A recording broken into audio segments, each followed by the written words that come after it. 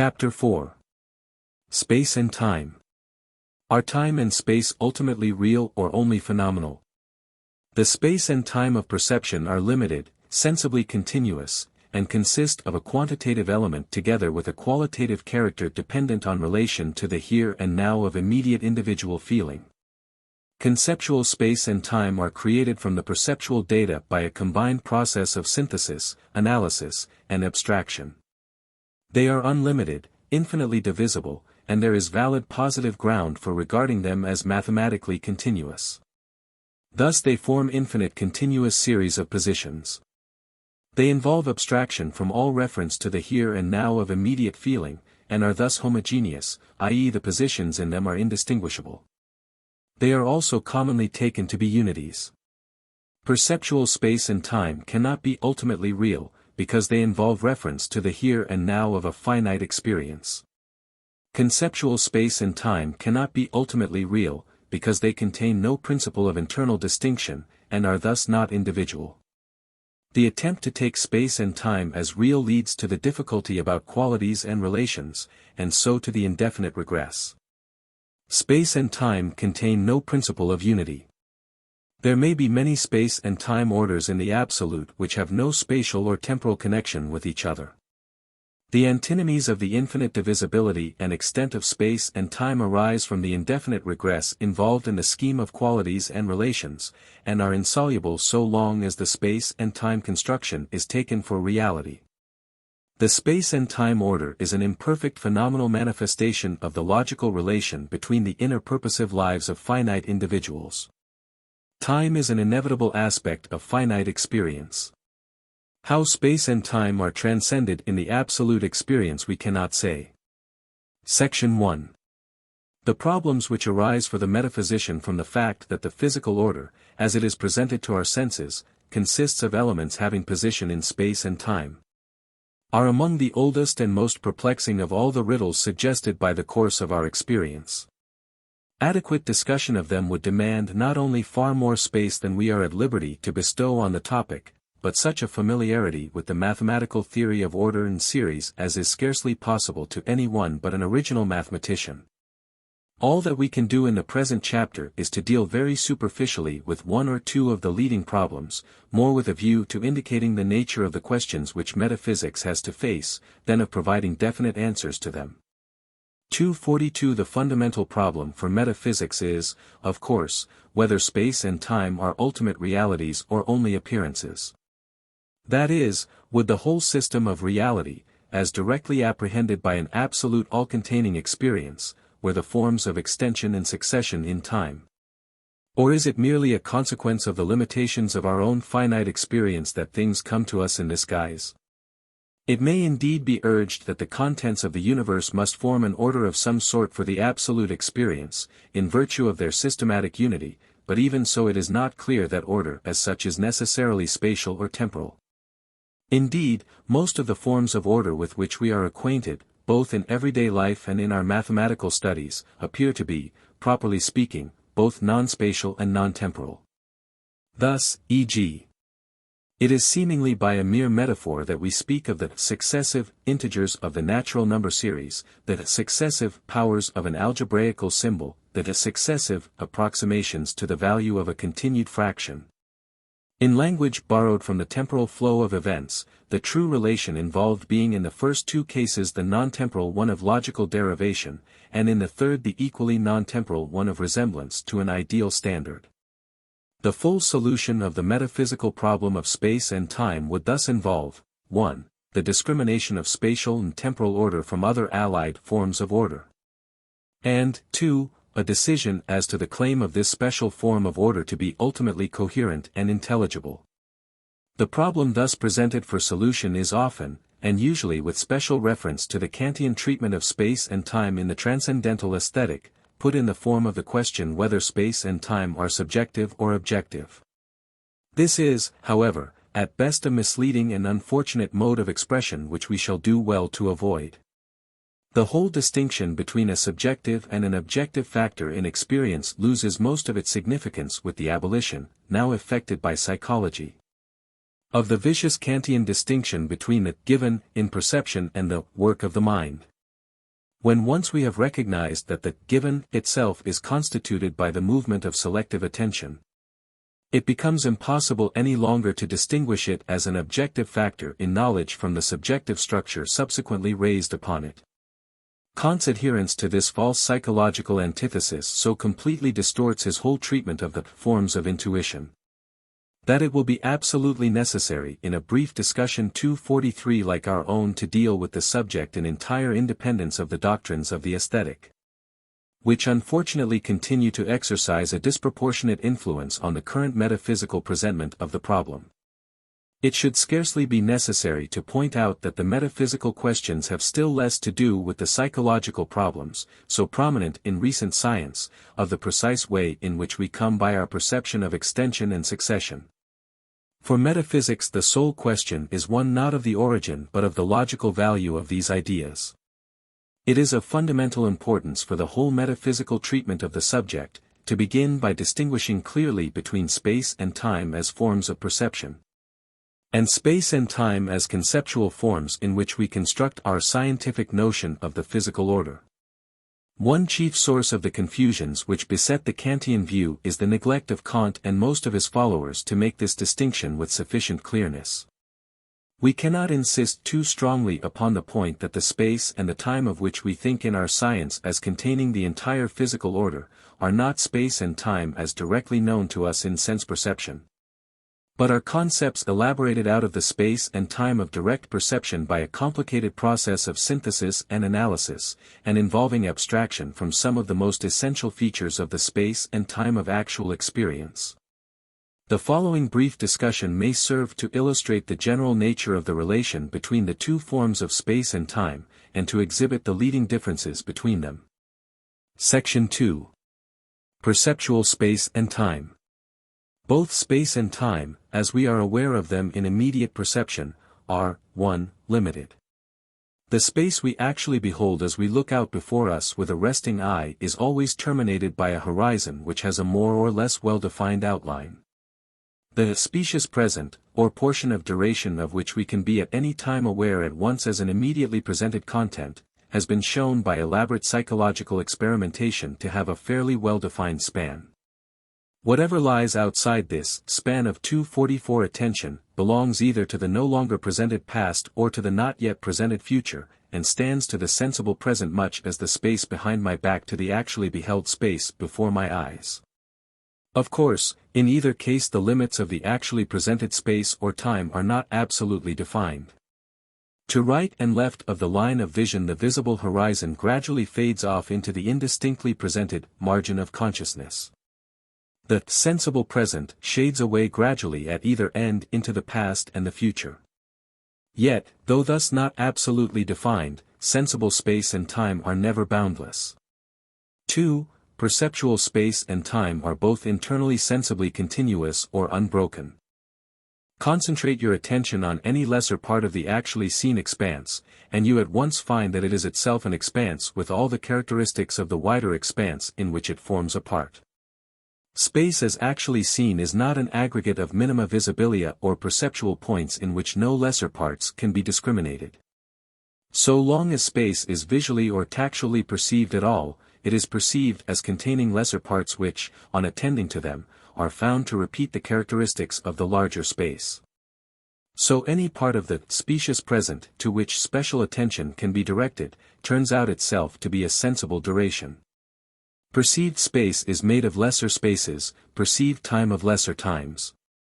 The parts not being, of course, actually distinguished from each other in the original percept, but being capable of being so distinguished in consequence of varying movements of attention. 3. On investigating the character of our actual perception of space and time, it appears to contain two aspects, which we may call the quantitative and the qualitative. On the one hand, whenever we perceive space we perceive a certain magnitude of extension, whenever we perceive time we perceive a longer or shorter lapse of duration. Different spaces and different times can be quantitatively compared in respect of the bigness of the extension or the duration comprised in them. On the other hand, the percept of space or time is not one of mere extension or duration. It has a very different qualitative aspect. We perceive along with the magnitude of the extension the form of its outline. This perception of spatial form depends in the last resort upon perception of the direction assumed by the bounding line or lines. Similarly, in dealing with only one dimension of perceived space, we never perceive length, a spatial magnitude, apart from the perception of direction, a spatial 245 quality. The same is true of the perception of time. The lapses of duration we immediately perceive have all their special direction quality. The specious present is essentially a simultaneously presented succession, i.e. a transition from before to after. It must be added that, in perceptual space and time, the directions thus perceived have a unique relation to the perceiving subject, and are thus all qualitatively distinct and irreversible. Direction in space is estimated as right, left, up, down, etc., by reference to axes through the center of the percipient's body at right angles to each other, and is thus for any given moment of experience uniquely and unambiguously determined. Direction in time is similarly estimated with reference to the actual content of the focus of consciousness. What is actually focal is now, what is ceasing to be focal is past, what is just coming to be focal is future, in its direction. This is perhaps the most fundamental and important peculiarity of the space and time of actual perception. All directions in them are unambiguously determined by reference to the here and now of the immediate experience of an individual subject. As a consequence, every individual subject has his own special perceptual space and time. Geometry and mechanics depend, to be sure, on the possibility of the establishment of correspondences between these spatial and temporal systems, but it is essential to remember that, properly speaking, the space and time system of each individual's perception is composed of directions radiating out from his unique here and now, and is therefore individual to himself. Section 3. The construction of the conceptual space and time order of science. For the purposes of practical life, no less than for the subsequent object of scientific description of the physical order, it is indispensably necessary to establish equations or correspondences between the individual space and time systems of different percipients. Apart from such 246 correspondences, it would be impossible for one subject to translate the spatial and temporal system of any other into terms of his own experience. And thus all practical intercourse for the purpose of communicating directions for action would come to an end. For the communication of such practical directions it is imperative that we should be able mentally to reconstruct the spatial and temporal aspects of our experience in a form independent of reference to the special here and now of this or that individual moment of experience. Thus, like the rest of our scientific constructions, the establishment of a single conceptual space and time system for the whole of the physical order is ultimately a postulate required by our practical needs. And we must therefore be prepared to face the possibility that, like other postulates of the same kind, it involves assumptions which are not logically defensible. The construction is valuable, so far as it does its work of rendering intercommunication between individuals possible. That it should correspond to the ultimate structure of reality any further than the requirements of practical life demand is superfluous. The main processes involved in the construction of the conceptual space and time of descriptive science are three: synthesis, analysis, abstraction. A. Synthesis. Psychologically speaking, it is ultimately by the active movements of individual percipients that the synthesis of the individual's various perceptual spaces into one is effected. As attention is successively directed, even while the body as a whole remains stationary, to different parts of the whole expanse before the eye, the visual space which was originally focal in presentation becomes marginal. And the marginal focal by a sensibly gradual transition. When to the movements of head and eyes which accompany such changes in attention there are added movements of locomotion of the whole body, this process is carried further. And we have the gradual disappearance of originally presented spaces from presentation, accompanied by the gradual emergence of spaces previously not presented at all. This leads to the mental construction of a wider space containing all the individual's different presentation spaces. The order in which it contains them being determined by the felt direction of the movements required for the transition from one to another. As we learn, through intercommunication with our fellows, of the existence for their perception of perceptual extension never directly presented to our own senses, the process of synthesis is extended further, so as to comprise in a single 247 spatial system all the presentation spaces of all the individual percipients in an order once again determined by the direction of the movements of transition from each to the others. Finally, as there is nothing in the principle of such a synthesis to impose limits upon its repetition, we think of the process as capable of indefinite continuance, and thus arrive at the concept of a space stretching out in all directions without definite bounds. This unending repetition of the synthesis of perceived spaces seems to be the foundation of what appears in theory as the infinity of space. Precisely similar is the synthesis by which we mentally construct a single time system for the events of the physical order. Now means for me the content which occupies the center of attentive interest. As attention is concentrated on the different stages in the realization of an interest, this center shifts. What was central becomes first marginal and then evanescent, what was marginal becomes central. Hence arises the conception of the events of my own inner life as forming a succession of moments, with a determinate order, each of which has been a now, or point of departure for directions in perceptual time, in its turn. As with space so with time. The intrasubjective intercourse of man with man makes it possible for me mentally to extend this conceptual synthesis of moments of time so as to include nows belonging to the experience of others which were already past before the first now of their experiences which I can synchronize with a now of my own. And again nows of their experiences relatively to which the last now which synchronizes with one of my own is past. The indefinite repetition of such a synthesis leads, as before with space, to the thought of a duration reaching out endlessly into past and future, and thus gives us the familiar concept of the infinity of time. B. Analysis. Equally important is the part played by mental analysis in the formation of the conceptual space and time system. As we have already seen, successive attention to lesser parts of a presented extension, or a presented lapse, reveals within each lesser part the same structure which belongs to the whole, and thus establishes the sensible continuity of space and time. In actual fact, the process of attending successively to smaller and yet smaller portions of space and time cannot, of course, be carried on indefinitely. But we can conceptually frame to ourselves the thought of the indefinite repetition of the process beyond the limits arbitrarily imposed 248 on it by the span of our own attention.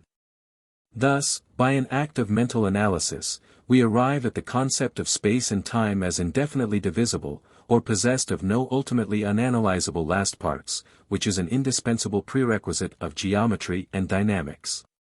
This indefinite divisibility of conceptual space and time is not of itself enough, as is often supposed, to establish their continuity in the strict mathematical sense of the word. Their continuity depends upon the further assumption that whatever divides a series of positions in space or events in time unambiguously into two mutually exclusive classes, is itself a position in the space or event in the time series.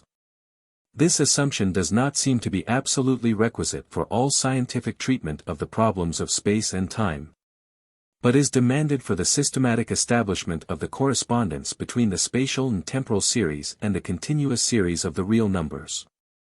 Moreover, it seems impossible to assign any positive content to the notion of a something which should bisect the spatial or temporal order without occupying a position in that order. Hence we seem inevitably led by the same analytical process which conducts us to the conception of the spatial and temporal orders as infinite series to think of them also as continuous series in the strict sense of the term. The alternative conception of them as discontinuous, if not absolutely excluded, does not seem to be called for by any positive motive, and is incompatible with the complete execution of the purposes which demand application of the number series to a spatial or temporal content. C. Abstraction. The part played by abstraction in the formation of the conceptual space and time order out of the data of perception is often overlooked by theorists, but is of fundamental importance, as we shall see immediately.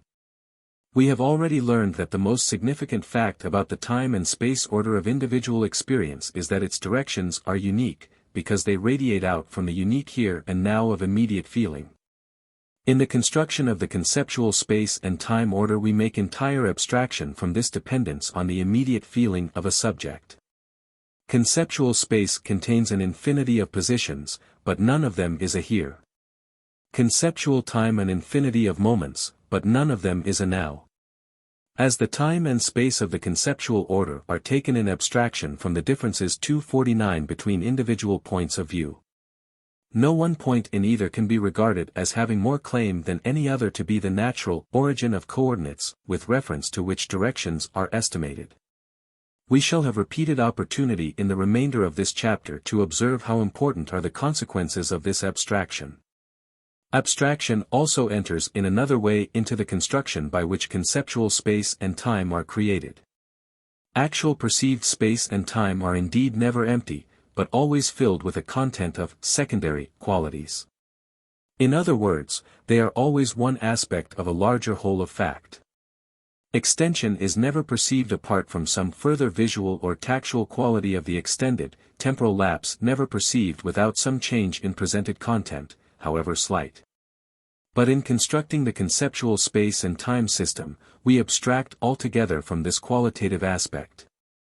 We think solely of the variety of positions and directions in time and space without taking any account of the further qualitative differences with which they are accompanied in concrete experience.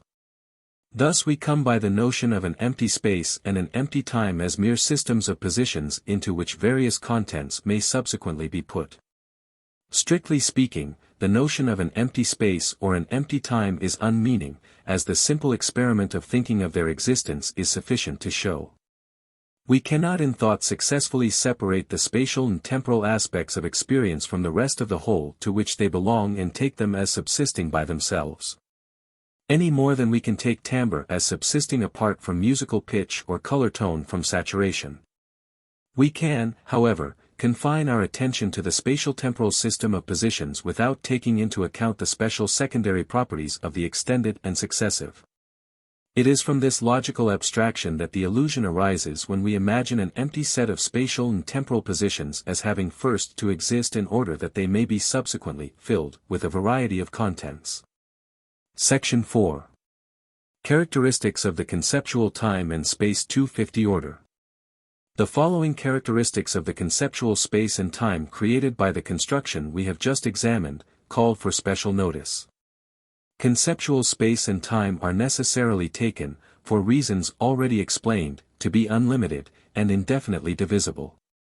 Though it does not seem inevitable that they should be continuous, we appear to be unable to attach any positive meaning to the notion of their discontinuity, and, in the practical need for the application to them of the complete number series, we have a valid positive ground for taking them as continuous. But space and time are thus resolved, in the process of their conceptual construction, into continuous infinite series of which the terms are spatial and temporal positions or points. Unlike the parts of perceptual space and time, these conceptual terms are not themselves spaces or times, as they contain no internal multiplicity of structure. Conceptual space and time are thus not wholes or aggregates of parts, but systems of relations between terms which possess no quantitative character. Between any two terms of the spatial, or again of the temporal, series there is one unique relation, which is completely determined by the assignment of the terms, their distance. In the temporal series, which has only one dimension, you can only pass from any one given term to any other through a series of intermediate terms which is once and for all determined when the initial and final terms are given. Hence nothing is required beyond the terms themselves to fix their distance.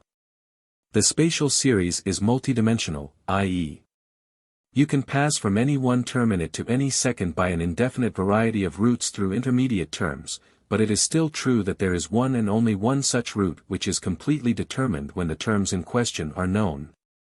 Namely, the straight line passing through both. This straight line constitutes the unique distance of the 2 points from each other. Thus the 251 genuine concept of which those of space and time are species is not that of magnitude or quantity, but of serial order. Further, and this is a point of fundamental difference between conceptual space and time, and the spaces and times of immediate perception, any one position in either order, taken by itself, is qualitatively indistinguishable from any other.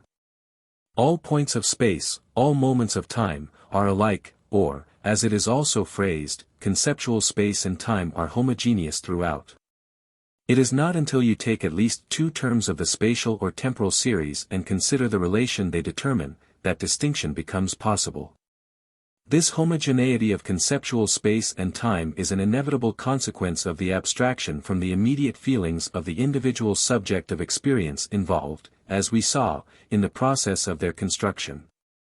In our actual perception of spatial and temporal extension, that part of perceived space and time which stands in direct unity with immediate feeling is qualitatively distinguished as the here and now from all the rest, and thus does not depend upon the specification of a second spatial or temporal position for its recognizability. Here is where I am, now is this felt present. And similarly, every other part of the actually presented space and time gets a unique qualitative character from its special relation to this here and now. It is right or left, behind or in front, before or after. When we abstract altogether from the unique relation with individual experience which thus makes the here and now of perception, as we do in constructing our conceptual space and time order, every position alike becomes the mere possibility of a here or a now, and as such mere possibilities the various positions are indistinguishable. Practically, this homogeneity is important as the indispensable condition for the quantitative comparison of different portions of extension or duration. An apparently inevitable consequence of the homogeneity of conceptual space and time is the relativity of spatial and temporal position. As we have seen, positions in conceptual space and time are not distinguishable until you take them in pairs. In other words, to fix one position in space or one date you have to give its relation to another position or date, and similarly to fix this you must specify a third, and so on indefinitely. To say where A is means to say how you get to it from B, and B again is only known by the way it is reached from C, and so on without end. Logically, this is a simple consequence of the nature of space and time as conceptually analyzed into endless series. To specify any 252 term in the series you must give the unique relation it bears to some other term, its logical distance. And, in a series which has neither first nor last term, this second term cannot be defined except by its logical distance from a third. In actual perception this difficulty is avoided, owing to the fact that immediate feeling gives us the here and now from which all our directions are measured. But in conceptual space or time there is nothing to distinguish any one here which we may take as our origin of coordinates, or any one now which we take as our present from any other, and hence the endless regress seems inevitable.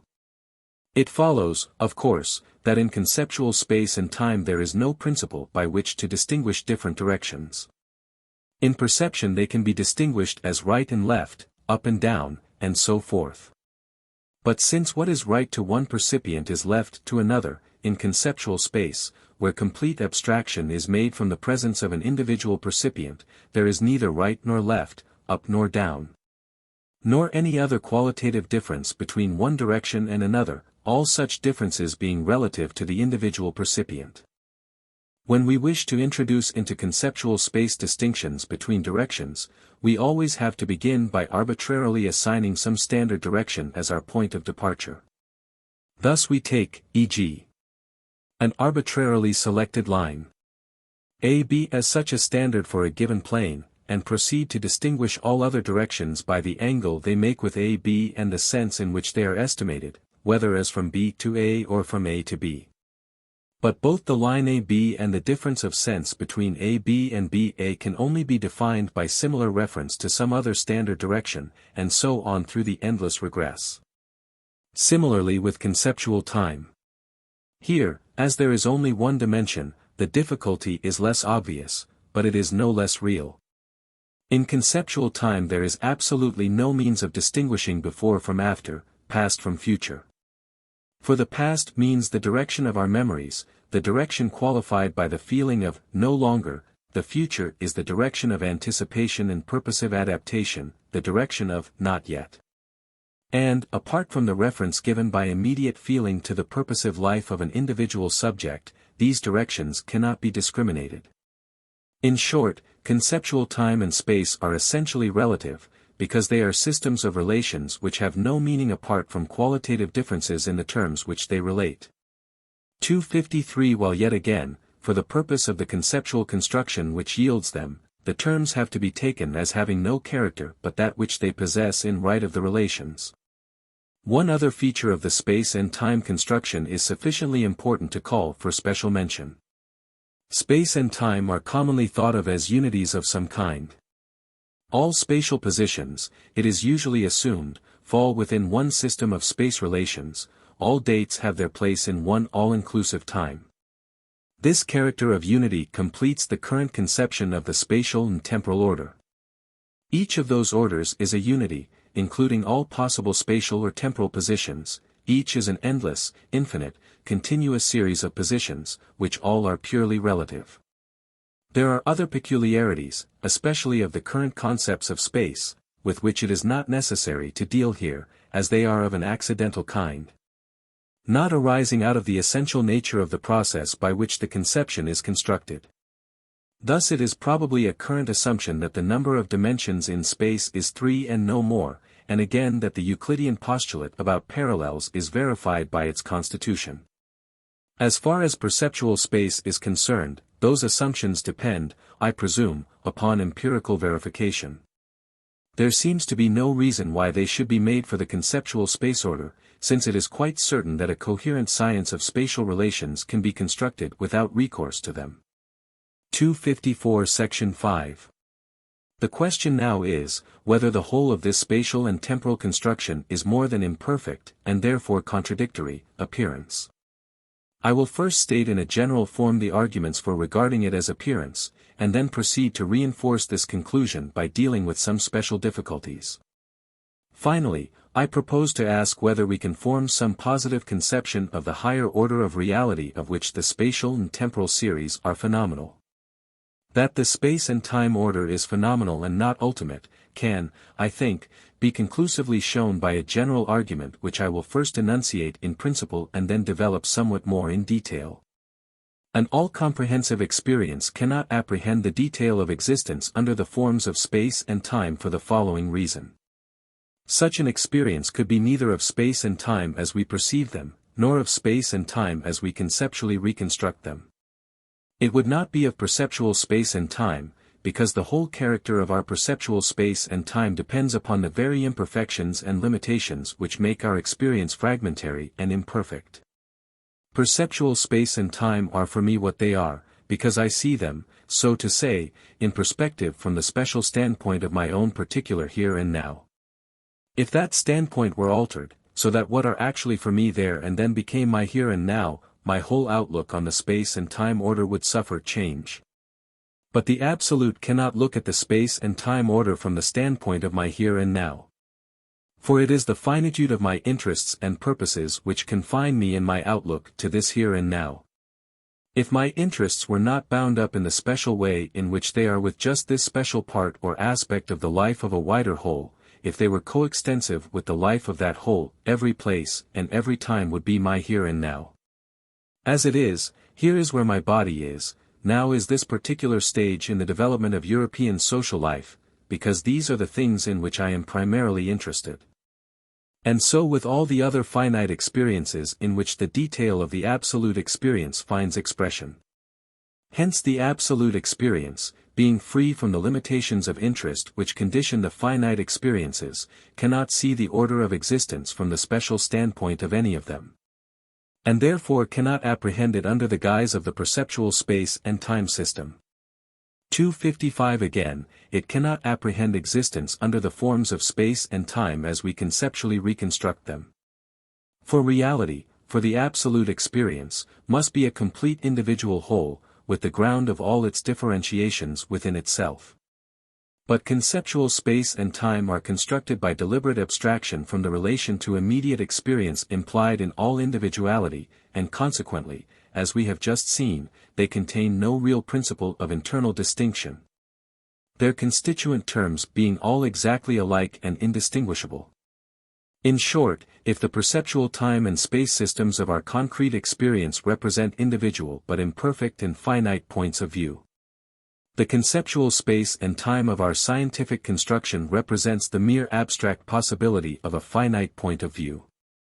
Neither gives a point of view both individual and infinite, and neither, therefore, can be the point of view of an absolute experience.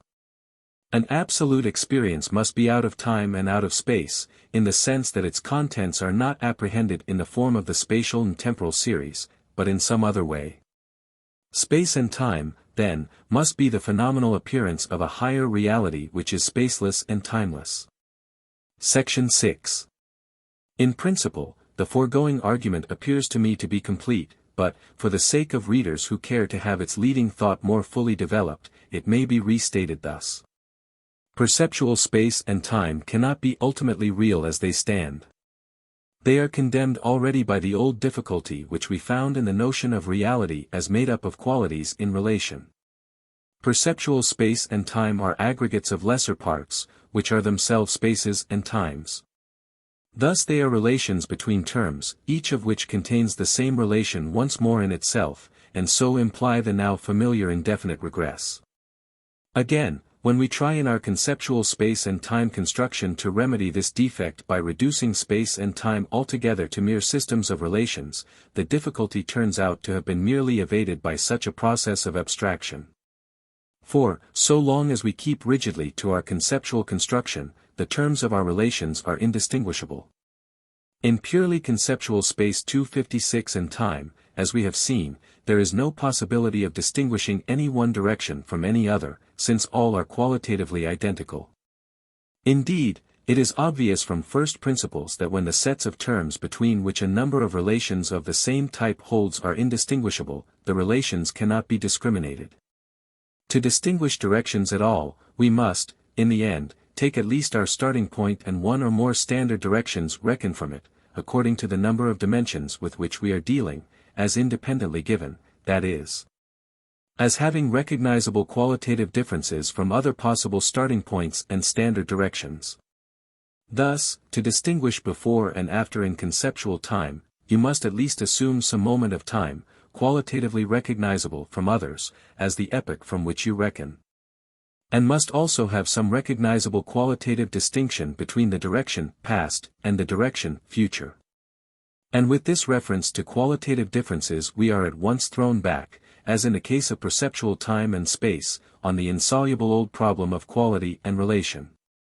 The assumed starting point and standard directions must have qualitative individuality, or they could not be independently recognized and made the basis for discrimination between the remaining directions and positions, yet, because of the necessary homogeneity of the space and time of conceptual construction, they cannot have any such qualitative individuality, but must be arbitrarily assumed.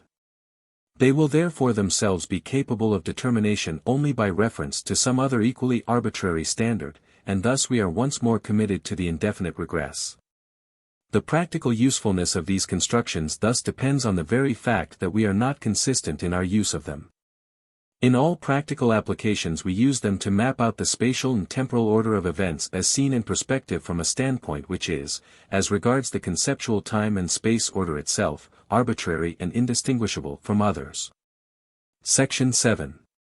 Instead of further elaborating this general argument, a task which would be superfluous if its principle is grasped, and unconvincing if it is missed, I will proceed to point out one or two special ways in which the essential arbitrariness of the spatial and temporal construction is strikingly exemplified. To begin with, a word may be said about the alleged unity of space and time. It is constantly taken for granted, by philosophers as well as by practical men, that 257 there can be only one spatial and one temporal order, so that all spatial relations, and again all temporal relations, belong to the same system. Thus, if A has a spatial relation to B and C to D, it is assumed that there must be spatial relations between A and C, A and D, and B and C, B and D. Similarly, if A is temporally related with B, and C with D. This view is manifestly presupposed in the current conception of nature, the physical universe, the physical order, as the aggregate of all processes in space and time. But there seems to be no real logical warrant for it. In principle, the alleged unity of all spatial and temporal relations might be dismissed, on the strength of the one consideration that space and time are not individual wholes, and therefore can contain no principle of internal structural unity. This is manifest from the method by which the space and time of our conceptual scheme have been constructed. They arose, as we saw, from the indefinite repetition of a single type of relation between terms in which we were unable to find any ultimately intelligible principle of internal structure. But unity of structure cannot be brought into that which does not already possess it by such mere endless repetition. The result of such a process will be as internally incoherent and devoid of structure as the original data. Hence space and time, being mere repetitions of the scheme of qualities in relation, cannot be true unities. This becomes clearer if we reflect on the grounds which actually warrant us in assigning position in the same space and the same time to a number of events. For me, A and B are ultimately in the same space when there is a way of traveling from A to B. They are in the same time when they belong to different stages in the accomplishment of the same systematic purposes. Thus in both cases it is ultimately from relation to an identical system of purposes and interests that different sets of positions or events belong to one space or one time. The unity of such a space or time is a pale reflection in abstract form of the unity of a life of systematic purpose, which is one because it has unique individual structure. It is in this way, from the individual unity of the purpose and interests of my ordinary waking life, that I derive the right to refer its experiences to a single space and time system. Similarly, it is in virtue of the inclusion of my own and my fellow men's purposes in a wider whole of social systematic purpose that I can bring the space and time relations of their experience into one system with my own. And again, the sensible occurrences of the physical order 258 belong to one space and time with the space and time relations of human experience, because of the varying ways in which they condition the development of our own inner purposive life. But there are cases, even within our own conscious life, where this condition appears to be absent, and in these cases we do not seem to be able to make intelligible use of the conception of a single time or a single space. Take the case of our dreams. The events of my dream stand in spatial and temporal relations within the dream itself, but there would be no sense in asking what are the spatial relations between the places seen in my dreams and the places marked on the map of England. Or what are again the temporal relations between the events of last night's dream and those of this morning, or those of the dreams of last week. Precisely because there is usually no systematic identity of purpose connecting the dream with the waking life or with other dreams, the time and space of the dream have no position with respect to the time and space system of waking life. Nor those of one dream with relation to those of another. Of course, it may be said that the dream space and dream time are imaginary, but the problem cannot be got rid of by the use of an epithet. To call them imaginary is merely to say that they are not systematically connected with the time and space of waking life, not to disprove their genuineness as actual space and time constructions. Similarly, if there are intelligent purposes of which our human purposive life is debarred from taking account as such, as we urged that there must be behind the phenomenal physical order, the time and space within which those purposes are conceived and executed would have no place in our spatial and temporal system. The phenomenal events of the physical order would fall within our system, but not the life of inner purpose of which that order is the manifestation to our senses. Ultimately, in fact, all spaces and all times could only form one spatial and temporal system on condition that the infinite absolute experience views all its contents in spatial and temporal form. Then the various space and time systems corresponding to the purposes of the various groups of finite individuals would finally, for the infinite individual, form one great system of time and space 259 relations. But we have already seen that the infinite experience cannot comprehend its contents in spatial or temporal forms. We infer, then, that there may be, indeed, if our interpretation of the physical order is valid, there must be, a plurality of spaces and times within the real. Within any one such space or time all its members are spatially and temporally interrelated, but the various spaces are not themselves related in space, nor the various times before or after one another in time. Their relation is the purely logical one of being varying modes of the expression in a finite detail of the underlying nature of the ultimate reality. For the absolute experience they must be all at once and together, not in the sense of being in one space and time, but in the sense of forming together the systematic embodiment of one coherent ground or principle. Section 8. Similar consequences, as to the phenomenal character of space and time, follow from the consideration of the familiar Kantian antinomies founded upon the concept of spatial and temporal infinity. Space and time must be externally boundless and internally indefinitely divisible, and yet again cannot be either. Freed from unessential accessories, the argument for either side of the antinomy may be stated thus. Space and time must be boundless because all spatial and temporal existence means spatial and temporal relation to a second term, itself similarly related to a third term. For precisely the same reason both must be indefinitely divisible. Yet again, they can be neither, since only the individual exists, and within such an interminable network of relations between terms which are nothing but the supporters of these relations there is no principle of individual structure. Thus the Kantian antinomies are a 260 simple consequence of the old difficulty about quality and relation. Space and time must be mere relations, and the terms of those relations therefore qualitatively indistinguishable. Again, since they are relations they cannot be relations between nothings or, what is the same thing, between terms with no individual character. As in all cases where the problem of relation and quality arises, it then conducts us to the indefinite regress. So long as we continue to look upon space and time as real, we have therefore to choose between two equally illogical alternatives. We must either arbitrarily refuse to continue the indefinite regress beyond the point at which its difficulties become apparent, as is done by the assertion that space and time have finite bounds or indivisible parts. Or we must hold that the absolute experience actually achieves the summation of an unending series.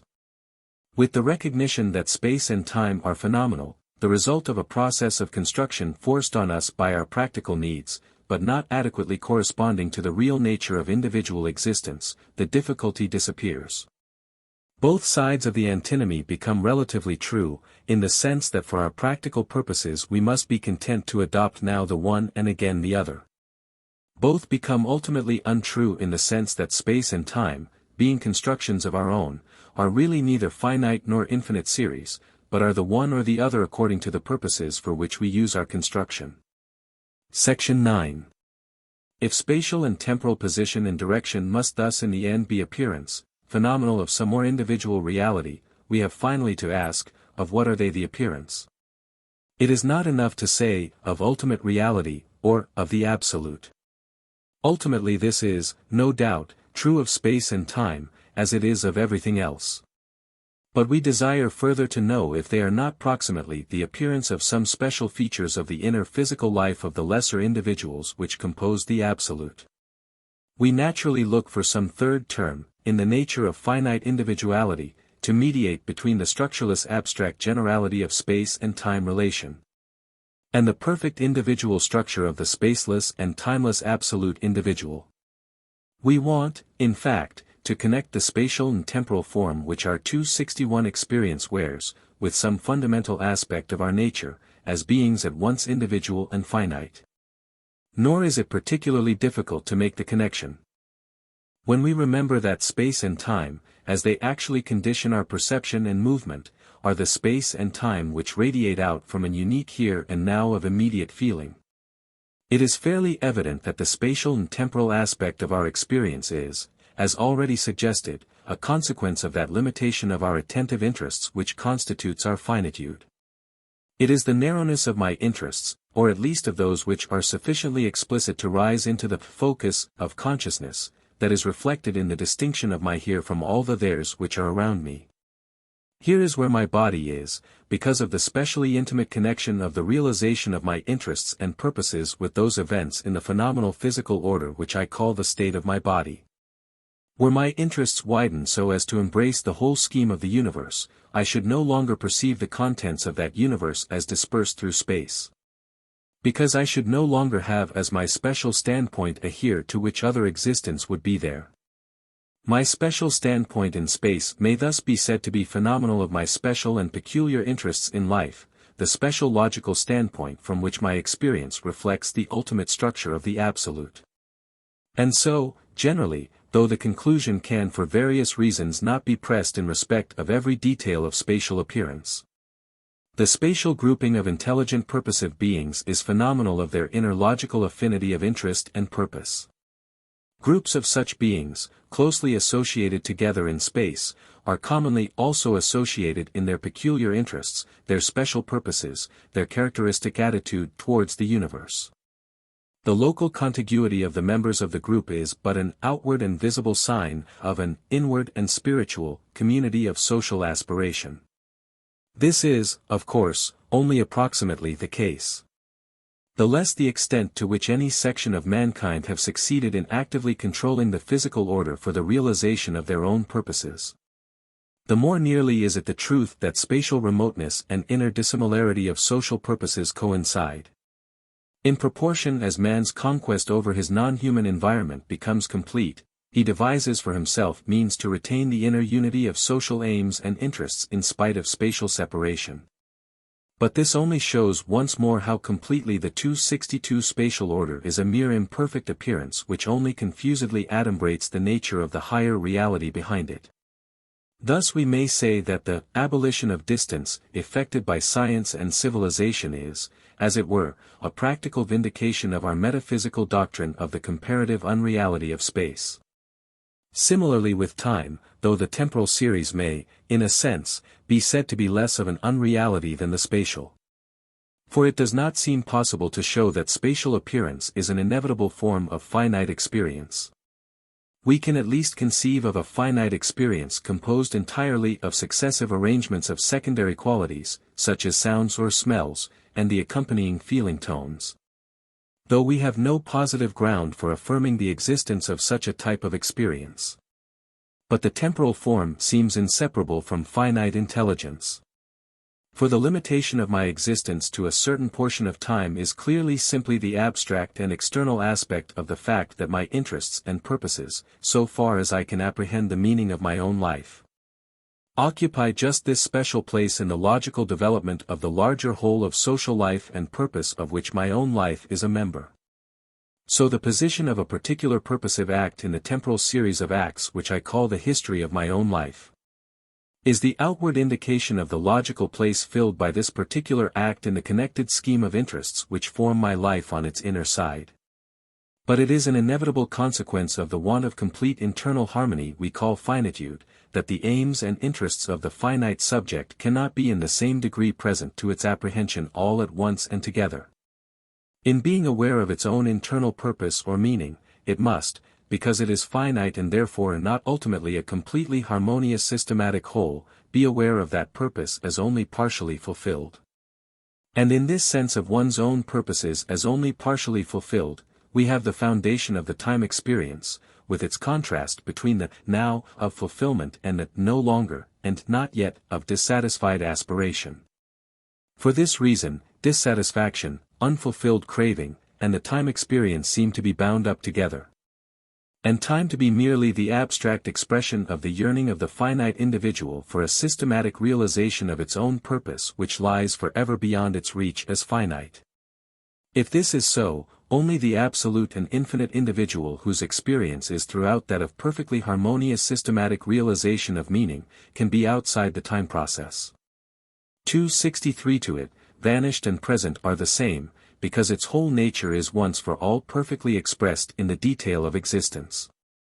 But the finite, just because its very nature as finite is to aspire to a perfection which is out of reach, must have its experience marked with the distinction of now from by and by, of desire from performance.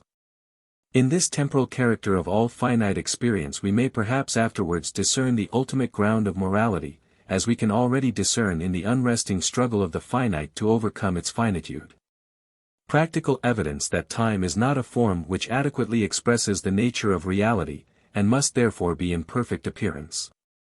Thus we seem finally to have reached the conclusion that time and space are the imperfect phenomenal manifestation of the logical relations between the purposes of finite individuals standing in social relations to each other. The inner purposive life of each of these individuals being itself in its turn, as we have previously seen, the imperfect expression, from a special logical point of view, of the structure and life of the ultimate infinite individual. For the infinite individual itself, the whole of the purposes and interests of the finite individuals must form a single harmonious system. This system cannot itself be in the spatial and temporal form. Space and time must thus in some way cease to exist, as space and time, for the absolute experience. They must, in that experience, be taken up, rearranged, and transcended, so as to lose their character of an endless chain of relations between other relations. Precisely how this is effected, we, from our finite standpoint, cannot presume to say. It is natural to draw illustrations from the specious present of perception, in which we appear to have a succession that is also simultaneous. Or again, from the timeless and purely logical character science seeks to ascribe to its laws of nature. But in the specious present we seem obliged to attend to one aspect, succession or simultaneity, to the exclusion of the other. Probably we never succeed in equally fixing both aspects at once. It thus presents us rather with the problem than with its solution. And again, after our discussion of the meaning of law, we cannot affirm that nature is, for the absolute experience, a system of general laws. Hence it seems well not to take 264 these illustrations for more than they are actually worth as indications of the merely phenomenal character of time. Metaphysics, like the old scholastic theology, need sometimes to be reminded that God's thoughts are not as ours, and his ways, in a very real sense when philosophy has done its best, still past finding out. Consult further, F. H. Bradley, Appearance and Reality, Chaps. 4. Space and Time, 18, Temporal and Spatial Appearance, L. Couturat, L'Infini Mathématique, pt. 2, Book 4. Chapter 4, Against the Kantian Antinomies, H. Poincaré, La Science et l'Hypothèse, pages 68 to 109, H. Lotze, Metaphysics, Book 2. Chaps. 1 to 3, W. Ostwald, Vorlesungen über Naturphilosophie, Lex. 5, 8, J. Royce, The World and the Individual, 2nd Series, Lecture 3, B. Russell, Foundations of Geometry, Is Position in Space and Time Absolute or Relative, Mind, July 1901, Principles of Mathematics, pt. 6, Volume 1, H. Spencer, First Principles, pt. 2, Chapter 3. The student who desires to think out the problems for himself would probably do well to take the discussions of Locke, Essay, Book 2. Chaps. 13 to 15, and Hume, Treatise of Human Nature, BKI, point. 2, rather than that of Kant as his starting point, as they are less vitiated by psychological superstitions. In recent metaphysical work the chapters on the subject in Mr. Bradley's Appearance and Reality will probably be found most useful. Much may be learned from Mr. Russell's work, Foundations of Geometry, with which should, however, be compared the largely discrepant results of his later article, Is Position in Space and Time Relative or Absolute? Mind, July 1901. We are not called upon to enter into such specially psychological questions as, e.g., whether both directions, past and future, can be detected within the specious present of direct perception, or whether the specious present only contains the elements now and no longer. That not yet being a subsequent intellectual construction, as is held, e.g., by Mr. Bradley and Mr. Shadworth Hodgson. We may indeed go still further, and say that every unique moment or experience has its own unique spatial and temporal system. The method by which I weave the perceived spacetime systems of different experiences within my own mental life into a single conceptual system is in principle the same by which the spaces and times of myself and other men are made into one system for the purpose of practical intercourse. For an account of the psychological processes involved in all this, see, e.g., Stout, Manual of Psychology, 3 Book 3. pt. 2, Chaps. 3 to 5, Book 4. Chapter 6. Thus Dedekind, was Sinduendi was Solen die Zahlen. Page 12. maintains that none of the constructions of Euclid involve the continuity of space. Of course, a physical vacuum is not the same thing as empty space. For the purposes of any special science, a vacuum means a space not occupied by contents of the special kind in which that special science is interested. Thus, in the ordinary parlance of physics, a vacuum means simply a space in which there is no mass. Whether it is desirable, for the purposes of physical science, to assume the existence of vacuum, is altogether a question for physics itself, and to decide it in the affirmative is not to maintain the existence of that unmeaning abstraction. Absolutely empty space. In any case, it may be observed that the widespread notion that motion is only possible in a physical vacuum is a mistake, motion being perfectly possible in a fluid plenum. It must be carefully noted that distance as thus defined is not properly a quantitative relation, and involves no notion of magnitude, but only of relative place in a series. It should also be observed that in assuming the existence of such a unique relation between every pair of points, it is tacitly taken for granted that the number of dimensions of the spatial order is finite. In a space of an infinite number of dimensions, such unique relation would be impossible. See Russell, Foundations of Geometry, page 161 ff. Our justification for making this assumption, as also for taking time to be of one dimension only, seems to be that it is indispensable for all those practical purposes which depend on our ability to create a science of geometry. And that we have no positive ground for assuming the opposite. Thus ultimately the assumption appears to be of the nature of a postulate. The ablest detailed account of the relativity of spatial position readily accessible to the English reader, will be found in Mr. Russell's Foundations of Geometry, chaps. 3a, 4. Mr. Russell has since, in mind for July 1901, attempted to prove the opposite view, that positions in space and time are inherently distinct, but without discussing his own previous arguments for relativity. Into the purely mathematical part of Mr. Russell's later contentions I am not competent to enter. I may, however, suggest that the question of metaphysics cannot be decided merely by urging, as Mr. Russell does, that fewer assumptions are required to construct a geometry on the hypothesis of absolute than on that of relative position. The superior convenience of an assumption for certain special purposes is no proof of its ultimate intelligibility. And when Mr. Russell goes on to admit that points in space are indistinguishable for us, he seems to me to give up his case. For is not this to admit that, after all, the space with which we deal in our geometrical science is relative from beginning to end? How differences of quality of which we, by hypothesis, can know nothing, can help or hinder our scientific constructions, it is indeed hard to see. This may be brought home even to those who, like myself, are not mathematicians, by the perusal of such a work as Lobachevsky's Untersuchungen zur Theorie der Parallellinien, where a consistent geometry of triangles is constructed in entire independence of the postulate of parallelism. Of course, in the end it must be a mere question of nomenclature whether a form of serial order independent of these quasi-empirical restrictions is to be called space or not. It must be carefully remembered that the essential defect of the indefinite regress is not its interminableness, but its monotony. We ourselves held that reality is an individual composed of lesser individuals which repeat the structure of the whole, and that the number of these individuals need not be finite.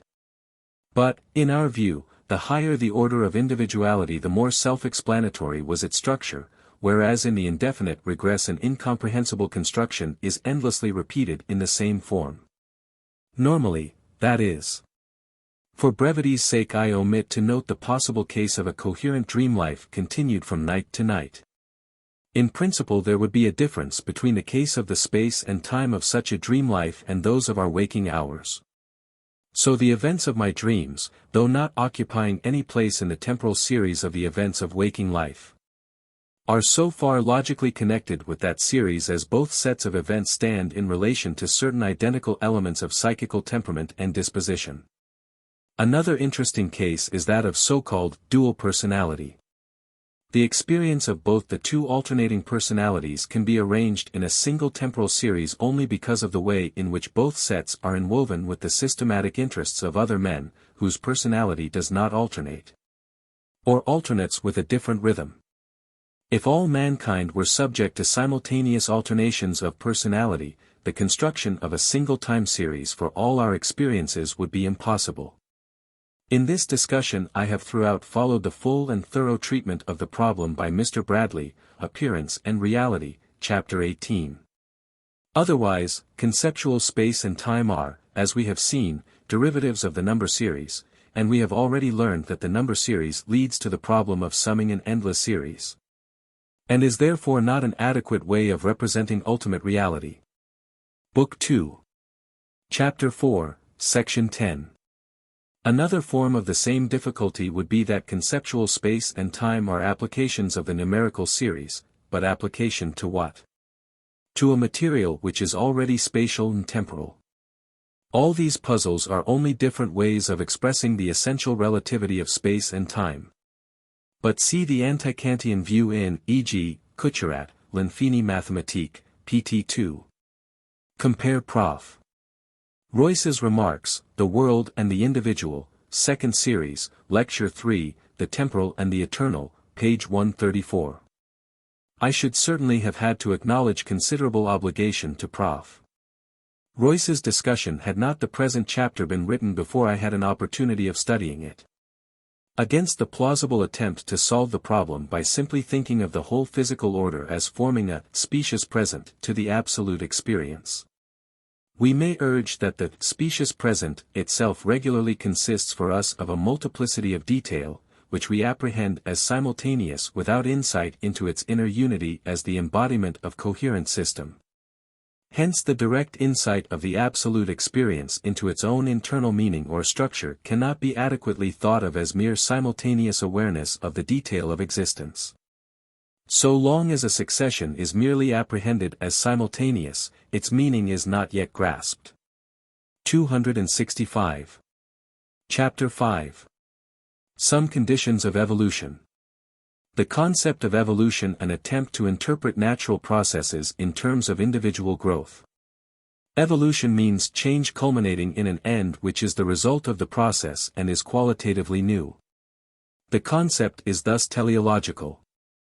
Evolution, being teleological, is essentially either progress or degeneration. If it is more than illusion, there must be real ends in the physical order.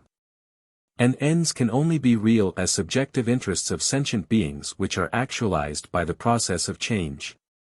Thus all evolution must take place within an individual subject. Further, the subject of evolution must be a finite individual. All attempts to make evolution a property of the whole of reality lead to the infinite regress. The distinction between progressive evolution and degeneration has an objective basis in the metaphysical distinction between higher and lower degrees of individuality. In the evolutionary process, old individuals disappear and fresh ones originate. Hence evolution is incompatible with the view that reality consists of a plurality of ultimately independent finite individuals. Section 1. We saw, in the first chapter of the present book, that evolution or orderly development is a fundamental characteristic of the processes which compose the physical order as apprehended by the various empirical sciences. For the purposes of mechanics and mechanical physics, indeed, we have no need to look upon nature as the scene of development. For these sciences it is enough to conceive of it as a vast complex of changes of configuration and transformations of energy, connected by regular uniformities of sequence. As soon, however, as we come to regard nature from the standpoint of those sciences which explicitly recognize differences of quality, as well as differences in position and quantity, among the objects with which they deal, this narrowly mechanistic conception of natural processes becomes inadequate. With the notion of physical processes as productive of changes of quality, we are inevitably led to think of the physical order as a world in which the qualitatively new is derived from, or developed out of, the previously familiar by fixed lines of deviation and under determinate conditions. Naturally enough, it is from the biological sciences, in 266 which the study of organic growth plays so prominent a part, that the impulse to conceive of physical change as development originally comes. As long ago as the 4th century BC. Aristotle had taken the concept of growth or development as the foundation of the most influential scheme of metaphysical construction yet produced in the whole history of speculation. In Aristotle's view, however, the process of development was regarded as strictly confined within the limits of the individual life. The individual organism, beginning its existence as an undeveloped germ or potentiality, gradually unfolds itself in a series of successive stages of growth, which culminates at the period of complete maturity. But the individual germ itself is a product or secretion derived from a pre-existing mature individual of the same type as that into which this germ will ultimately grow. The number of distinct typical processes of growth is thus strictly determined, and each such process implies the previous existence of its completed result. In other words, the boundaries between species are fixed and ultimate. There can be no beginning in time of the existence of a new species, and therefore no origination of new species by development from other types. As Aristotle epigrammatically puts it, it takes a man to beget a man. A further point of weakness in the Aristotelian theory is the absence of any definite account of the machinery by which the process of growth is effected. We learn, indeed, that the latent capacity of the organic germ to develop according to a certain specific type is stimulated into activity by influences contained in the environment.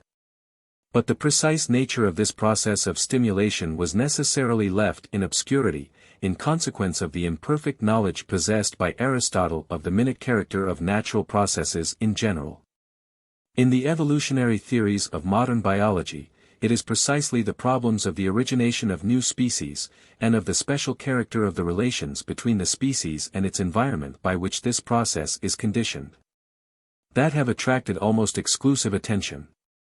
And, with the steadily increasing success of evolutionary hypotheses in dealing with biological problems, there has naturally arisen a tendency to extend the application of the general concept of evolution far beyond the sphere in which it first originated.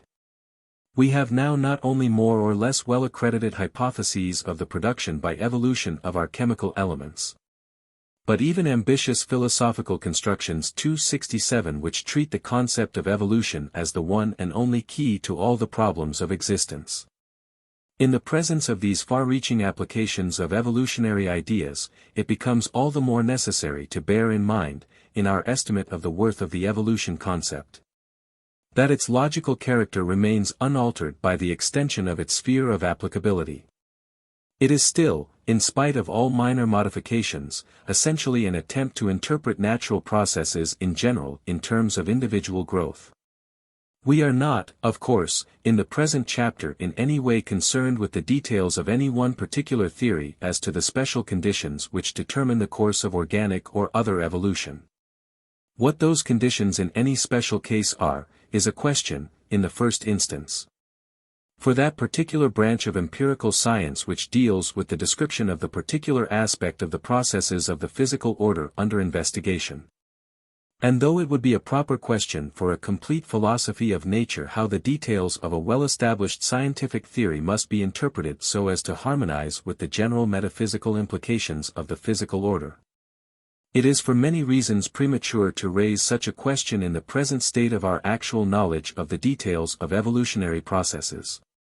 All that can be done here is to ask what in general are the logical implications involved in thinking of a process as an evolution at all, and how those implications are related to our general interpretation of the physical order. Section 2. Evolution obviously involves the two concepts, already criticized at length, of change and the dependence of the order and direction of change upon determinate conditions. But an evolutionary process is never a mere orderly sequence of changes. For instance, the changes of configuration and exchanges of energy which take place when work is done in a material system, conceived as composed of moving masses without any element of secondary quality, are not properly to be called a process of evolution. They are not an evolution or development, because, so long as we keep to the strictly kinetic view of natural processes as consisting solely in the varying configuration of systems of mass particles, the end of the process is qualitatively undistinguishable from its beginning. Nothing qualitatively new has emerged as its result. Or rather, to speak with more accuracy, the process has really no end and no unity of its own. It is only by an entirely arbitrary limitation of view, due to purely subjective interests 268 of our own, that we isolate just this collection of mass particles from the larger aggregate of such particles which form the physical order as regarded from the strictly kinetic standpoint, and call it one system. And again, it is with equal arbitrariness that we determine the point of time beyond which we shall cease to follow the system's changes of configuration. In the indefinitely prolonged series of successive configurations there is no stage which can properly be called final. Hence from the rigidly mechanistic point of view of kinetics and kinematics there are no evolutions or developments in the universe, there is only continuous change. Development or evolution, then, definitely implies the culmination of a process of change in the establishment of a state of things which is relatively new, and implies, further, that the relatively new state of things may truly be regarded as the end or completion of this special process of change. Thus the fundamental peculiarity of all evolutionary ideas is that they are essentially teleological. The changes which are evolutions are all changes thought of as throughout relative to an end or result. Except in so far as a process of change is thus essentially relative to the result in which it culminates, there is no sense in calling it a development. We may see this even by considering the way in which the concepts of evolution and development are used in the various departments of physics. We sometimes speak of a chemical process as marked by the evolution of heat, or again we say that, if the second law of thermodynamics is rigidly and universally true, the physical universe must be in a process of evolution towards a stage in which none of its energy will be available for work. But we can only attach a meaning to such language so long as we allow ourselves to retain the common-sense point of view according to which there are real qualitative differences between what abstract mechanics treats as equivalent forms of energy. We can speak of the evolution of heat, just because we, consciously or unconsciously, think of heat as being really, what it is for our senses. Something qualitatively new and distinct from the other kinds of energy which are converted into it by the chemical process. So we can intelligibly talk of the gradual conversion of one form of energy into another as an evolution only so long as we regard the various forms of energy as qualitatively different, and are therefore entitled to look upon the complete conversion of the one into another as the qualitatively new result 269 of a process which is therefore terminated by its complete establishment. From the standpoint of the physical theories which regard the distinction between the forms of energy as only subjective, there would be no sense in regarding that particular stage in the course of events at which one form of energy disappeared as the end or result of a process which terminates in it. And thus such terms as evolution and development would lose their meaning. Only the establishment of the qualitatively new can form a real end or result, and so afford a logical basis for the recognition of the changes in the physical order as distinct processes of development. Section 3. This essentially teleological character of development is emphasized in the language of the biological sciences by the constant use of the concepts of progress and degeneration. For biology an evolution is essentially a process either in the progressive or in the regressive direction. Every evolution is an advance to a higher, or a decline to a lower, state of development. Now progress and regress are only possible where the process of change is regarded as throughout relative to the end to be attained by the process. Exactly how we conceive this end, which serves us as a standard for distinguishing progress from degeneration, is a secondary question. The point of fundamental importance is that, except in reference to such an end, there can be no distinction at all between progressive and retrogressive change. Thus, unless there are really ends in the physical order which determine the processes of change that culminate in their actual establishment, evolution cannot be real. If the ends, by the establishment of which we estimate progress in development, are merely arbitrary standards of our own to which nothing in external reality corresponds, then the physical order must really be a mere succession of changes which are in no true sense developments, and the whole concept of nature as marked by development will be a mere human delusion. And, on the contrary, if there is any truth in the great scientific conceptions of evolution, there must be real ends in the physical order. Now, There is only one intelligible way in which we can think of a process of change as really relative to an end. The resultant state, which we call the end of the process, as being the final stage which completes this special process, and enables us to mark off all that succeeds it as belonging to a fresh process of development, must also be its end in the sense of being the conscious attainment of an interest or 270 purpose underlying the whole process. It is only in so far as any state of things is, for some sentient being, the realization of a subjective interest previously manifested in an earlier stage of experience, that state of things forms the real culmination of a process which is distinguished from all other processes, and stamped with an individuality of its own, by the fact that it does culminate in precisely this result. The conceptions of end or result and of subjective interest are logically inseparable. Hence we seem forced to infer that, since evolution is an unmeaning word, unless there are genuine, and not merely arbitrarily assigned, ends underlying the processes of physical nature. The concept of evolution as characteristic of the physical order involves the metaphysical interpretation of that order as consisting of the teleological acts of sentient beings, which we had previously accepted on more general grounds. It would be useless to attempt an escape from this conclusion by drawing a distinction between two meanings of end, a last state, and the achievement of a purpose. For the whole point of the preceding argument was that nothing can be an end in the former sense without also being an end in the latter. Unless processes have ends which are their subjective fulfillment, it is only by an arbitrary convention of our own that we assign to them ends which are their last states. And if it is only an arbitrary convention that physical processes have ends in this sense, evolution itself is just such a convention and nothing more. Section 4. What is in principle the same argument may be put in another form, and the equivalence of the two forms is itself very suggestive from the metaphysical point of view. Evolution or development, like all change, implies the presence throughout successive stages in a process of something which is permanent and unchanging. But it implies something more definite still. Whatever develops must 271 therefore have a permanent individual character of its own, of which the successive stages in the development process are the gradual unfolding.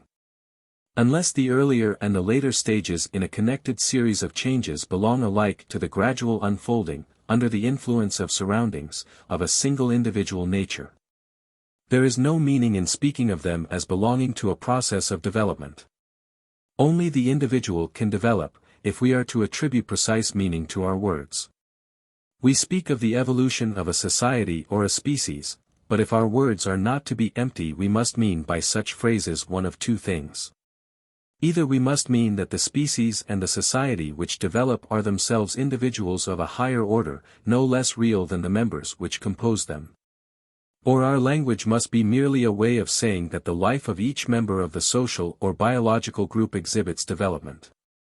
When we reflect on what is really involved in our ordinary loose expressions about the inheritance of this or the other physical or social trait, we shall see that the former alternative is far less removed from ordinary ways of thought than might at first seem to be the case.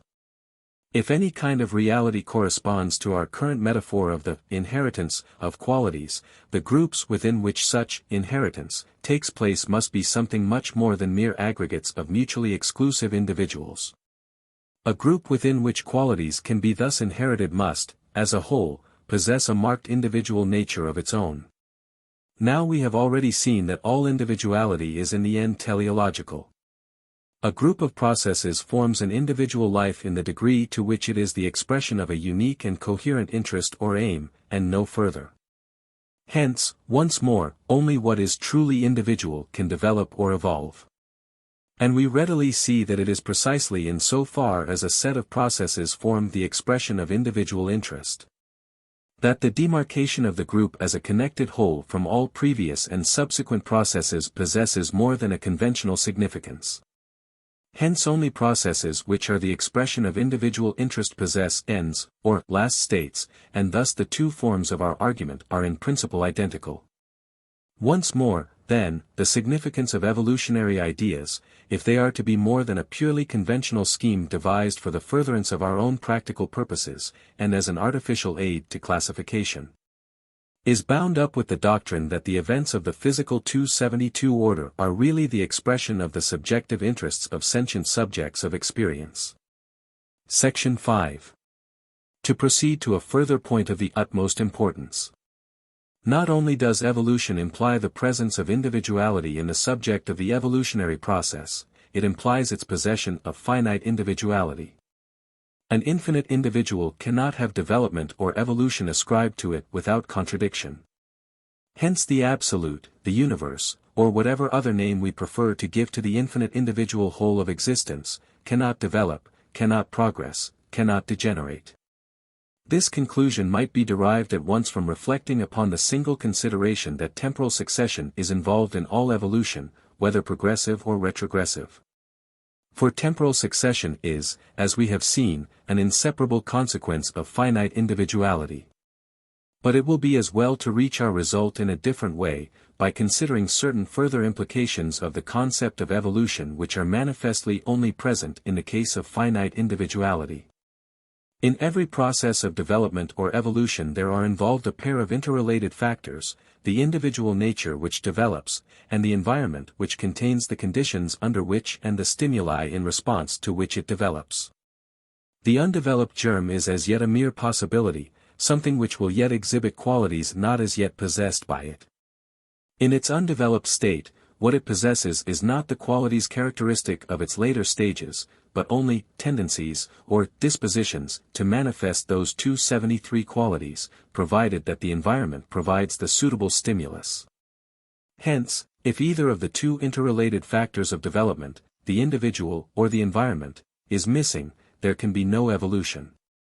Now, the infinite individual whole of existence has no environment outside itself to supply conditions of development and incentives to change. Or, what is the same thing, since the possible means simply that which will follow if certain conditions are realized, there is no region of unrealized possibility outside the realized existence of the infinite whole. Hence in the infinite whole there can be no development, it cannot progressively adapt itself to new conditions of existence, it must once and for all be in its reality all that it is in idea. The infinite whole therefore evolves neither forward nor backward. This impossibility of ascribing development to the whole of reality is strikingly illustrated by a consideration of the impasse into which we are led when we try in practice to think of the whole universe as in process of evolution.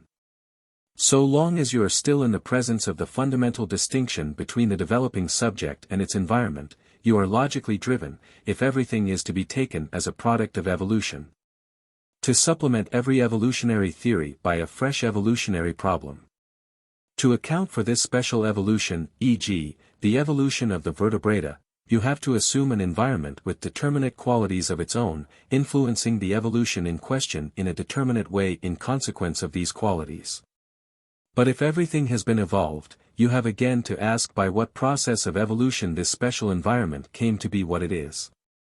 To solve this problem you have once more to postulate a second environment, determining, by interaction, the course of the evolution of the former. And thus you are thrown back upon the indefinite regress.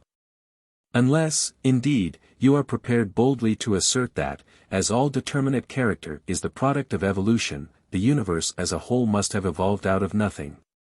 You would not escape this dilemma by an appeal to the very ancient notion of a cycle or periodic rhythm of evolution, in virtue of which the product of a process of evolution serves in its turn as the environment for the reiterated evolution of its own antecedent conditions, thus passing by evolution into B and B back again into A.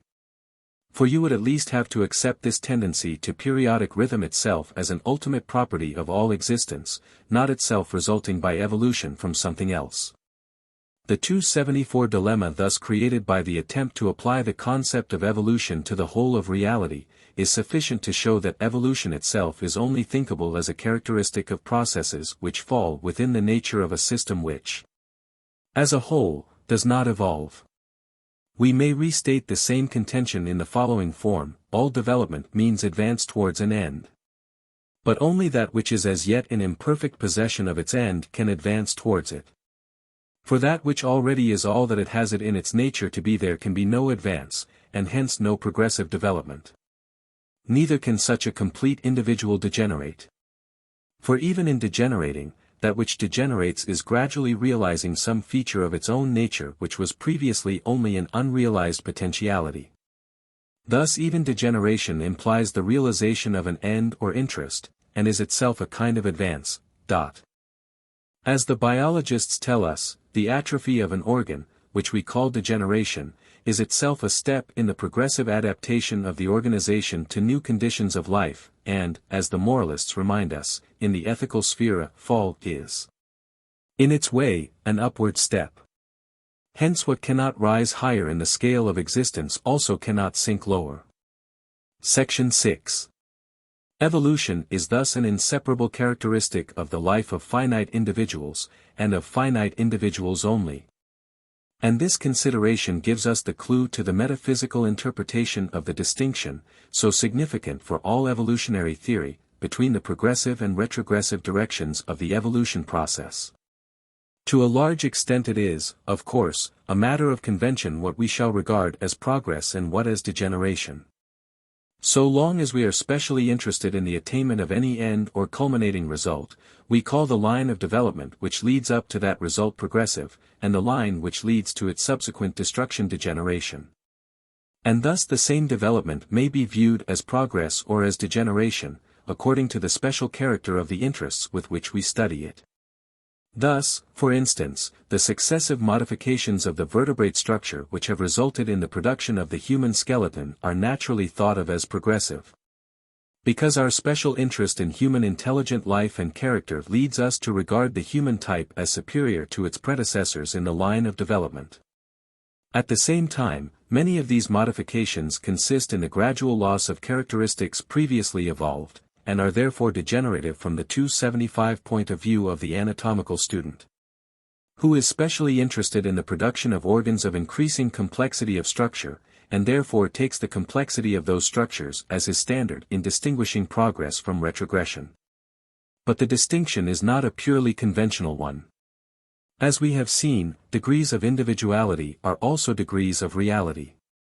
What is more completely individual is also a completer representative of the ultimate structure of the infinite individual whole, and therefore more completely real. Hence we may say that advance in individuality is really, and not in a merely conventional sense, progress in development, loss of individuality is real degeneration.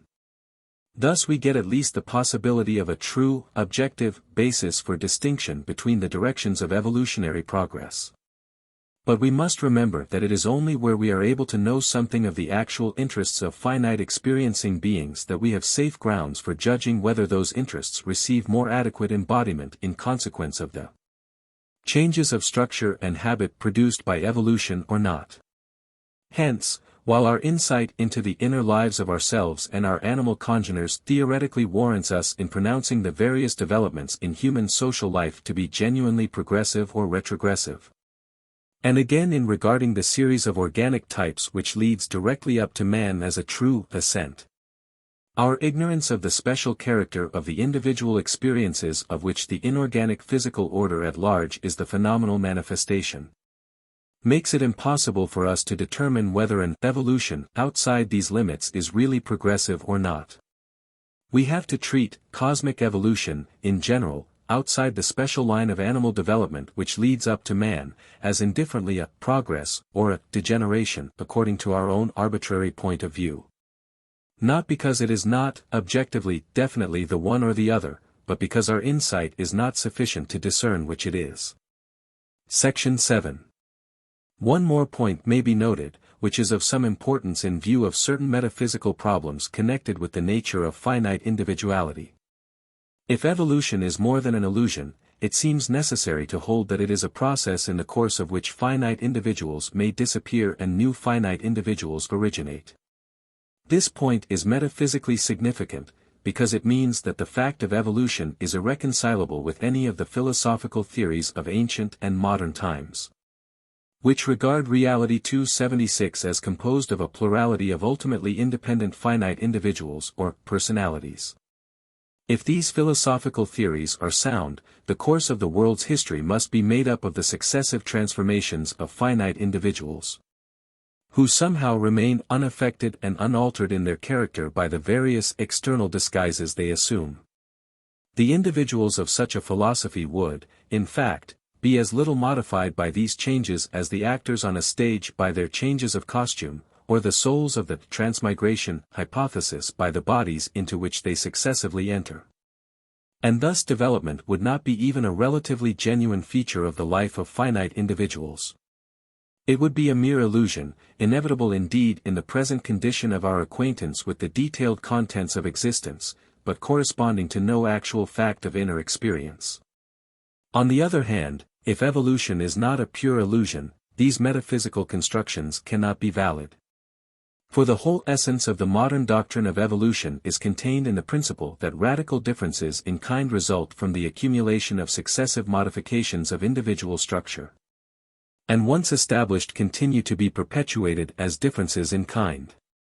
Now, such differences in kind can only be interpreted metaphysically as radical differences in the determining aims and interests of the experiencing subjects constituting the physical order. And we have already seen that it is precisely the character of these dominant unique interests which forms the individuality of the individual. Thus the metaphysical interpretation of the evolution process seems inevitably to resolve it into a process of the development of fresh and disappearance of old individual interests, and thus into a process of the origination and disappearance of finite individuals within the one infinite individual whole. A conclusion of the same sort would be suggested by consideration of those facts of our own individual development from which the wider evolutionary theories have, in the last resort, borrowed their ideas and their terminology. The mental growth of the individual human being is essentially a process of the formation of interests in things. 277 Both our formal education, and our informal intellectual and moral training affected by the influence of social tradition and mutual intercourse, are processes consisting of an accumulation of minor modifications which ultimately culminate in the establishment of more or less unique personal interests in different aspects of existence. And inasmuch as this process is never terminated, it is always possible for our previously acquired interests to undergo such modification as renders them obsolete and substitutes novel interests in their places. So far as this is effected, we rightly say that we are no longer our old selves.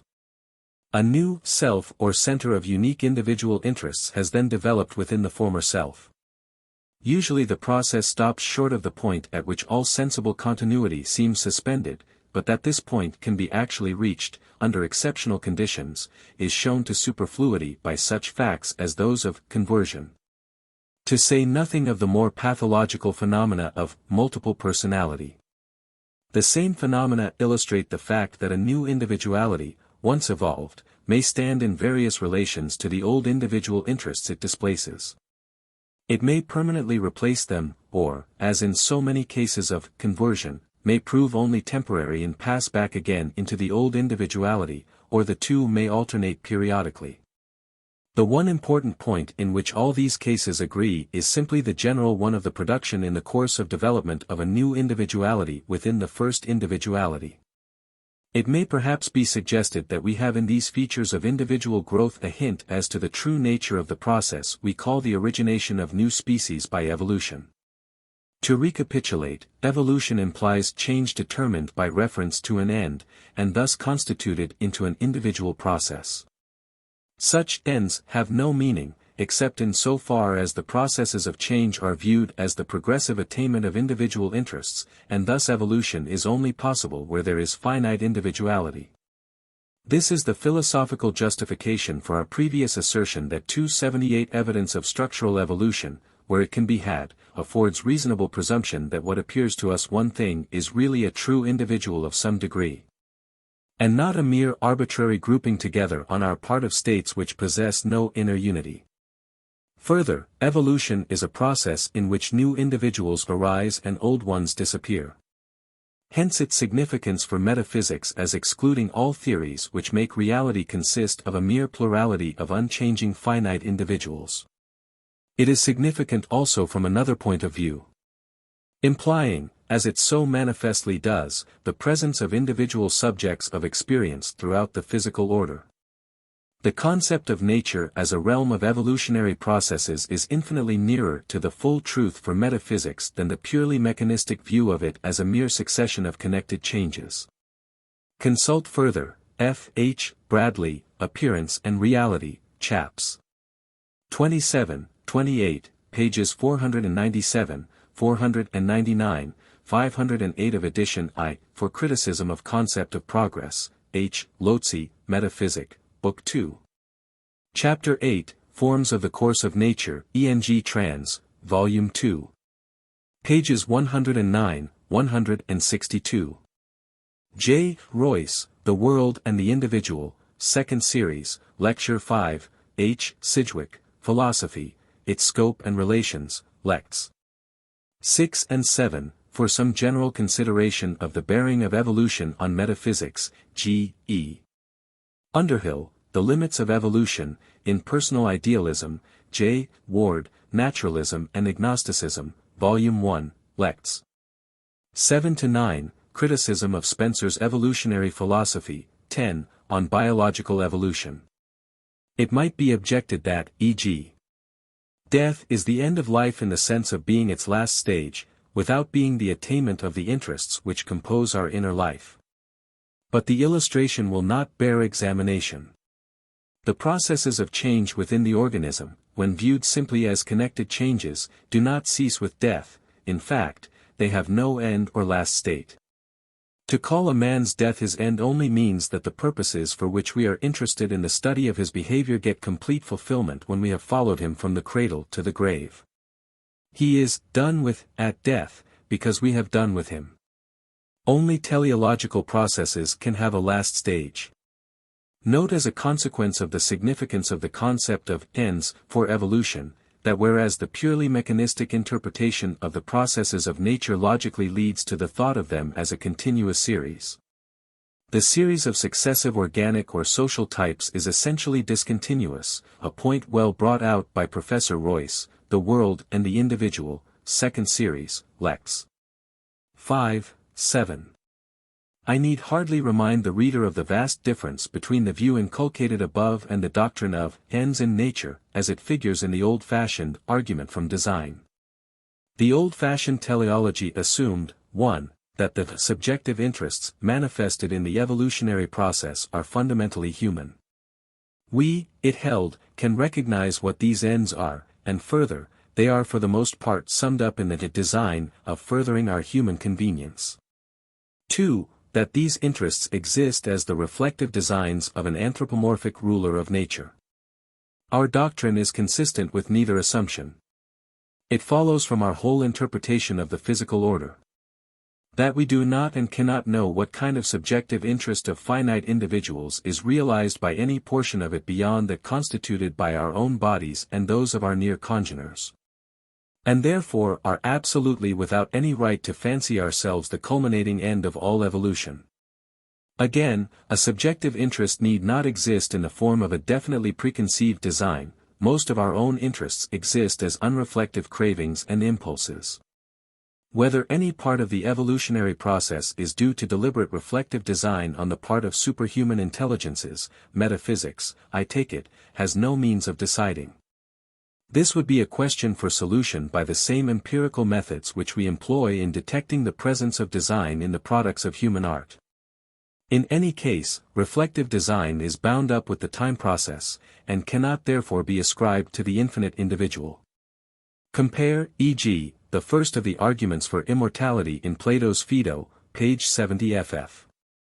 And the remark in the Republic, with obvious reference to this argument, that the number of souls is always the same, 611a. In Plato the doctrine is pretty certainly of Orphic provenance. Compare also the cyclic alternation of death and life in Heraclitus, the Orphic cycle of births of Empedocles, that of the Stoics, and in the modern world, to take only one instance, the eternal recurrence of Nietzsche. The same phenomenon of the formation of a new individuality within the limits of an already existing one, is illustrated by the familiar facts of the moral conflict between the higher and lower self. Compare Royce, The World and the Individual, 2nd Series, page 305 ff., where a view of this kind is worked out in some detail. Prof. Royce's second volume unfortunately came into my hands too late to enable me to make all the use of it I could have wished. The same is the case with Mr. Underhill's essay on The Limits of Evolution, in Personal Idealism. 279. Chapter 6. The Logical Character of Descriptive Science. Scientific description may be contrasted with philosophical or teleological interpretation, but the contrast is not absolute. The primary end of all scientific description is intercommunication with a view to active cooperation. Hence all such description is necessarily restricted to objects capable of being experienced in the same way by a plurality of individuals. A second end of scientific description is the economizing of intellectual labor by the creation of general rules for dealing with typical situations in the environment. In the course of evolution this object becomes partially independent of the former. From the interest in formulating general rules arise the three fundamental postulates of physical science, the postulates of uniformity, mechanical law, and causal determination. The mechanical view of physical nature determined by these three postulates is systematically carried out only in the abstract science of mechanics. Hence the logical completion of the descriptive process would mean the reduction of all descriptive science to mechanics. That the chemical, biological, and psychological sciences contain elements which cannot be reduced to mechanical terms, is due to the fact that their descriptions are inspired by aesthetic and historical as well as by primarily scientific interests. The analysis of such leading concepts of mechanical physics as the conservation of mass and of energy shows them to have only relative validity. Section 1. In its general outlines our interpretation of the significance of the physical order is now complete. We have seen reason to hold that in that order we have the appearance to our human senses of a great system or complex of systems composed of purposive sentient beings, whose interests are for the most part so widely removed from our own as to preclude all direct intercourse, but who are nevertheless historically connected with ourselves by that unceasing process of the development of new forms of individual interest which we know empirically as the evolution of life and intelligence on our planet.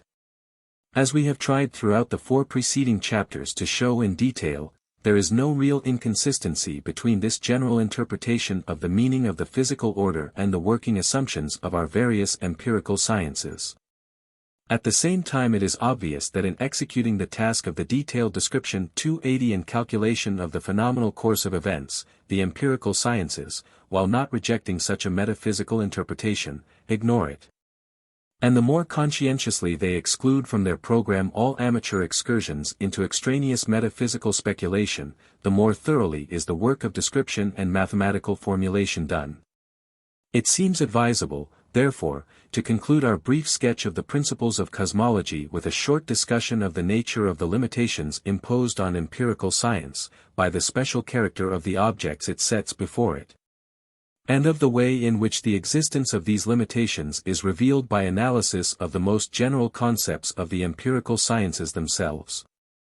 It is important, in the first place, to be quite clear as to the sense in which we speak of description as the work of the empirical sciences, and as to the meaning of the contrast between such description and a philosophical interpretation of existence.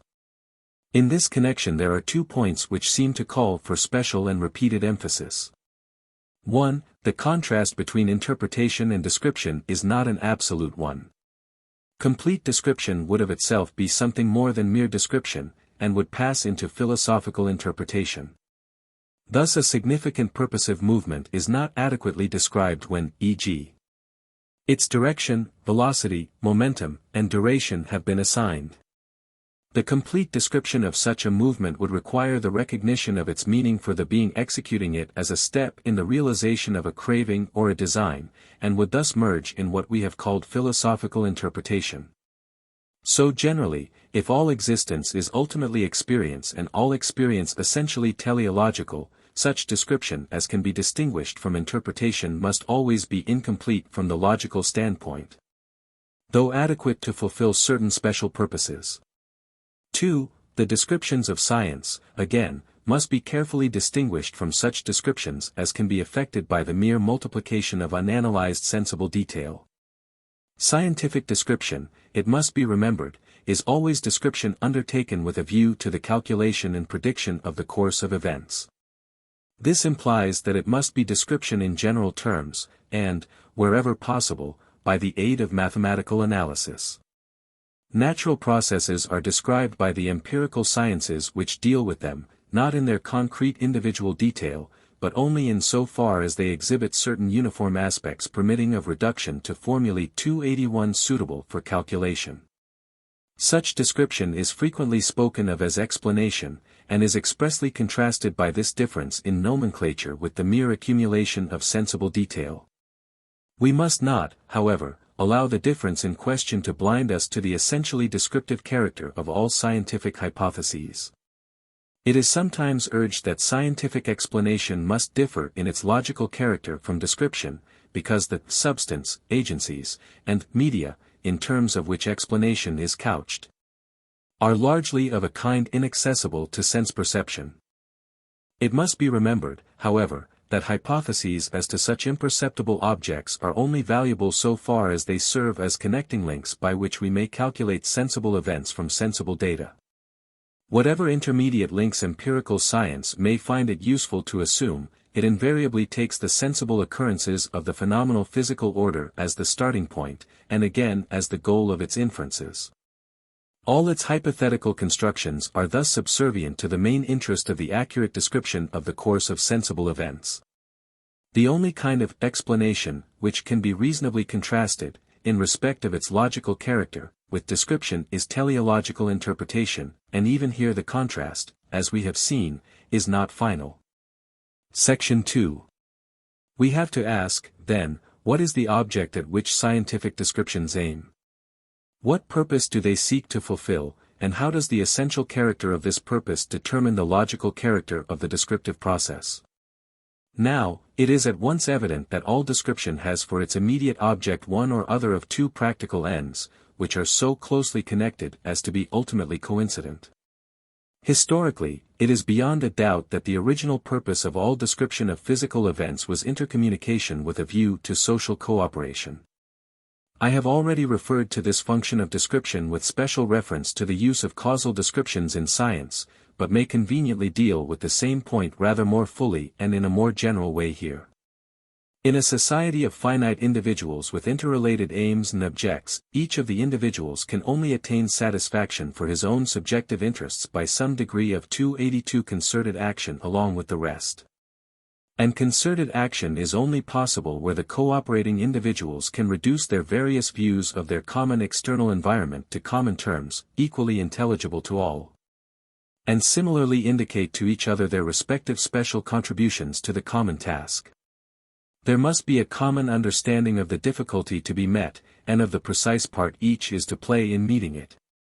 Thus intercommunication between individuals is an indispensable requisite of all effective practical cooperation.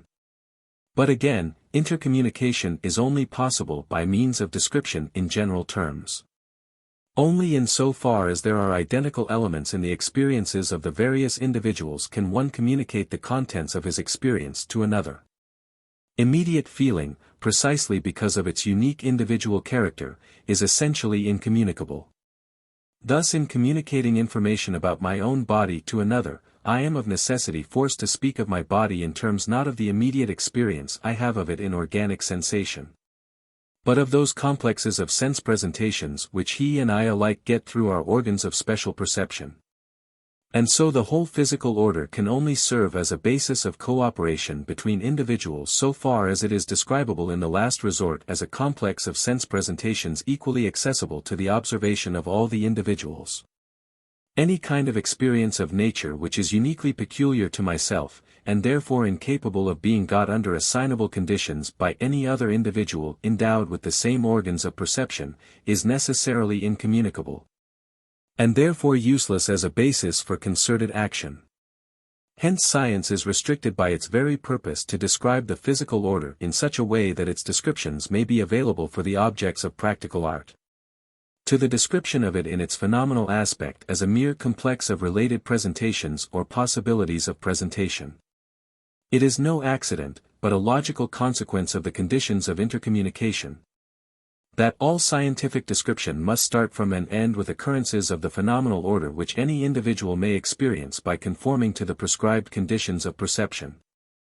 Thus we see that it is an epistemological characteristic of the physical order as investigated by science, that it consists exclusively of those objects which are, in principle, perceptible by more than one individual. If there are objects in their own nature incapable of being experienced by more than 283 one individual, such as, e.g., my own inner life, those objects cannot belong to the physical order of science. Section 3. There is a second purpose of description which arises out of the first as human experiences become more reflective. Description not only enables me to communicate the particular situation of the moment to others, and devise in concert with them means for coping with it. It also enables me to formulate beforehand general rules for my own behavior in recurrent situations of the same type.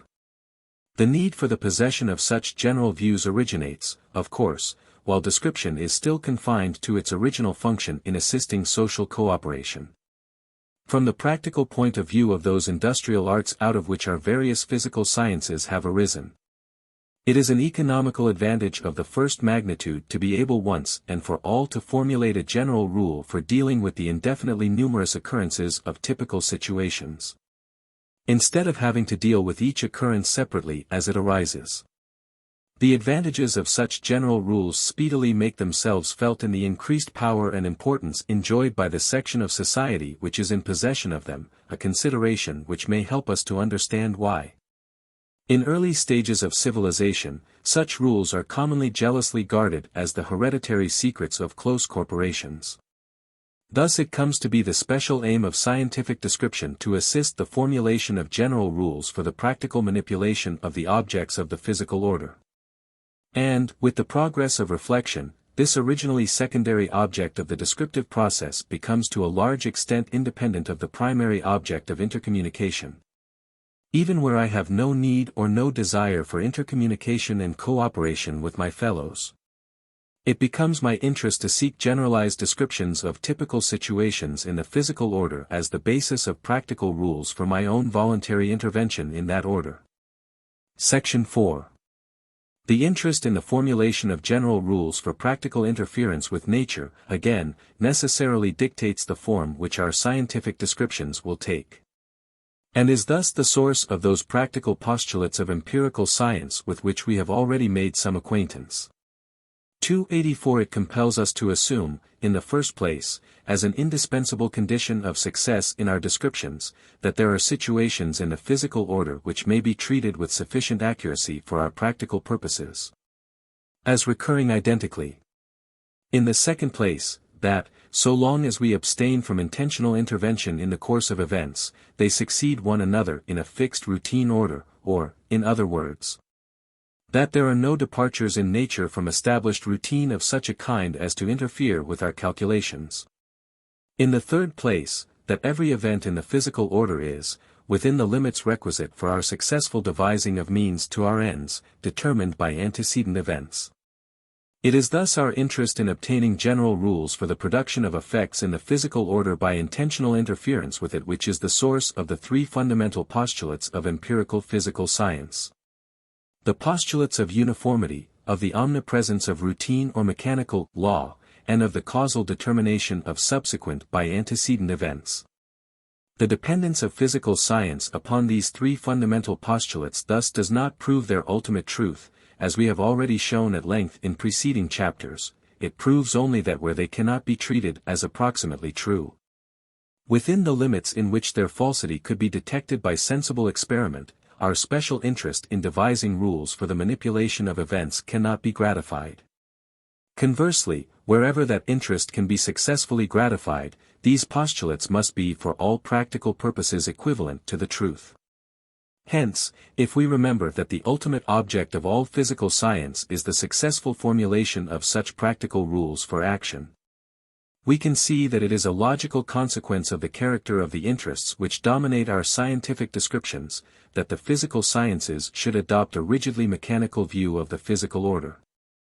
Only, in proportion as any one branch of physical science succeeds in carrying out in detail this conception of the physical order as an interconnected mechanism of sequences rigidly determined by laws of sequence, does it succeed in effecting the purposes by which all physical science has been called into existence. We may thus call the mechanical conception of the physical order the most general postulate of physical science. Only, we must once more take care to recollect that a fundamental postulate of physical science need not in the least be an ultimate truth.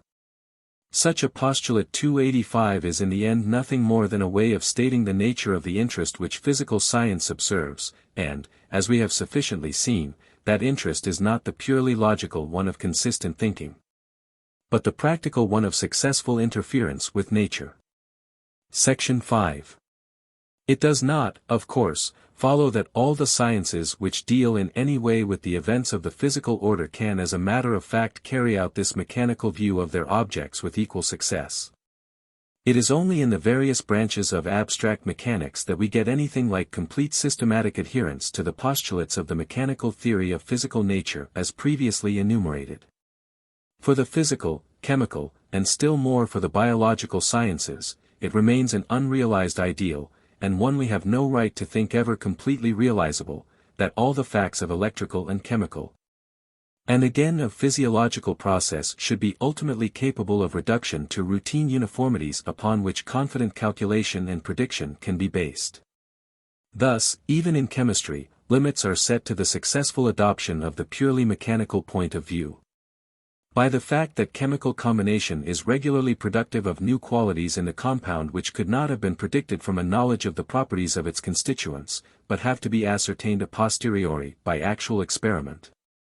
It is true, no doubt, that we seem to be increasingly able, as our chemical knowledge advances, to say in general what properties may be expected to result from the combination of given elements. But there is no logical ground for supposing that we shall ever be able to foretell all the properties of an as yet unexamined compound, and in any case such knowledge could only be of a general sort. However much we might know, in advance of the results of the combination of certain elements in certain proportions, it would still be impossible to predict with absolute certainty the precise result of trying the combination in a particular concrete case. Still less realizable would be the ideal of the reduction of biology to applied mechanics. It is not merely that the isolated physiological process regularly exhibits qualitative aspects of a chemical or electrical kind, which we have no right to reduce to mere quantitative changes. Beyond this, as the very terminology of our evolutionary hypotheses is enough to show, it is impossible to state the facts of biological evolution without introducing, under such names 286 as sexual selection, continual reference to a subjective factor, in the form of the likes and dislikes, habits and cravings of sentient beings, and this selective factor, being in its own nature incapable of direct presentation in identical form to a plurality of experiences, is not even a member of the physical order. With the case of psychology we shall be better able to deal in connection with the special discussions of the following book. See especially Book 4. Chapter 1. Considerations of this kind seem to necessitate the following general view of the logical character of descriptive physical science. The only science in which the postulates of description are rigidly carried out to their logical consequences is the science of abstract mechanics in its various branches, statics, kinetics, etc. Mechanics owes its power to follow out these postulates to its abstract character, precisely because it regards only those aspects of the actual physical order which are consistent with the fundamental postulate of describability by general formulae. Mechanics is constrained to be a purely abstract and hypothetical science.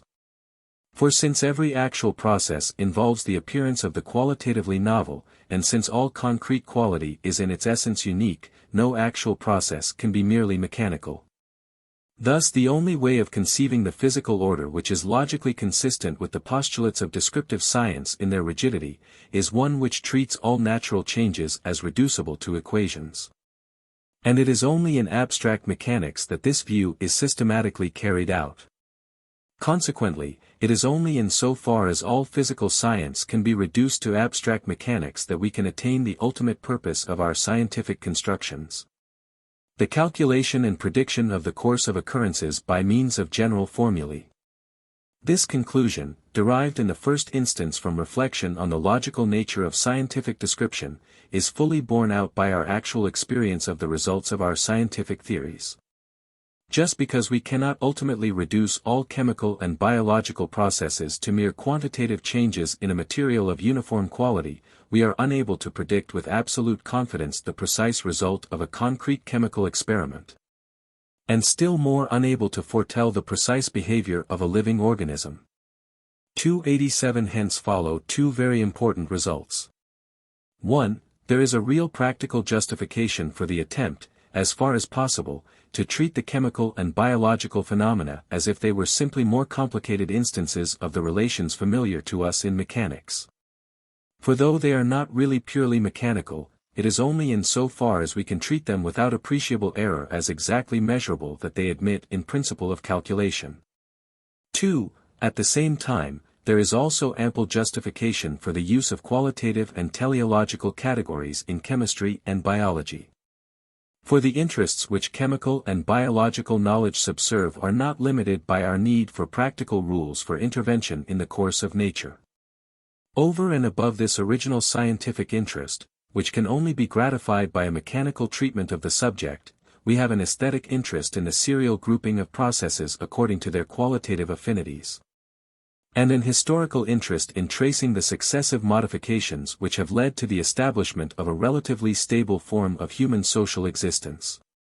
In so far as the chemical and biological sciences involve the recognition of qualitative distinctions and the consequent use of categories which are non-mechanical, it is these aesthetic and historical interests, and not the primary scientific interest in the control of natural phenomena, which are subserved by their elaboration.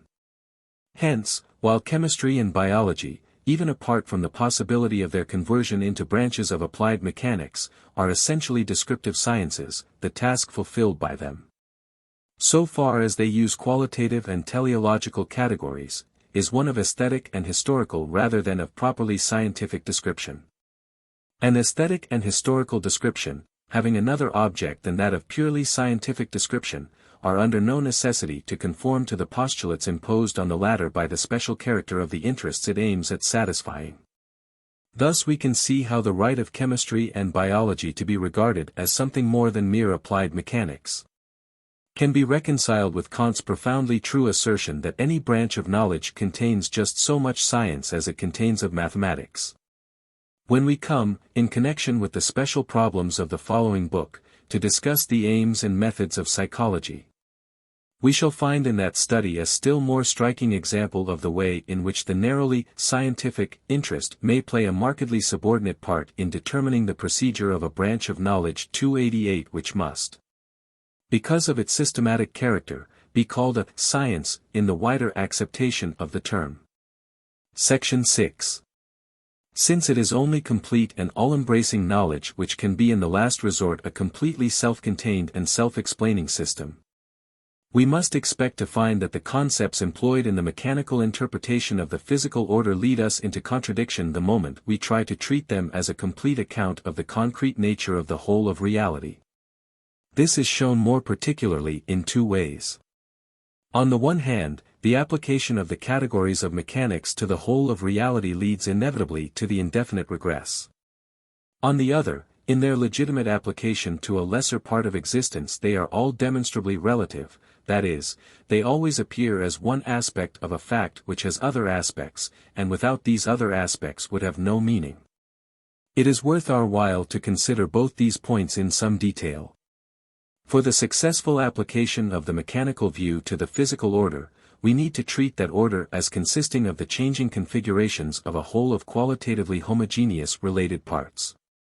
Any departure from this point of view would involve the recognition of differences which cannot be treated as merely quantitative, as mere subjects for calculation and prediction, and would thus necessitate the introduction of a non-mechanical factor into our interpretation of the universe. The mechanical view, fully carried out, thus involves the conception of the universe as a system extended and ordered in space and time, and capable of spatial and temporal change, but manifesting a quantitative identity throughout its changes. In the actual constructions of physical science, this quantitative identity is represented principally by the principles of the conservation of mass and the conservation of energy. Both these latter principles are thus, in their general form, neither axioms of 289 knowledge nor verifiable empirical facts, but a part of the general mechanical postulate. There is no ultimate logical principle in virtue of which we are constrained to think of the particular quantities we denote as mass and energy as incapable of increase or diminution. Nor again have we any experimental means of proving that those quantities are more than approximately constant. It is, however, a necessary condition of success in calculating the course of events, that there should be some quantitative identity which remains unaffected in the various processes of physical change. And it is chiefly in the special forms of the quantitative constancy of mass and energy that we seem at present able to give definite expression to this a priori postulate of mechanical construction. Now, with regard to spatial and temporal direction and position, we have seen already both that they are always relative. Position and direction being only definable with respect to other positions and directions arbitrarily selected to serve as standards of reference, and that, when taken as ultimate realities, they involve the indefinite regress. It only remains to show that the same is true of the other fundamental concepts of the mechanical scheme, mass and energy. Taking the two separately, we may deal first of all with the notion of mass. The mass of a material system is often loosely spoken of as its quantity of matter, but requires, for the purposes of logical analysis, a more precise definition. Such a definition may be given in the following way. In order to explain what is meant by the constancy of the mass of a body, it is necessary to consider the mutual relations of at least three different bodies, which we will call A, B, and C. It is found that, at a given distance, in the presence of A, C receives an acceleration m, and in the presence of B a second acceleration n. Then the mass of A is said to stand to that of B in the ratio m/n, which is the ratio of the accelerations which they respectively produce on C, and this ratio is constant, whatever body we choose for C. Hence, if we arbitrarily take B as our unit for the measurement of mass, the mass of A as determined by the foregoing experiment will be represented by the number m. By the principle of the conservation of mass is meant the doctrine that the ratio m/n as above determined does not 290 alter with the lapse of time. That is, the ratio between the accelerations produced by any pair of bodies or a third body is constant and independent of this third body itself. This proposition is verifiable approximately by direct experiment for a particular pair of bodies, but when affirmed as universally true becomes a part of the general mechanical postulate. Now, it is obvious from the foregoing explanation of the meaning of mass, 1, that mass is a relative term. It is a name for a certain constant ratio which requires no less than three distinct terms for its complete definition. Hence there would be no meaning in ascribing mass to the whole physical order or universe. The universe could only have a mass as a whole if there were some body outside the universe, but capable of interaction with it, so that we could compare the relative accelerations, in the presence of this body, of the whole physical universe, and of our arbitrarily selected unit of mass. But the universe, by supposition, contains all physical existence, and there is therefore no such accelerating body outside it. Hence we cannot say, without an implicit contradiction, that the whole of existence possesses the property of mass, nor a fortiori that its mass is constant. It is only subordinate parts of the universe to which the principle of the conservation of mass can be intelligibly applied. 2. It is also clear that the mass of a body is only one aspect of a whole of existence which possesses other aspects, not regarded in our mechanical constructions. The bodies which actually exhibit a constant ratio in their accelerations have other properties over and above the fact of this constant ratio. They have always, in actual fact, qualitative differences from one another and from other things, which we disregard in our mechanical treatment of them because they make no difference to this special property, in which for purposes of calculation we are peculiarly interested. It is by the barest and most palpable of abstractions that, in mechanics, we treat bodies as if they were masses and nothing more. Thus the facts taken into account by the mechanical interpretation of nature are, so far as its reduction of bodies to masses is concerned, a mere aspect of a 291 fuller reality which we treat as equivalent to the whole for no better reason than the practical one that it suits a special object of our own that it should be so equivalent. And that this object is empirically found to be attained by regarding it as equivalent. Precisely the same is the case with the complementary concept of energy. The kinetic energy, or capacity of a body for doing work against resistance, is found experimentally to be measured by half the square of its velocity multiplied by its mass. It is further found by experiment that, so far as we can measure, the energy of a material system not acted upon from without remains constant. That the constancy is absolute is, of course, once more not a matter for direct empirical proof, but a part of the postulate that the physical order shall be capable of a mechanical interpretation. Now we can see at once, from what has been previously said of the concept of mass, that the physical order or universe as a whole cannot be intelligibly said to possess kinetic energy, whether constant or otherwise. What cannot be said to have mass clearly cannot have a property only explicable in terms of mass. We might indeed have inferred the same consequence directly from the definition of energy as capacity for doing work in overcoming resistance. The universe, having nothing outside itself, can have no source of possible resistance to overcome, and therefore cannot be thought of as doing work. Hence, once more, it is only the parts of the physical order, considered as parts, to which energy can be ascribed. 3. Again, it is even more evident in the case of energy than in the case of mass, that we are dealing with one aspect singled out by abstraction from a whole possessed of other aspects not regarded in a purely mechanical construction. For, a, the capacity for work of an actual body does not always exist in the kinetic form of actual motion. There are various forms of non-kinetic energy, such as, e.g., the energy of position of a resting body, the heat of a body of higher temperature than its surroundings, which mechanics treats as equivalent to kinetic energy, because they are theoretically capable of being converted into it. And these forms of non-kinetic energy are qualitatively different both from energy of actual motion and from each other.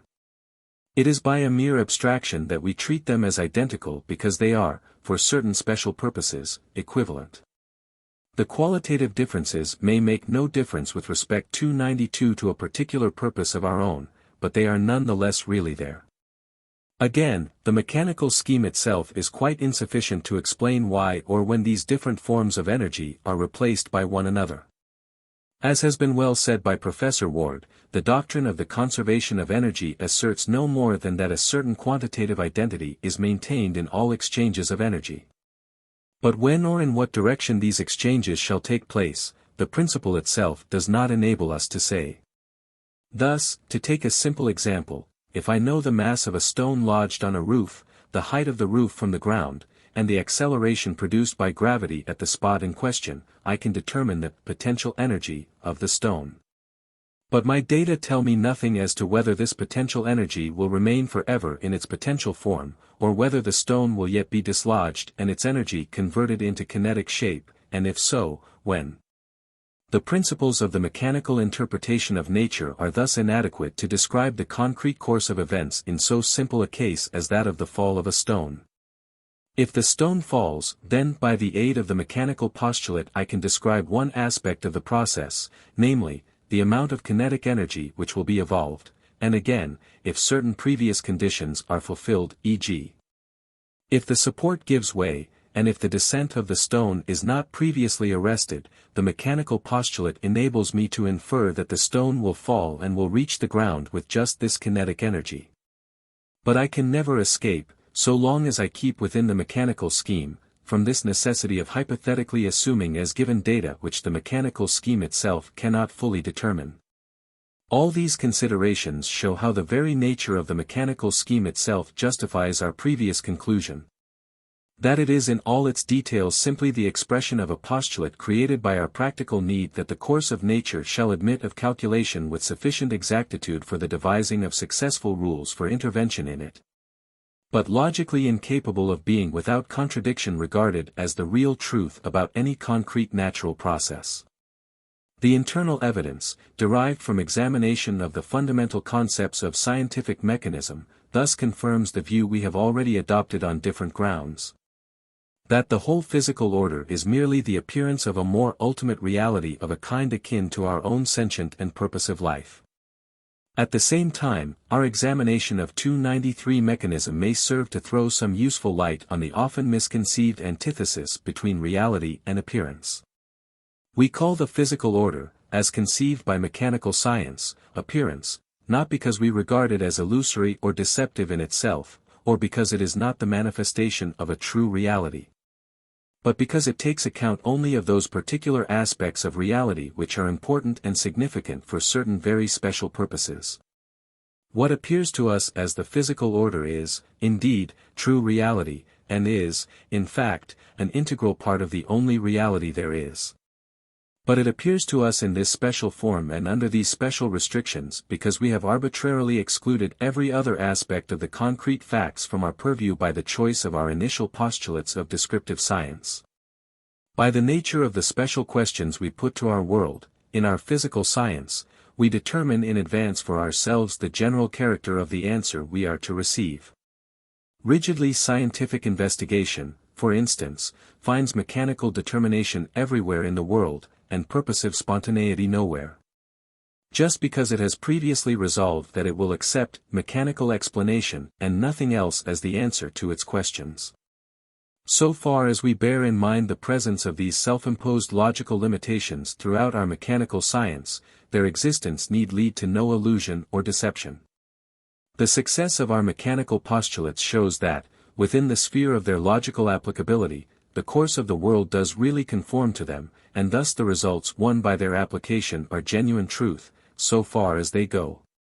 It is only when we forget the limits set to the logical applicability of the mechanical postulates, by the special nature of the interests they subserve, and proceed to treat them as logically indispensable conditions of all existence and all knowledge, that the truths of mechanical science are perverted into the illusions and falsehoods of a mechanical philosophy.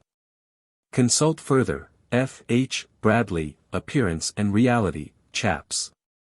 11, Phenomenalism, 22, Nature, H. Lotze, Metaphysics, Book 2. Chaps. 7, 8, E. Mach, Science of Mechanics, Chapter 2, Section 5, page 216 ff. K. Pearson, Grammar of Science, Chaps. 7, 8, H. Poincaré, La Science et l'Hypothèse, Parts 3 and 4, Chaps. 6-10, J. B. Stahl, Concepts and Theories of Modern Physics, Chaps. 2-6, 10-12, J. Ward, Naturalism and Agnosticism, Volume 1, Lex. 2-6. And, again, the intermediate links themselves, however imperceptible, have always to be thought of as exhibiting properties identical in kind with those of objects given in direct presentation. As Mill said, a hypothesis which assumes at once an entirely unfamiliar agent and an equally unfamiliar mode or law of operation, would be useless. Thus the imperceptibles of scientific hypothesis belong essentially to the physical order. This is the characteristic selected by Professor Münsterberg as the basis of his own distinction between physical, or superindividual, and psychical, or individual, objects.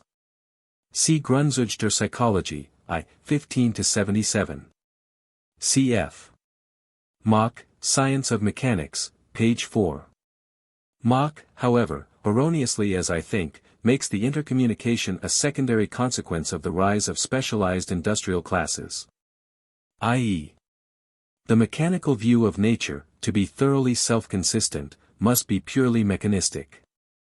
To put the matter more succinctly, as regards the position of chemistry and biology, we may say that while chemical and biological facts are never merely mechanical, chemical and biological science, so far as they subserve the strictly scientific interest of calculation and the formulation of general rules, must always be so.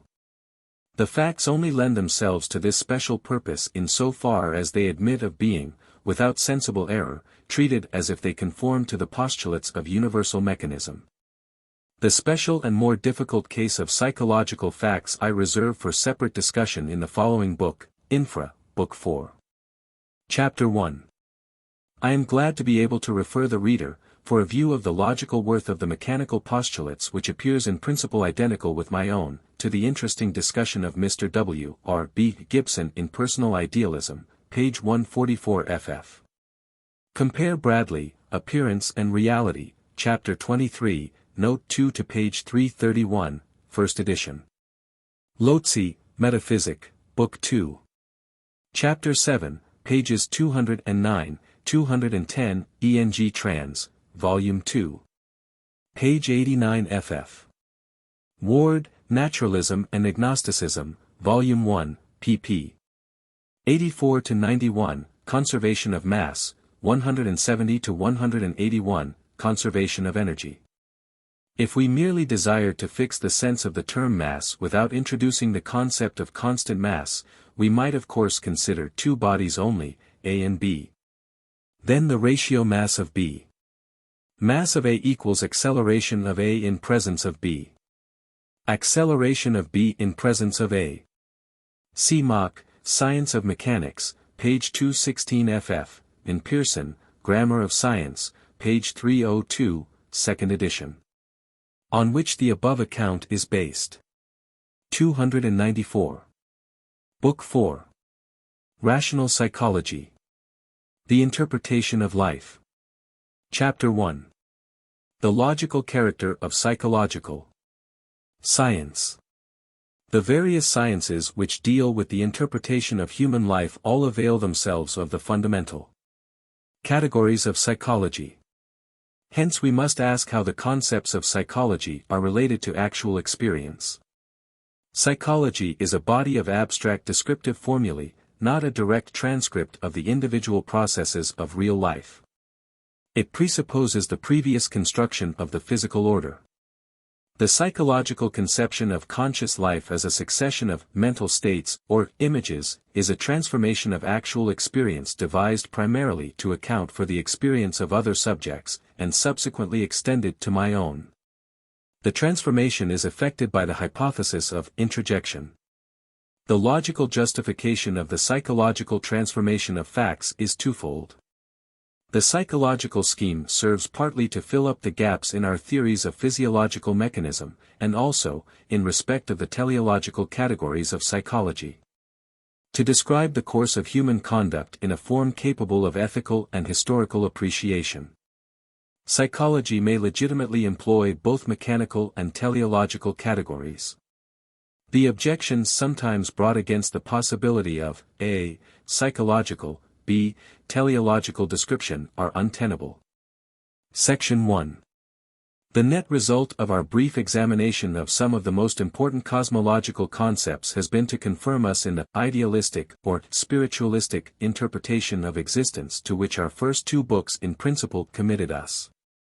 The reader who has followed us so far with acquiescence will now be fully prepared to admit that we shall at least be nearer the truth in conceiving the universe as composed of sentient and purposive subjects of experience, akin in principle to the members of human society, than as constituted, entirely or in part, of mechanically interacting and interdependent elements. The acceptance of an idealist interpretation of the universe, however, still leaves us face to 295 face with a number of problems of the gravest philosophical import. We have still to ask how in particular we can most truly conceive the systematic unity which is formed by the whole multiplicity of apparently more or less independent subjects of experience, what degree of permanence and individuality, so far as we can judge, belongs to ourselves as members of that system, and what light is thrown by our ethical, religious, and aesthetic aspirations and ideals on the concrete character of the whole system and on our own place in it. Again, before we can attack these momentous problems with any reasonable hope of success, we shall need to know which among the categories employed by the various sciences dealing with mental life are of fundamental significance. And what is the logical relation of those sciences to the concrete realities of immediate experience, and to the constructions of physical science? Only on the basis of a rational theory as to the purposes subserved by the various mental sciences, and the possible limitations imposed by those purposes on the use of the corresponding categories, can we decide how far the interpretation of existence as a whole in terms of psychology, sociology, or ethics, is legitimate.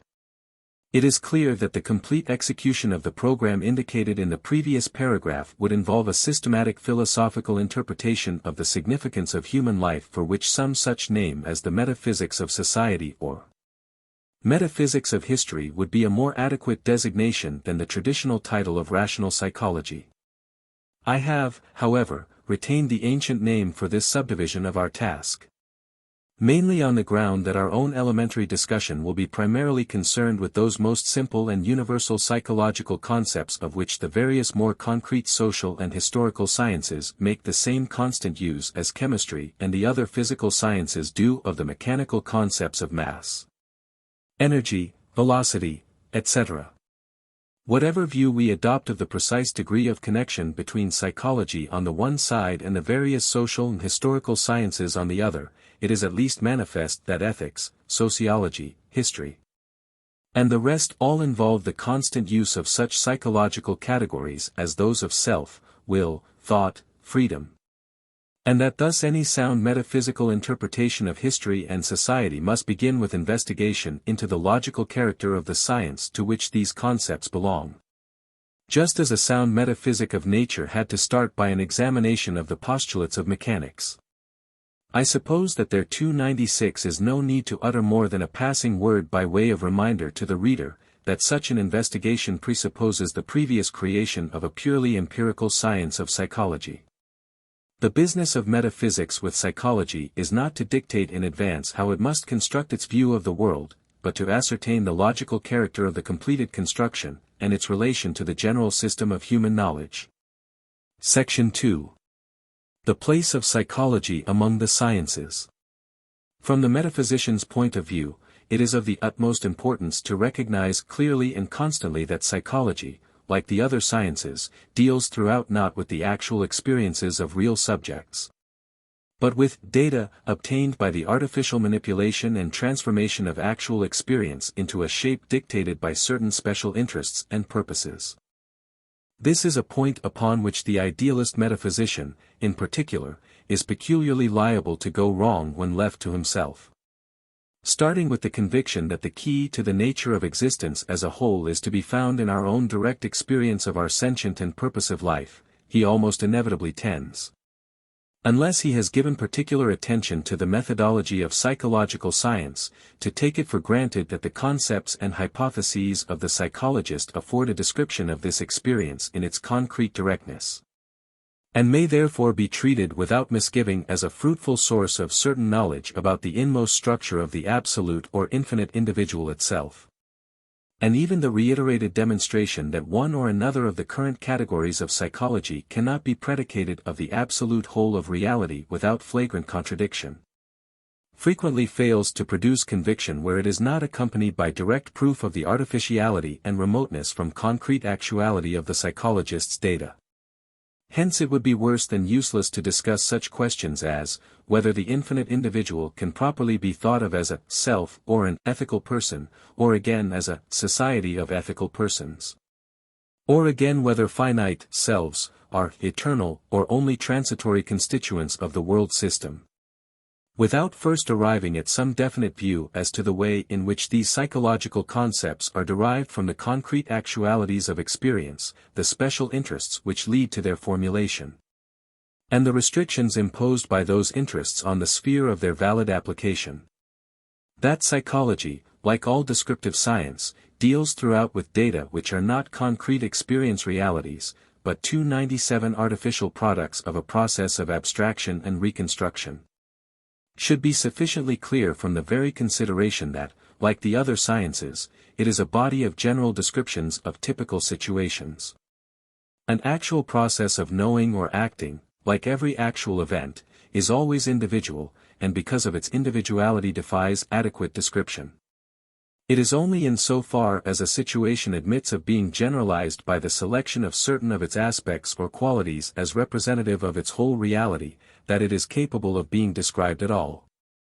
Even history and biography, in which the teleological interpretation of a series of events as internally united by the singleness of the purpose underlying them takes the place of external connection in accord with mechanical laws of sequence as the ideal of explanation, are only possible on the condition that such transformation of the concrete realities of life as is implied in such a degree of abstraction and reconstruction can be carried out without detriment to the special interests of the historian and the biographer.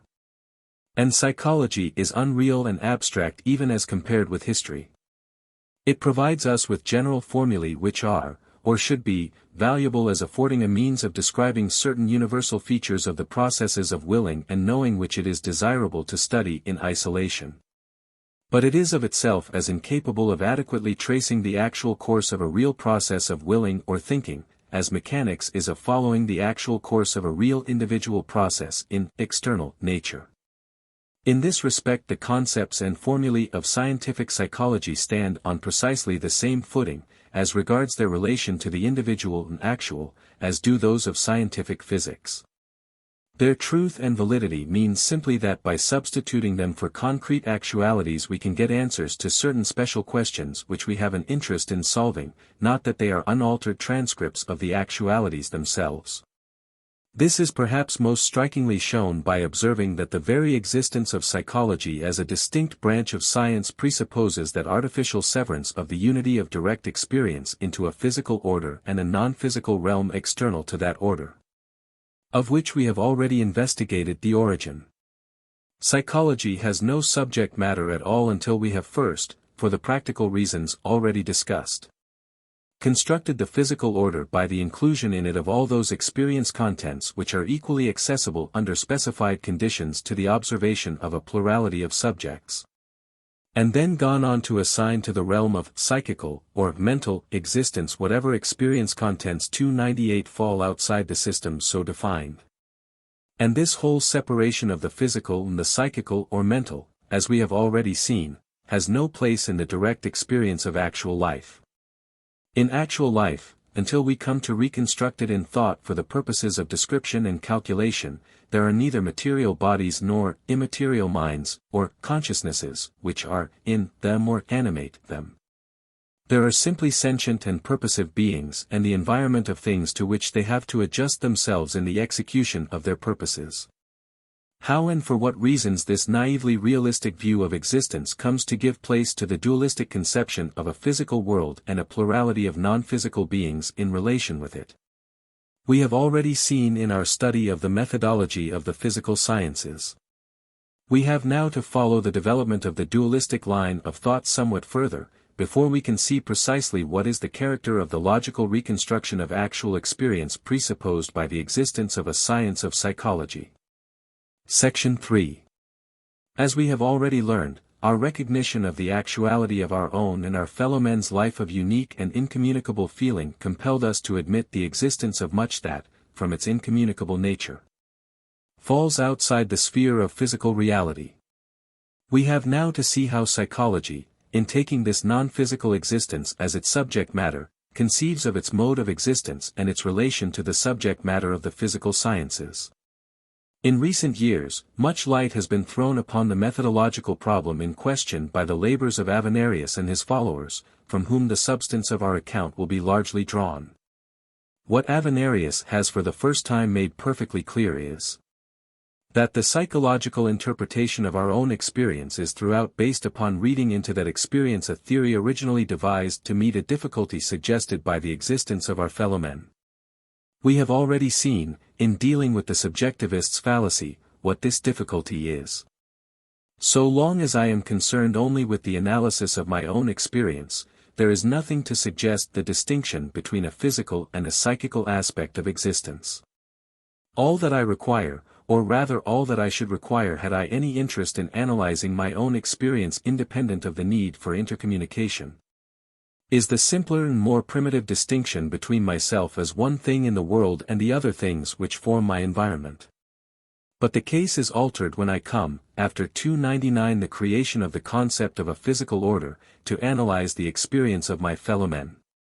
My fellow men, on the one hand, belong to the physical order, and, as belonging to it, are known to me as objects cognizable through my senses.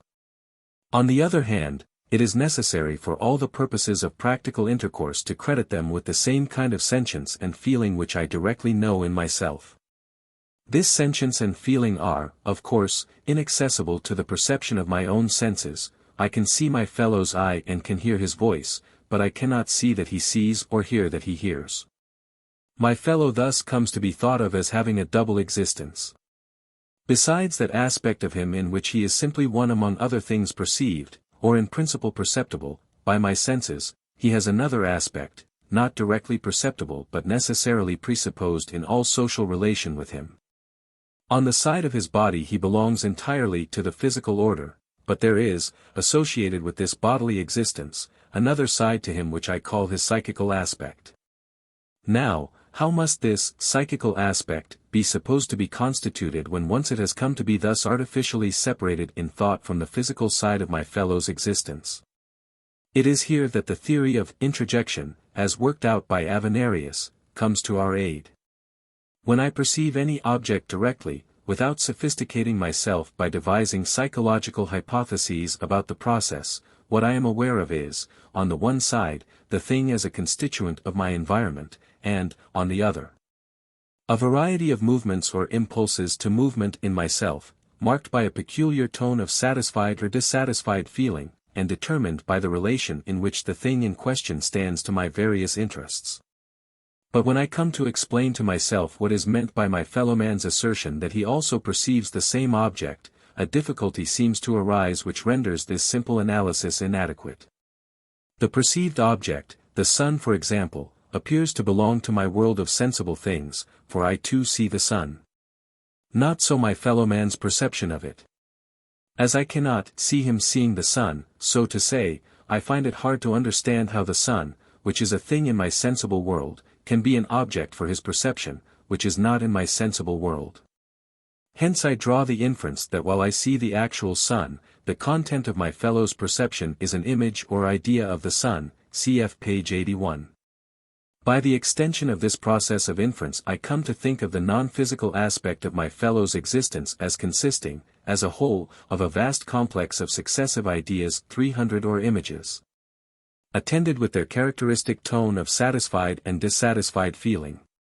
As this series of mental states, or ideas, has now to be represented as in some way related to the sensible physical reality I call my fellow's body, I imagine it as going on, within, his skin somewhere.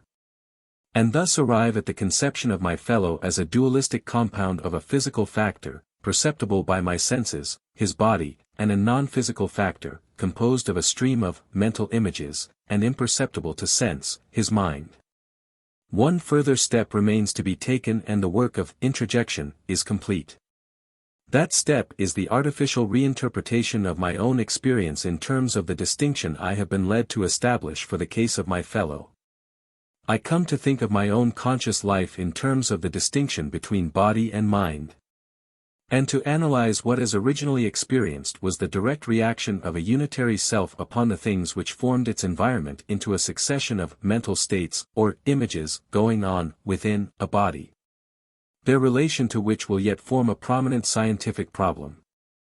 Now, it is only when this process of introjection has reached its final issue, and the actual life of sentient purposive intercourse with the other actual things of our environment has been replaced in thought by the conception of a mental succession of images, or contents of consciousness, taken to refer to things which are themselves outside consciousness, while the felt unity of experience has given way to the radical sundering of human existence into a physical and a psychical aspect.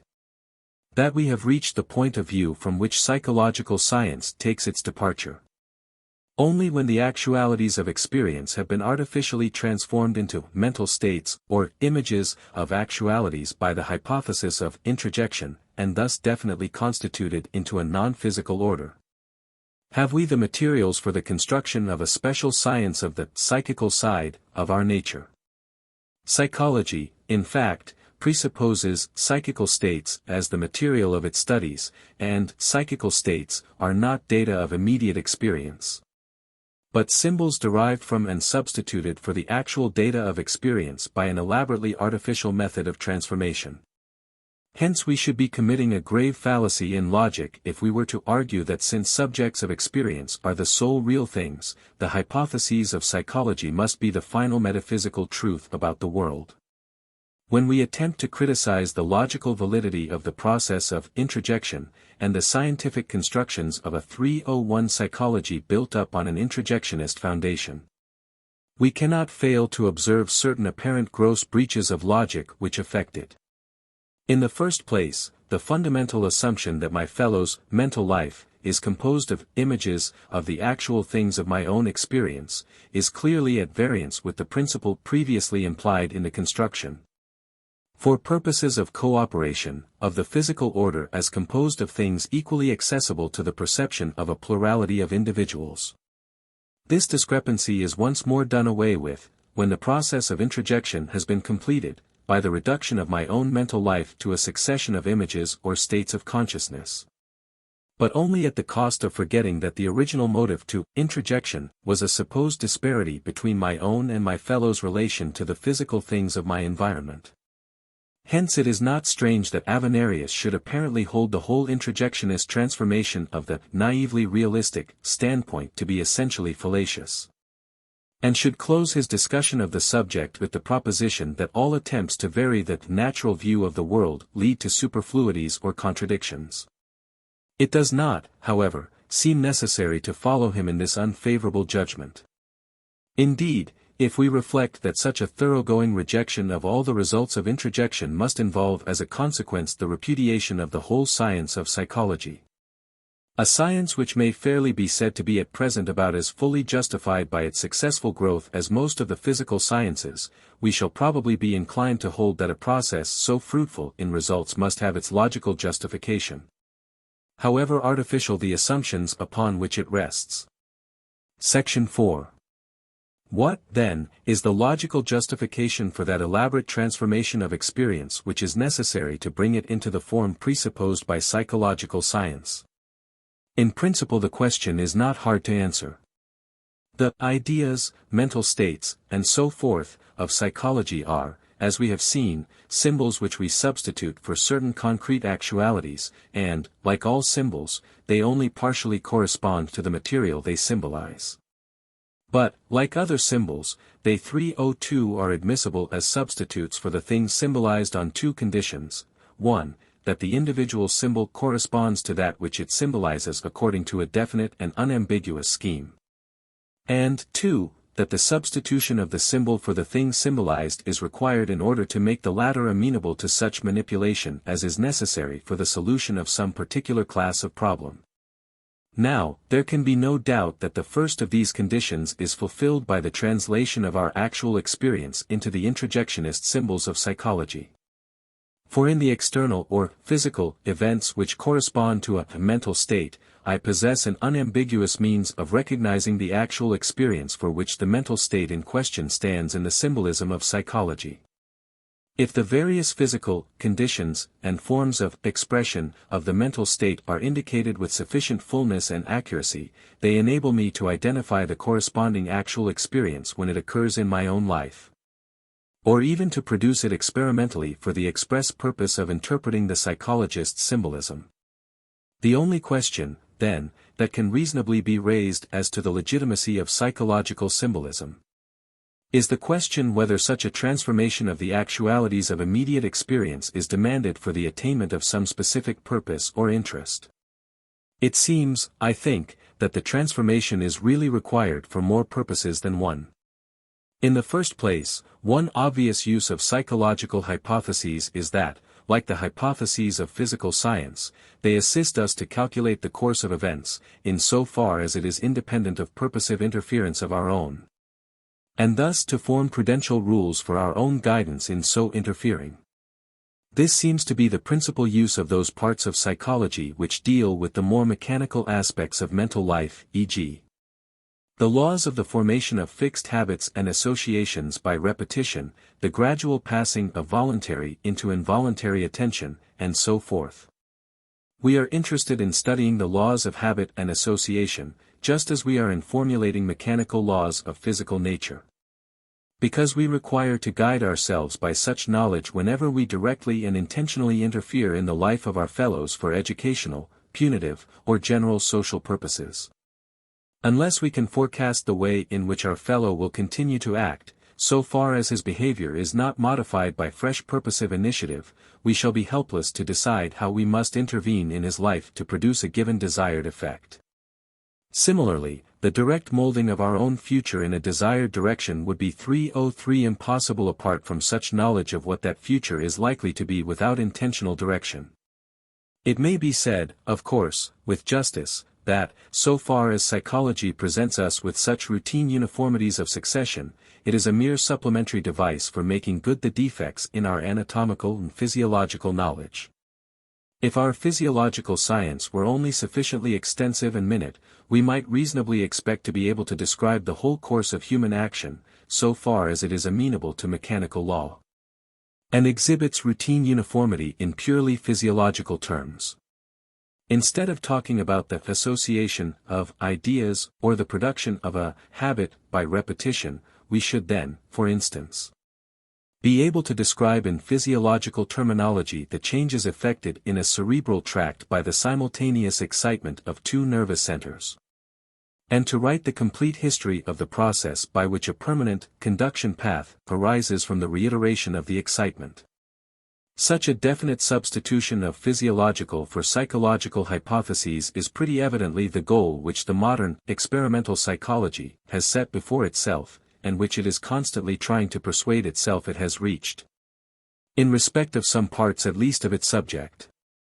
Nor does there seem any reason to doubt that, since the physiological counterpart of a routine uniformity of mental sequence must itself clearly be a routine uniformity, all psychological laws of uniform mechanical sequence might be ultimately replaced by their physiological equivalents, if only our knowledge of the structure and functions of the nervous system were sufficiently advanced.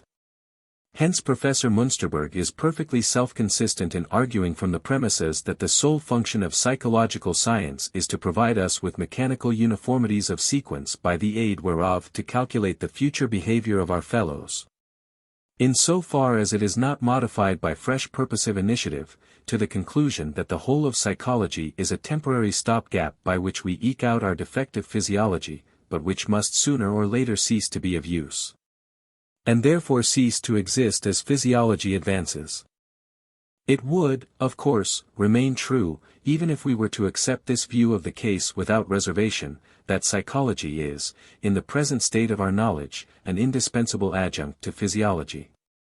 For, while our knowledge of the physiology of the nervous system is at present too fragmentary 304 and vague to be of much practical use in enabling us to forecast even the simplest sequences in the behavior of our fellows, psychology is, temporarily at least, in many respects in a more advanced condition. Thus, if it were necessary, before we could infer the probable effects of exposure to a particular stimulus on a man's behavior, to frame a workable hypothesis as to the physiological occurrences in the nervous system between the first reception of the stimulus and the issuing of the ultimate bodily reaction, we should still be waiting helplessly for the means of framing the simplest general judgments as to the probable effects of our actions on our social circle. This is because the nervous changes intervening between the reception of the stimulus and the reaction can only be rendered accessible to observation by devices which postulate for their invention an extremely advanced condition of physical science, in general and of physiology in particular. There is no direct method of translating the actual processes which we experience into an unambiguous physiological symbolism, or, vice versa, of testing a physiological hypothesis by retranslating it into facts of direct living experience. On the other hand, when we have given the assumed conditions of the occurrence of the stimulus, it is comparatively easy to observe what follows on them in actual life, and to translate it into the introjectionist psychology, or, vice versa. To test a theory couched in terms of that psychology by comparison with the actualities of experience. For this reason psychological hypotheses are, in the present state of knowledge, an indispensable mediating link between actual experience and physiological theory. And if ever they should come to be finally superseded by purely physiological descriptions of human conduct, we may be sure that the triumphant physiological theories will themselves first have been won by the process of establishing psychological formulae and then seeking their physiological analogues. This is illustrated in the actual history of contemporary science by the extent to which the cerebral physiologists are dependent for their conception of the structure of the nervous system on the previous results of purely psychological investigation. We might present the mutual relations of concrete experience, psychology and nervous physiology, in an epigrammatic form, by saying that the connecting link between the subject of experience and the brain of physiology is the mind, or consciousness, of psychology. 305 Section 5. It is, I think, questionable whether such a view as Professor Münsterberg's does full justice to the interests which prompt us to the construction of the psychological symbolism. On his theory, psychology, it will be seen, is essentially a science of routine or mechanical uniformities of sequence, just like the various branches of mechanical physics. According to him, teleology must be ruthlessly banished from scientific psychology. In other words, though all the actual processes of direct experience are pervaded by teleological unity of interest or purpose, yet in substituting our psychological symbols for the actualities we must deprive them of every vestige of this teleological character. Nor is this demand that psychology shall translate experience into a series of non-purposive routine sequences an arbitrary one on Professor Münsterberg's part. If the sole function of psychology is to facilitate calculation and prediction of the course of events, so far as it is not controlled by purposive interference, psychology must, of course, either follow rigidly mechanical lines in its descriptions, or fail of its object. But I would suggest that over and above this function of facilitating calculation and prediction at present fulfilled by psychology as locum tenens for a perfected physiology, psychology has another and an entirely distinct function, in which it would be impossible for it to be replaced by physiology or by any other branch of study. This function is that of affording a set of symbols suitable for the description, in abstract general terms, of the teleological processes of real life, and thus providing ethics and history and their kindred studies with an appropriate terminology. It is manifest enough that neither the ethical appreciation of human conduct by comparison with an ideal standard, nor the historical interpretation of it in the light of the actual ends and ideals which pervade it and give it its individuality, would be possible unless we could first of all describe the events with which ethics and history are conceived in teleological language. Apart from the presence throughout those events of more or less conscious striving towards an ideal end, there would be nothing in them for the moralist to applaud or blame, or for the historian to interpret. Thus, if ethics and history are to have their subject matter, there must be some science which describes the processes of human life and conduct in terms of teleological relation to an end. Now, to what science can we go for such descriptions? From our previous examination of the postulates of physical science, it is clear that the requisite material cannot 306 be afforded by any branch of physical science which remains rigidly consistent with its own postulates. The nature of the interests in response to which the concept of the physical order was constructed, as we saw, required that the physical order should be thought of and described in terms of rigid mechanism. Hence no science which describes the processes of human life in purely physical terminology can indicate their purposive or teleological character in its descriptions. The purposive character of human conduct, if recognized at all in our descriptions, must find its recognition in that science which describes the aspect of human experience that is in principle excluded from the physical order. In other words, it is psychology to which we have to go for such a general abstract conception of teleological unity as is necessary for the purposes of the more concrete sciences of ethics and history. This function of psychology is indeed quite familiar to the student of the moral and historical sciences. In ethics, as Professor Sidgwick has observed, the whole vocabulary used to characterize human conduct, apart from the specially ethical predicates of worth, is purely psychological. All the material which ethics pronounces good or bad, right or wrong, acts, feelings, tempers, desire, etc., it has taken over bodily from psychology. And so, too, history would have nothing left to appreciate if a record of merely physical movements were substituted for accounts of events which imply at every turn the psychological categories of desire, purpose, intention, temptation, and the rest. Universally, we may say all the teleological categories of human thought on examination prove to be either avowedly the property of psychology, or, as is the case with the concepts of biological evolutionism, thinly disguised borrowings from it. If this is so, we seem to be justified in drawing certain important inferences. 1. It will follow that of the two distinct offices which psychology at present fulfills, one belongs to it, so to say, in its own right and inalienably, while the other is exercised by it temporarily, pending the majority of cerebral physiology.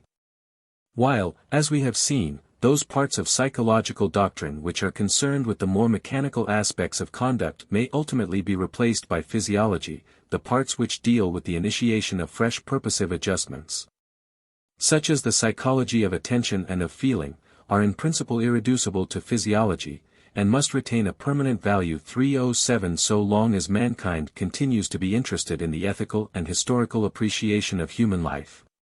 2. It will also follow that, at present and for long enough to come, psychology is bound, pace Professor Münsterberg, to use both mechanical and teleological hypotheses and categories. Such a mixture of two different logical standpoints would no doubt be intolerable in a science which owed its existence to the need of satisfying a single interest of our nature. For the kind of interest which is met by mechanical hypotheses is baffled by the introduction of teleological modes of thought, and vice versa. But, according to our view, the interest to which psychology owes its creation is not single but double. We have an interest in the mechanical forecasting of human action, and an interest in its ethical and historical interpretation, and psychology, as at present constituted, has to satisfy both these conflicting interests at once. Hence the impossibility of confining it either to purely mechanical or to purely teleological categories. If, indeed, our physiology had reached the point of ideal completeness, so that every routine uniformity at present expressed in psychological terminology as the establishment of an association, or habit, could be translated into its physiological correlate, we should be able to dispense altogether with psychological hypotheses as aids to the calculation of the course of events, and to restore logical unity to psychology by confining it entirely to the task of providing ethics and history with the teleological categories they require for the description of their subject matter. But such a reform of method would be most premature in the present condition of our physiological knowledge. 308 Section 6. There are 2 points of difficulty which our discussion has so far failed to deal with, but must not leave entirely unnoticed. We have allowed ourselves to assume, a. that description in psychological terms, and, b. that description in teleological terms, are possible. Both these assumptions have been questioned, and it is clear that if the first is unsound there can be no science of psychology at all, while, if the second is unsound, psychology cannot use teleological conceptions. Hence it is absolutely necessary to attempt some justification of our position on both questions. As to, a, it has been argued that since only that which is accessible on equal terms to the perception of a plurality of subjects can be described by one subject to another, and since all objects so accessible to the perception of a plurality of subjects were included in our construction of the physical order, description can only be of physical objects. A mental state must be in principle incapable of description, because it can only be experienced by one subject. Now, if psychology claimed to be the direct description of immediate experience, as it is experienced, this contention would certainly be fatal to its very existence. But, as we have seen, psychology makes no such claim. Its data are not the actualities of immediate experience themselves, but symbols derived from those actualities by a certain process of transformation. And though what psychology calls its facts cannot, of course, like physical facts, be directly exhibited to the sense perception of a plurality of subjects, we have in the physical conditions and concomitants of a mental state assignable marks by which we may recognize when it occurs in our own life, the actual experience of which the psychologist's mental state is the symbol. Thus, though I cannot directly produce for inspection a sample 309 of what in psychology I call the sensation of red, I can indirectly, by assigning the upper and lower limits of the wavelength corresponding to the sensation, make everyone understand what actual experience I am thinking of when I use the term. b. The second difficulty need not detain us long. The view that all description must be exclusively mechanical, rests upon the assumption that no other kind of description will answer the purpose for the sake of which we set out to describe things. Now, so far as description is undertaken for the purpose of establishing practical rules for intervention in the course of occurrences, this assumption is perfectly justified.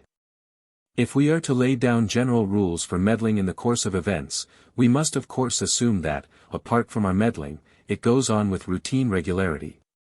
And we have already seen that for this very reason the mechanical interpretation of nature is a fundamental postulate of physical science, so long as it confines itself strictly to the work of formulating laws of nature, and does not attempt the task of historical appreciation. But, as we have also seen, the historical appreciation of a series of events as marked by the progressive execution of an underlying plan or purpose, is only possible when the events themselves have been described in essentially teleological terms as processes relative to ends. Hence we have no right to contend that all scientific descriptions shall be of the mechanical type, unless we are also prepared to maintain that the only purpose they subserve is that of the formulation of general rules for practice. If the historical appreciation of events is a legitimate human interest, the description of events in terms of end and purpose must also be a legitimate form of description.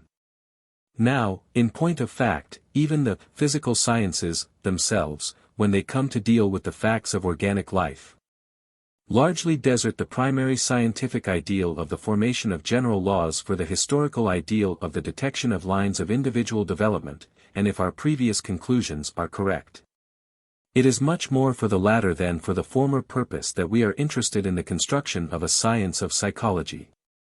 What a human being wants 310 psychology for, in the main, is not so much to help him to forecast the behavior of other men, as to assist him to understand how the successive stages of his own individual development and that of his social environment are knit into a unity by the presence of all-pervading permanent interests and ends. The contention that psychological description must, on grounds of logical method, be of the mechanical type, seems therefore to repose on misconception as to the uses of psychology. The preceding discussion may perhaps appear somewhat arid and wearisome, but it was indispensable that our subsequent examination of the metaphysical problems suggested by the recognition of the psychical realm of existence should be based upon a definite view as to the connection between psychological conceptions and the actualities of experience. And such a view, in its turn, presupposes a positive theory of the interests to which psychological construction ministers and the logical procedure by which it is effected. The general result of our investigation has gone to show negatively that psychology is not a direct transcript of real experience, but an intellectual reconstruction involving systematic abstraction from and transformation of experience. And positively that the reconstruction depends for its legitimacy upon its serviceableness for the special purposes, partly of the practical anticipation of events, but principally of their historical and ethical appreciation. The significance of those conclusions will be more apparent in the course of the two following chapters.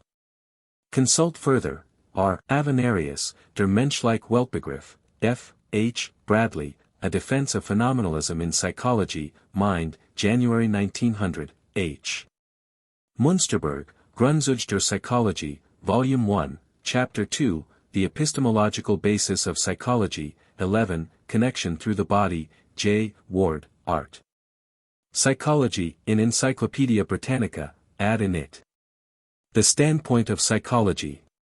Naturalism and Agnosticism, Volume 2.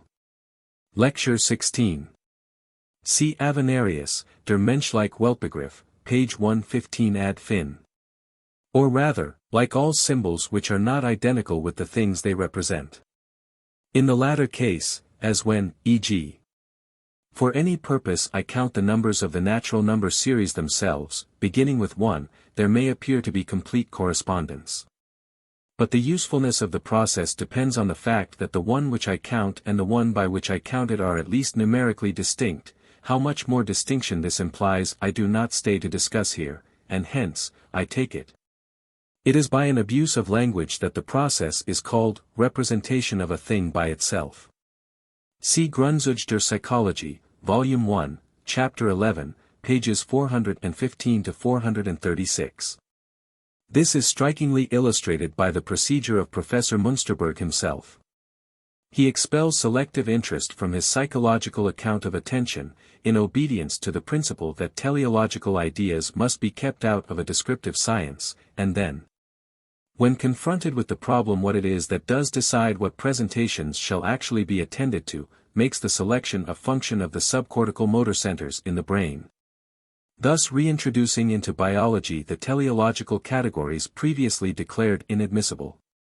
See Grundzüge der Psychologie, Volume 1, Chapter 15, pages 525 to 562. I may once more note, for the benefit of the reader who is interested in methodology, that whereas the processes of the mechanical sciences are essentially continuous, the teleological processes of finite life as conceived by ethical and historical science appear, as Professor Royce has insisted, to be of the nature of discontinuous series, i.e., to consist of terms between which intermediate links cannot be interpolated. Why I cannot accept what appears to be Professor Royce's view, that ultimate reality itself is a discontinuous series, will perhaps be clear from Chap. 3 and the following chapter of the present book. But see also the supplementary note at the end of the present chapter. Psychology is, of course, far from being the only branch of study which, in its present state, employs categories of both types. Compare the constant use made in biological evolutionary theories of the teleological ideas of, e.g., the struggle for existence, the survival of the fittest, sexual selection, etc., ideas bodily conveyed from sociology in psychology. As we have just seen, the precisians who object to this mixture of higher and lower categories in psychology are in the awkward predicament of only being able to get rid of it there by accentuating its presence in physiology and biology. Where they go wrong is in exaggerating the amount of logical unity attributable to any body of inquiries which happens, in virtue of being pursued by the same men and with the same accessories, to be called by a common name. It would require only a slight further exaggeration to argue that since all branches of knowledge are alike knowledge, they must be all either exclusively mechanical or exclusively teleological. There is no reason in the nature of things why psychology should not at a particular period in the growth of knowledge cover as wide a range of inquiries, with as much internal variety of aim and method, as, say, mathematics. And they cannot be so described without the introduction of psychological ideas. Thus, e.g., in classifying a series of implements dating from different periods in the history of civilization, so as to throw light on the evolution of some particular type of tool or machine, we have to take as our fundamentum divisionis the adequacy with which the different varieties accomplish the kind of work they were designed to perform, and are thus committed at once to the use of the psychological concepts of purpose and satisfaction. 311. Supplementary note to Chapter 1. On the discontinuity of the teleological series of ethics and history. We have previously seen that every continuous series is indefinitely divisible, and that consequently no two terms of such a series are immediately coadjacent. On the other hand, any series which consists of terms which are immediately coadjacent, and between which intermediate terms of the same series cannot be inserted, is not indefinitely divisible, and a fortiori not continuous. Applying this to the case of a series of psychical processes, we can see that where the sequence is of a mechanical routine type it is continuous, since it can be indefinitely divided into smaller fragments, each exhibiting the same law of sequence as the whole. Strictly, it ought to be added that the other condition of continuity is also fulfilled, since whatever point of time thus divides the sequence falls within the series itself. But where you have new teleological adaptation there is a manifest solution of this continuity. The new purpose emerges at a definite point in the sequence, what has gone before up to this point belongs to the working out of a different interest or purpose, what comes after to the working out of the now freshly emerged interest. Each may form a continuous process within itself, but the transition from the one to the other is not continuous. There is where the old purposive series ends and the new one begins, a genuine case of immediate coadjacency of terms between which intermediate members cannot be interposed. In another connection, it would, I think, be easy to show how this consideration is of itself fatal to the reality of time.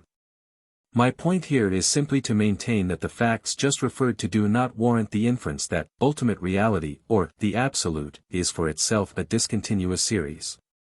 My objection to this view is that the emergence of new selective interest is itself essentially a feature of the finite experience which, because finite, appears in a temporal form. The distinction between the new and the habitual has no meaning for a completed and infinite experience, which embraces all existence in a perfectly harmonious form. Or, to put it in another way, the serial form of arrangement itself has no significance except for an experience which has to advance progressively from one stage to another of 312 partial insight and comprehension. This seems as true of logical order or ethical order of valuation according to moral worth as of merely numerical order.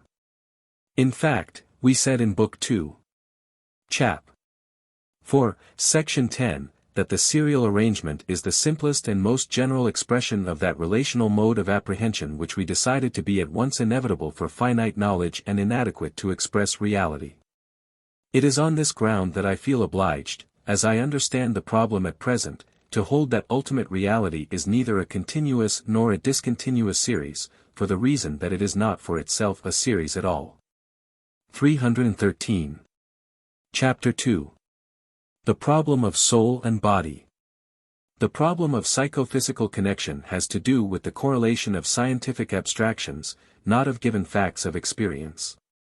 The consciousness of psychology is thus not the same thing as the finite individual subject of experience, and reality must not be said to consist of minds, in the psychologist's sense. Again, we must not assume a priori that there can be only one working hypothesis of psychophysical connection. The possible hypotheses may be reduced to three: epiphenomenalism, parallelism, and interaction. Epiphenomenalism is legitimate as a methodological principle in physiology. It is untenable as a basis for psychology because it implies the reduction of psychical facts to mechanical law. Parallelism. The arguments for parallelism as necessarily valid to psychophysics because of its congruity with the postulates of mechanical physics, are fallacious. We cannot assume that psychology must necessarily conform to these postulates. As a working hypothesis, parallelism is available for many purposes, but breaks down when we attempt to apply it to the case of the initiation of fresh purposive reactions. A teleological and a mechanical series cannot ultimately be parallel. We are thus thrown back on the hypothesis of interaction as the only one which affords a consistent scheme for the correlation of physiology and psychology. We have, however, to remember that what the hypothesis correlates is scientific symbols, not actual facts. The actuality represented by both sets of symbols is the same thing, though the psychological symbolism affords a wider and more adequate representation of it than the physiological. Section 1. Few questions have more constantly attracted the attention of philosophers, especially perhaps of those philosophers who have lived since the establishment of Christianity as the religion of the Western world, than that of the relation between the soul or mind and the body. And perhaps no question has given rise to graver misconceptions for want of a correct insight into the true logical character of the problem under discussion, both in the half-scientific speculations of ordinary persons and in the more systematic theories of metaphysicians and psychologists. The subject is constantly approached under the totally erroneous preconception that the dualistic separation of human life into a bodily and a mental part or aspect is a datum of immediate experience which we can directly verify in ourselves, and that the task of philosophy is by ingenious but unverifiable 314 hypothesis to transcend this chasm between given realities. From the standpoint of our previous chapter, we can easily see that such a view fundamentally misrepresents the real philosophical problem. So long as we are concerned with human existence as we directly find it in our immediate experience, or assume it in our practical social relations with our fellows, no question of the relation between body and mind can arise. Because neither term of the relation is as yet before us. For my own immediate experience I am neither a body nor a soul, nor yet a composite of the two, but simply an individual subject of experiences in direct intercommunion with other individuals. Under the influence of conscious or unconscious dualistic prepossessions, we often speak as if it were a directly experienced fact that I can communicate with my fellow subjects only indirectly through the medium of an alien, material, body. And we sometimes contrast this supposed restriction with an imagined higher state of existence, in which disembodied spirits may conceivably have direct intercourse with each other. But the truth is, that this direct intercourse and influence of one intelligent and purposive individual on another is no privilege reserved for our enjoyment in a better world than this. It is, as we can see if we will only forget our dualistic prepossessions, the very truth about our actual life. In actual life, before we have contaminated our direct enjoyment of it with psychological prejudices, we know nothing of the interposition of an inert, material organization between ourselves and the members of our social environment. The severance of the original unity of experience into a physical and a psychical aspect is entirely a product of our own abstraction-making intellect. Body and soul are not given actualities of experience, but artificial mental constructions of our own derived from the actual facts of life by the elaborate processes which we have just been studying. As we have seen in constructing our concept of a mechanical physical order, we abstract certain elements of our direct experience from the whole, and consider them under the name of our bodies, as if they had a separate existence. We then, by the aid of the hypothesis of introjection, represent those elements of direct self-experience which were omitted from the physical order as forming by themselves a second distinct whole or system called the soul. When we have reached this point, we are, of course, compelled to raise the question how these two systems, the 315 bodily and the mental, must be supposed to be connected. But the important fact to remember is that the two systems are not facts of experience, but products of abstraction. Our task in discussing their relation is not to transcend a given dualism, but to get rid of one which we have manufactured for ourselves by the manipulation of experience in the interests of certain special scientific problems. Hence, as Münsterberg well puts it, we have not to find the connection which subsists, as an actual fact, between body and soul, but to invent a connection in keeping with the general scheme of our artificial physical and psychological hypotheses. Section 2.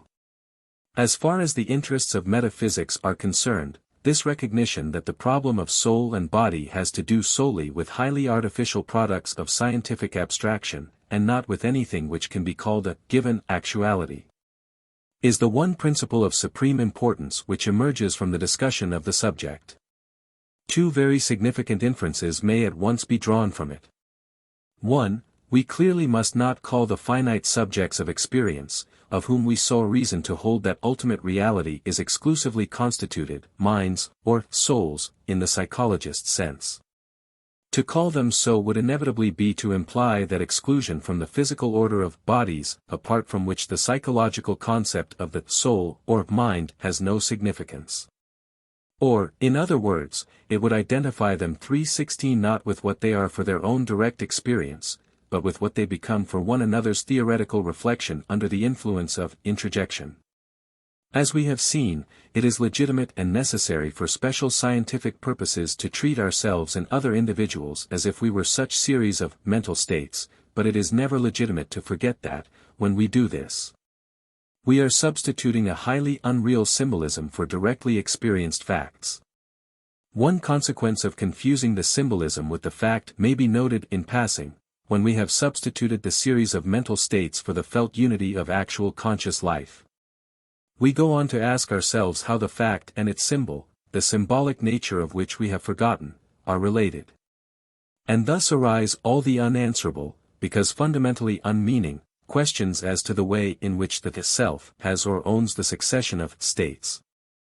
Failing to see that the succession of states is simply the unitary subject itself, as it appears from the point of view of the introjection hypothesis, we then find ourselves confronted by the alternatives of foisting upon our psychology the useless and unthinkable fiction of a changeless substratum of mental states, the sole substance of the pre-Kantian psychologists, or resolving real life into a succession of discontinuous, mental images. With the recognition that psychology never deals directly with experienced reality, but always with the hypothetical products of an abstraction which is only justified by its usefulness for the special purposes of the psychologist. All these difficulties disappear. 2. Another important consequence of our principle is that we cannot dogmatically assert that there can be only one legitimate theory of the connection between mind and body. If mind and body were really given as distinct but connected in direct experience, it might well be that there could only be one account of their connection answering to experienced fact. But since the separation is itself of our own intellectual manufacture, as we are dealing throughout with artificial creations of our own abstraction, any theory of their connection which is desirable for the solution of a special problem or class of problems will be legitimate for that particular class of problems. Thus the physiologist may legitimately, if it answers his special purposes, adopt a working hypothesis which the psychologist may find untenable. And again different types of psychological problem may legitimately assume different working 317 hypotheses. I shall aim at showing in the immediately following paragraphs that there is one typical psychophysical hypothesis which, on the whole, lends itself better than its rivals to the general purposes of both physiology and psychology, but we shall see, as we proceed, that the hypotheses we reject are also legitimate for the solution of important special problems. In fact, our chief interest, as students of metaphysics, in the further discussion of psychophysical connection will be to point out the fallaciousness of the metaphysical arguments which are commonly used to establish some one hypothesis as necessarily and exclusively true. Section 3. Turning now to consider the chief types of hypothesis which have been, or are at present, actually put forward by metaphysicians and psychologists, we may perhaps group them under the 5 main heads of 1. Pre-established harmony, 2. Occasionalism, 3. Epiphenomenalism, 4. Psychophysical parallelism, 5. Interaction. For our purpose in the present chapter the number of alternatives may be further reduced by the omission of the first 2. Neither the pre-established harmony of Leibniz nor the occasionalism advocated by Jolynx and Malebranche, and in a one-sided form by Berkeley, is likely to find much support from the philosophy of the present day. Both doctrines are, moreover, that of Leibniz avowedly and that of the occasionalists by implication, much more than special psychophysical hypotheses. They are in principle attempts to get rid of all transient causality, and have been discussed in their general bearings in our chapter on the causal postulate, where we satisfied ourselves that any science which recognizes, as psychology has to do, the existence of finite things must also admit the principle of transient causality, at any rate as a working hypothesis. Each of the 3 remaining types of view has its supporters among contemporary students of science and philosophy. The epiphenomenalist theory is largely adopted by 318 the workers in the physical sciences, and though not much countenanced by psychologists and metaphysicians, has the explicit support of Dr. Shadworth Hodgson, while some versions of the parallelist doctrine, notably that of Münsterberg, approach it very closely. The parallelist hypothesis is perhaps at present the most popular among the psychological specialists, and is represented by writers of such eminence as Wundt, Münsterberg, Ebbinghaus, Hofting and Stout. Finally, interaction has powerful champions in Bradley, Ward, and James, to say nothing of its adoption by so sound a physiologist as Mr. McDougall. Both the latter doctrines, again, have historical connections with the great philosophical systems of the past, parallelism with that of Spinoza, and interaction with those, to mention no other names, of Descartes and Locke. In the philosophy of the ancient world the psychophysical issue can hardly be said to appear in a well-defined form, but we may perhaps state that Plato's psychological doctrine is decidedly one of interaction, while the view of Aristotle, though too complex to admit a very precise formulation, inclines rather towards parallelism. Section 4. Epiphenomenalism. Of the 3 hypotheses which remain for discussion, the theory of epiphenomenalism has the least to recommend it, and is open to the most serious objections. According to this view, all causal connections are exclusively between physical states. Bodily changes succeed one another in accord with uniform laws of sequence, which it is the province of the physiologist to discover, and every bodily change is completely determined by bodily antecedents. Certain bodily conditions are further attended by corresponding states of consciousness, but those states stand in no causal connection with subsequent bodily states, nor yet with one another. They are thus consequences or effects, but are never causes. The whole series of physical changes, from birth to death, which makes up the history of the human body, goes on precisely as it would if consciousness were entirely absent. This is what is meant by the assertion that all mental states are epiphenomena, superfluous accessories, which arise in the course of the connected series of bodily changes, but are entirely without any determining influence upon it. The doctrine may be diagrammatically represented thus: A, alpha, B, beta, C, gamma. Where the italic letters symbolize 319 physical and the Greek letters psychical states, the vertical lines indicating the course of causal sequence. If a psychophysical hypothesis were ever directly applicable to the actualities of experience, we might, of course, dismiss epiphenomenalism at once as inherently absurd. For nothing is more certain than that in the actual life of direct experience our knowledge and our interests do determine the course of our actions. That what we believe and desire does make all the difference in the world to the way in which we behave, is one of those elementary verities out of which no scientific hypothesis can claim to reason us. Hence, when the defenders of the theory attempt to draw practical moral and juristic consequences from their doctrines, we are within our rights in simply declining to concern ourselves with so absurd a travesty of the simplest facts of experience. So long, however, as the hypothesis is put forward simply as a working hypothesis for the correlation of our physiological and psychological theories, the case is different. Its validity as a psychophysical theory must be estimated solely by the degree in which it renders this systematic correlation feasible, and is not necessarily impaired by the manifest absurdities which result from mistaking the doctrine for a description of actual life. Now, if we look at the hypothesis from this point of view, we can at once see that it is really legitimate for some purposes. For the purpose of physiological science, it is obviously to our interest that we should be able to deduce the later from the earlier stages of a physiological process. We have thus an interest in treating physiological changes, if we can, as unconditioned by any but physiological antecedents. And every actual success in establishing a uniformity or law of cerebral physiology is proof that the assumption that, for the process in question, the only determining conditions which count are physiological, is equivalent to the truth. The physiologist, then, is clearly justified in treating the psychical series as epiphenomenal, if he means no more by this than that he intends to deal, as a physiologist, only with processes which can be successfully resolved into uniform sequences on the assumption that they involve only physiological terms. Though whether any processes in the nervous system can be successfully treated as purely physiological sequences, nothing but the physiologist's actual success in obtaining results from his initial postulate can decide. If, however, the physiologist should go on, as he sometimes does, to make the assertion that not only can some nervous 320 processes be treated as if their psychical accompaniments made no difference, but that they really are what they would be without those accompaniments, or even that all nervous process is what it would be without consciousness, he commits a gross logical fallacy.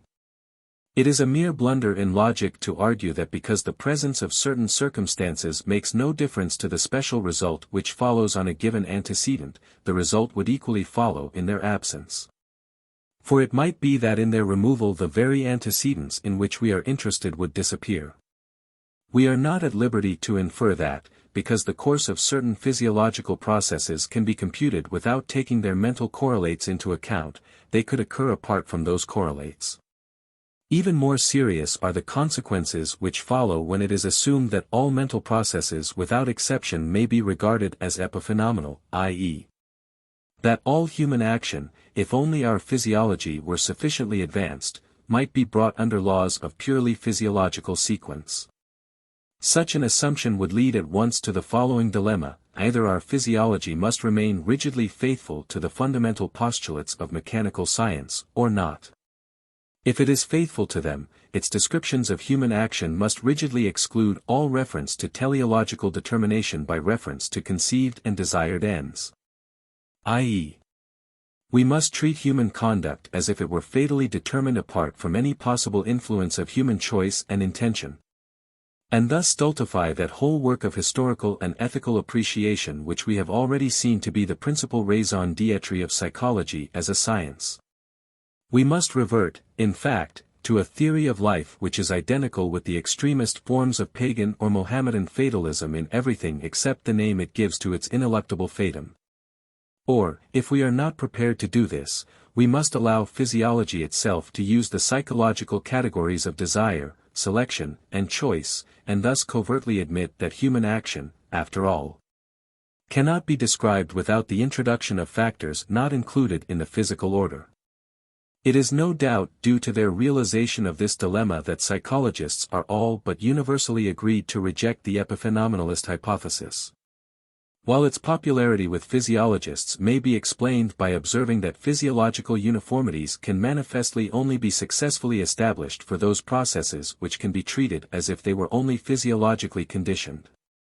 Section 5. Parallelism. The hypothesis of parallelism attempts, while preserving some of the characteristic features of the 321 Kruder view just described, to avoid its unsatisfactory consequences.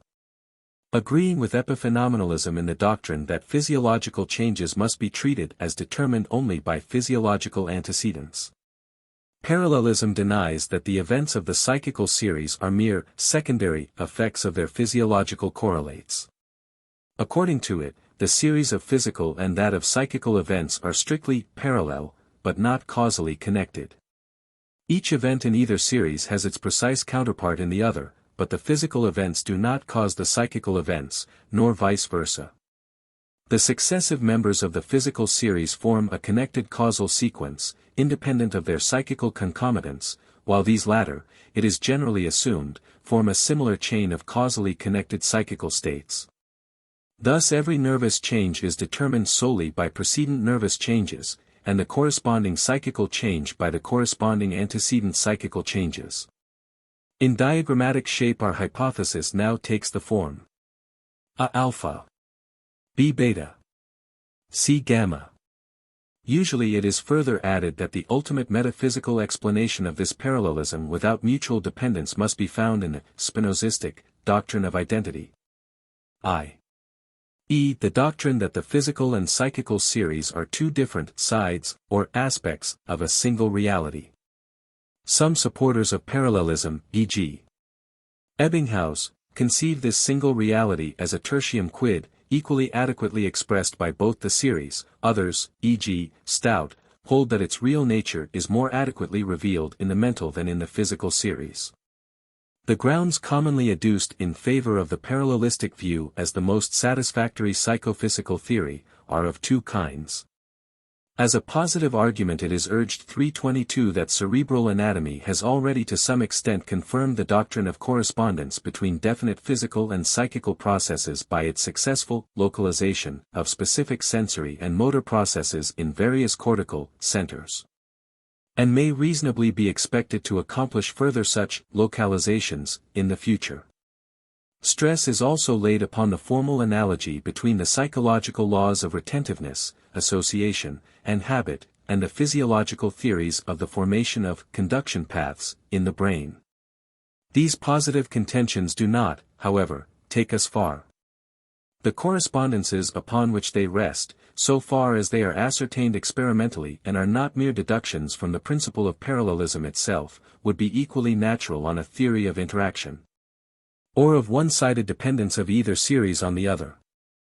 The real strength of the case for parallelism rests upon certain negative assumptions which are widely believed to exclude the hypothesis of causal dependence of either series on the other. These negative assumptions appear to be in the main three. 1. It is said that, while we can without difficulty conceive how the later stages of a continuous physical or psychical process can be connected by causal law with its earlier stages, we are entirely unable to conceive how psychical events can arise from physical antecedents, or vice versa, because of the utter disparateness of the physical and the psychical. The physical process, it is urged, is continuous, and so, on the other side, is the psychical, but when we attempt to think of a cerebral change conditioning a mental change or vice versa, there is a complete solution of continuity which we cannot bridge by any causal formula. 2. The doctrine of conservation of energy is sometimes supposed to be incompatible with the admission of psychical states among the antecedents or consequence of physical states. It is said that if psychical states can influence the course of nervous change, there will be work done in the organism without the expenditure of energy. And if the total effect of nervous change is not exclusively physical, there will be loss of energy without work being done by the organism, and in either case the principle of conservation will be contravened.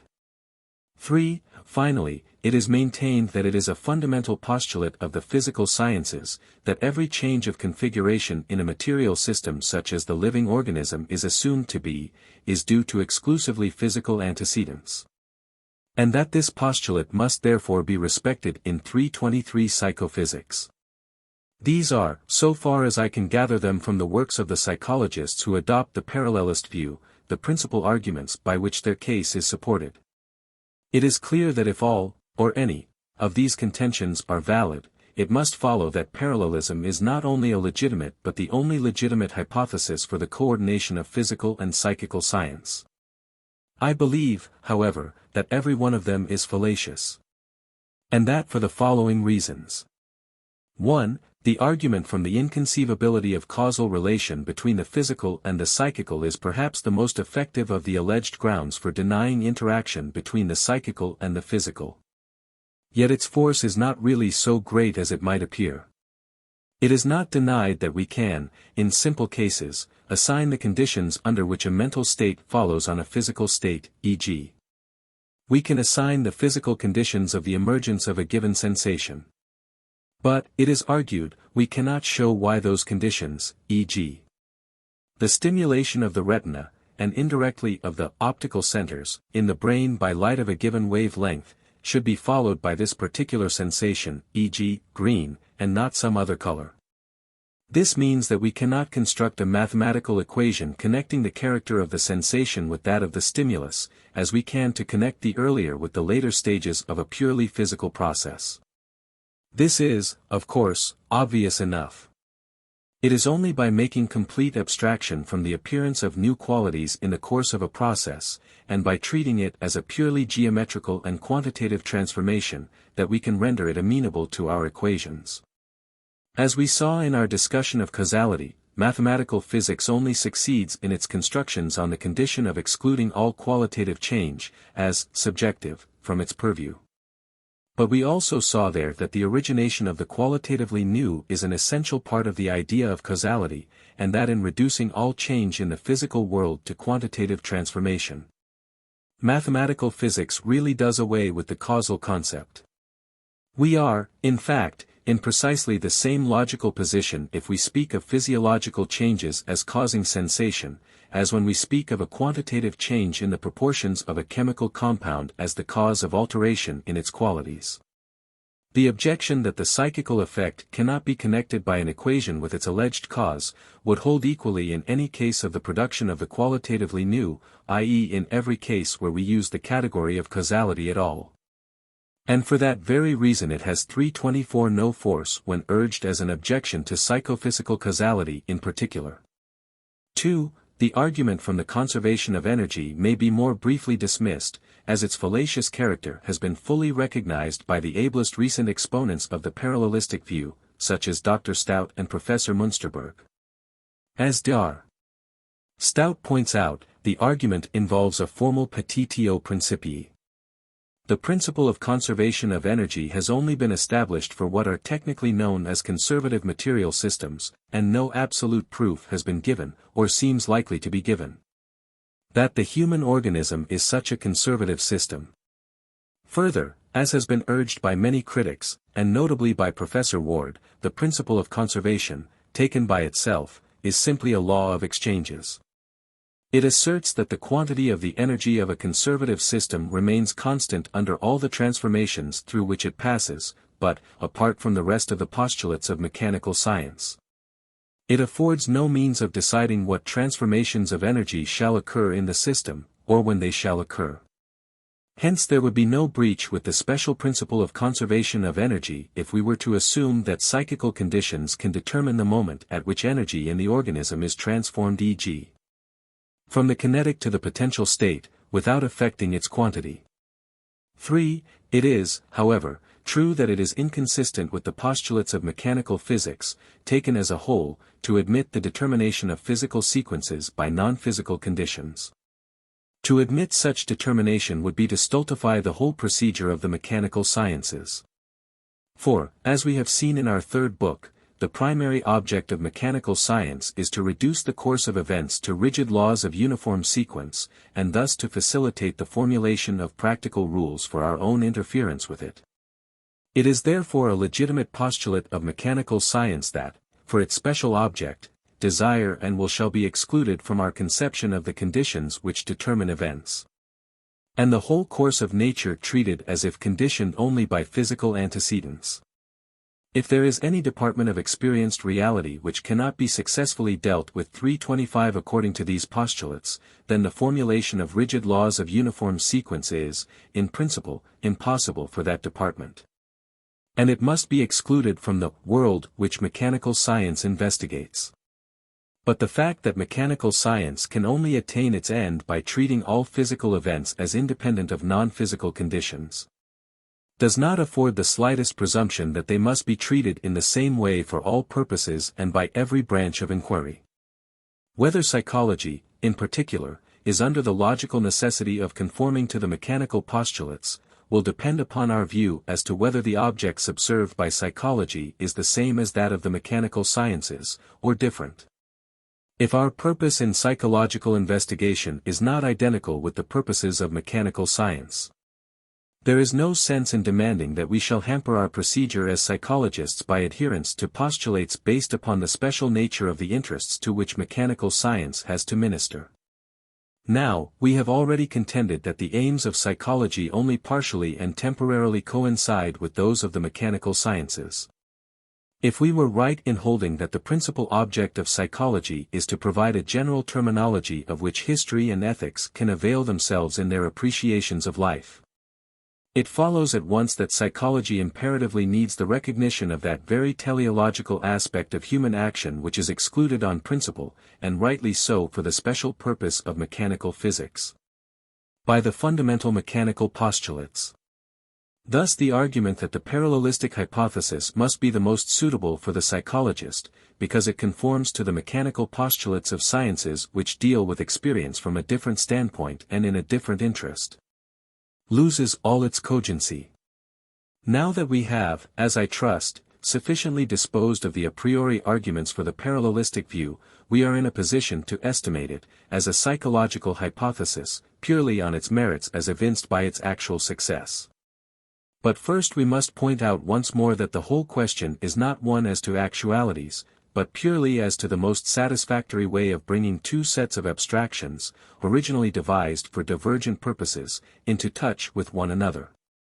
And further, 326 that if the hypothesis were put forward as a final metaphysical truth about the constitution of the real world, it would be manifestly self-contradictory. In the first place, parallelism, taken for anything more than a convenient working hypothesis, would involve a flagrant breach of logic. It is obvious that, as Mr. Bradley has urged, you cannot infer from the premises that one total state, containing both a physical and a psychical element, causes another complex state of the same kind, the conclusion that the physical aspect of the first, by itself, has caused the physical, and the psychical aspect of the second. To get this conclusion you need a negative instance, in which either the physical or the psychical state is found apart from its correlate, but followed by the same consequent as before. And parallelism itself denies the possibility of such an instance. From the premises that a alpha is always followed by b beta, it attempts to infer, without any dissection of nature, that a by itself was the necessary and sufficient condition of b, and alpha of beta. And this is, of course, logically fallacious. Dar. Ward expresses the same point differently when he urges that unvarying and precise concomitance without causal connection is a logical absurdity. That the supporters of the hypothesis themselves are conscious of the difficulty, is shown by their unanimous assertion that the psychical and physical series are ultimately manifestations of one and the same reality. What they do not explain is how, if this is so, the two series can be phenomenally so utterly disparate as to exclude mutual influence on one another. The difficulty becomes insuperable when we reflect that on the parallelistic view the physical series must be rigidly mechanical, as otherwise we shall have a breach with those mechanical postulates which are supposed to require the exclusion of psychical states from the determining conditions of physical occurrences. Thus, if teleology is to be recognized anywhere in our scientific constructions, it must be in our conception of the psychical series. And on the whole the supporters of parallelism admit this in practice by the free use of teleological categories in their psychology. But it ought by now to be clear to us that the nature of the identical reality cannot be expressed with equal adequacy in a teleological series, and in one which is, by the principles of its construction, purely mechanical. Here, again, most of the parallelists are really in agreement with us, for they usually in the end call themselves idealists, and assert that the mental 327 series is a more faithful representation of reality than the physical. But if the two series are not on the same level in respect of their nearness to reality, it is hard to see how there can be exact correspondence between them. This is a point to which we shall immediately have to return. Section 6. When we ask, however, whether parallelism, apart from these questions of ultimate philosophy, is legitimate as a working hypothesis in psychology, the answer must be that, in certain departments of psychological investigation, it certainly is so. In practice, the doctrine of the parallel but independent series amounts, for the most part, to little more than a methodological device for the division of labor between the physiologist and the psychologist. The physiologist restricting himself to the formulation of such uniformities as can be established between nervous processes, considered as if independent of external influence, and the psychologist doing the same for their psychical accompaniments.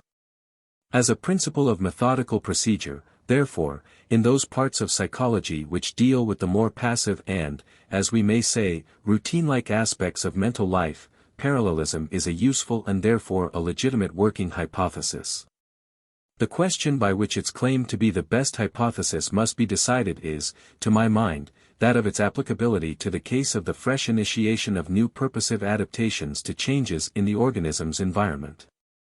For it is just in dealing with these cases that psychology, if it is to fulfill the purpose we have ascribed to it, must most obviously discard mechanical for teleological categories. Hence it is here, if anywhere, that a difficulty of principle must make itself felt when we attempt to treat the psychical and the physical series as exactly parallel and corresponding. It seems to follow necessarily from the conception of physical science as based upon the mechanical postulate, that a teleological and a mechanical series cannot possibly run parallel in all their details in the fashion presupposed by the hypothesis under consideration. If psychology is to be of any use in supplying ethics and history with the subject matter of their appreciations, it is 328 manifest that it must make the assumption that desire and choice are operative in determining the course of human action, and thus must, at certain points at least, explicitly employ the categories of teleology. These categories, again, cannot possibly be translated into the rigidly non-teleological symbolism of a physical science, based upon the mechanical postulates, as every science of general laws must be. It follows that exact parallelism without mutual interference cannot, consistently with the purpose which psychology subserves, be employed, even as a working hypothesis throughout the whole field of psychological investigation itself. When the attempt to extend its employment to the whole sphere of psychical processes is seriously made, it leads inevitably to the crude fatalism of the doctrine that there is no such thing as choice or action, free or otherwise, in the universe. In actual practice, the supporters of parallelism, who reject this doctrine when it is explicitly avowed under the name of epiphenomenalism, only succeed in doing so because they do not really insist on carrying out the parallelistic hypothesis in their psychology. They commonly make their hypothesis prominent, while they are dealing with the comparatively passive and routine-like aspects of mental life, association, habituation, etc. But allow themselves to lose sight of it as soon as they come to treat of such explicitly teleological concepts as attention and choice. Their procedure is also rendered easier for them by the liberal use which evolutionary biologists, even while professing with their lips fidelity to the mechanical postulates, allow themselves to make of teleological categories which are really purely psychological.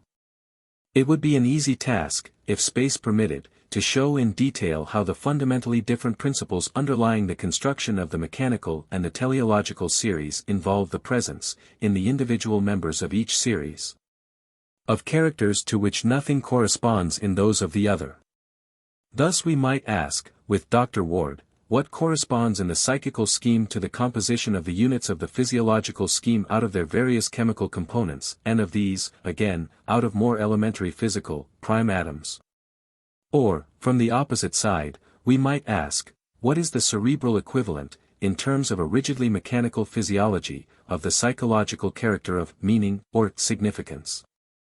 But the multiplication of 329 these problems becomes superfluous if the reader has once grasped our principle.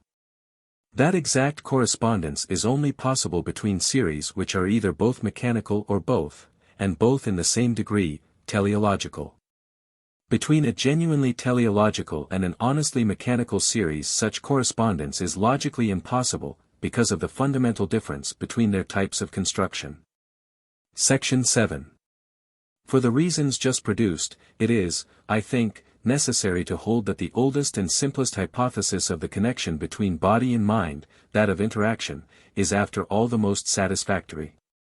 According to this view, the two series cannot be thought of as presenting an exact correspondence, and must be thought of as causally influencing each other at different points, precisely as any two sets of physical events do. If we adopt it, we shall recognize in sensation a psychical state which has physical processes among its immediate antecedents, and in motor reaction similarly a physical process with psychical antecedents. It is scarcely to be denied that this conception of body and mind, as two things which stand in causal relation, is the hypothesis which most naturally presents itself. When once we have artificially broken up the unity of immediate experience into a physical and a psychical side, and so created the problem of psychophysical connection. So natural is it, that even psychologists who accept one of the other hypotheses are to be found constantly speaking of voluntary movement in terms which, if they mean anything, imply causal determination of bodily by mental process. While no psychologist of any school has ever succeeded in expressing the relation of sensation to stimulus in any other phraseology than that of interaction. Probably the hypothesis would never have been exposed to hostile criticism at all, but for the metaphysical objections, already dismissed by us as fallacious. Founded upon the notion that the mechanical postulates with which interaction conflicts are ascertained truths about the actual structure of the reality with which we are in touch in immediate experience. It is clear that, from the nature of the problem to 330 be solved, we cannot be called upon to prove the actual occurrence of psychophysical interaction. As a working hypothesis for the interrelation of two sets of scientific abstractions, the theory is in principle incapable of direct establishment by the appeal to facts. All that is requisite for its justification is to show that it is, a, not in principle at variance with any fundamental axiom of scientific procedure, and b, enables us to coordinate our scientific results in the manner most suitable for the uses to which we propose to put them. Both these conditions are fulfilled by the hypothesis of interaction, if our foregoing arguments are sound. We have seen the fallacious nature of the objections brought against it on a priori grounds of logical method. And have also seen that it is positively demanded if we are at once to be faithful to the mechanical postulates upon which physical science depends for its successes, and to recognize in our psychological constructions that teleological character of human action which is all essential for history and ethics. In substance, this is the whole case for the interaction hypothesis, and no further accession of strength would result from its elaboration in detail. It may be added that it is one great recommendation of the hypothesis of interaction, that it is quite consistent with the full recognition of the relative usefulness of the alternative theories, though they, as we have seen, are unable to do justice to those aspects of fact which can only be expressed in terms of interaction. Thus the hypothesis of interaction can readily afford to admit that, for certain purposes and up to a certain point, it is possible to treat physical or psychical processes as if they were determined solely by physical or psychical conditions respectively, and even to treat some physical processes as if the presence of their psychical concomitants made no difference at all to their occurrence.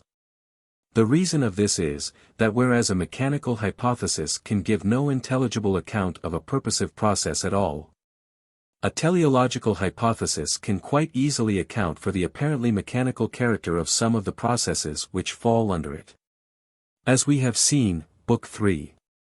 Chap. 3, Section 6, a purposive reaction, once established, approximates to mechanical uniformity in the regularity with which it continues to be repeated, while the conditions are unchanged. And the end of the reaction is therefore still secured by its repetition. Thus we can readily see that, even if we contented ourselves with the attempt to translate into the language of 331 psychological science the processes which make up the life of an individual subject, many of them would appear to be going on with routine uniformity. And when we deliberately set ourselves to obtain uniformities by taking an average result, derived from comparison of a multitude of subjects, our results are, of course, always mechanical in appearance. Because the element of individual purpose and initiative has been excluded by ourselves from our data in the very process of taking the average. Hence we can understand how, on the hypothesis of interaction itself, all those mental processes which consist in the repetition of an already established type of reaction should come to appear mechanical.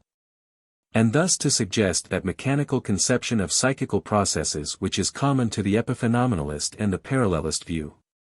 Interaction, and interaction alone, is thus a hypothesis capable of being applied to the whole field of psychological investigation. I will conclude this chapter with some considerations on the bearing of our result upon the special problems of metaphysics.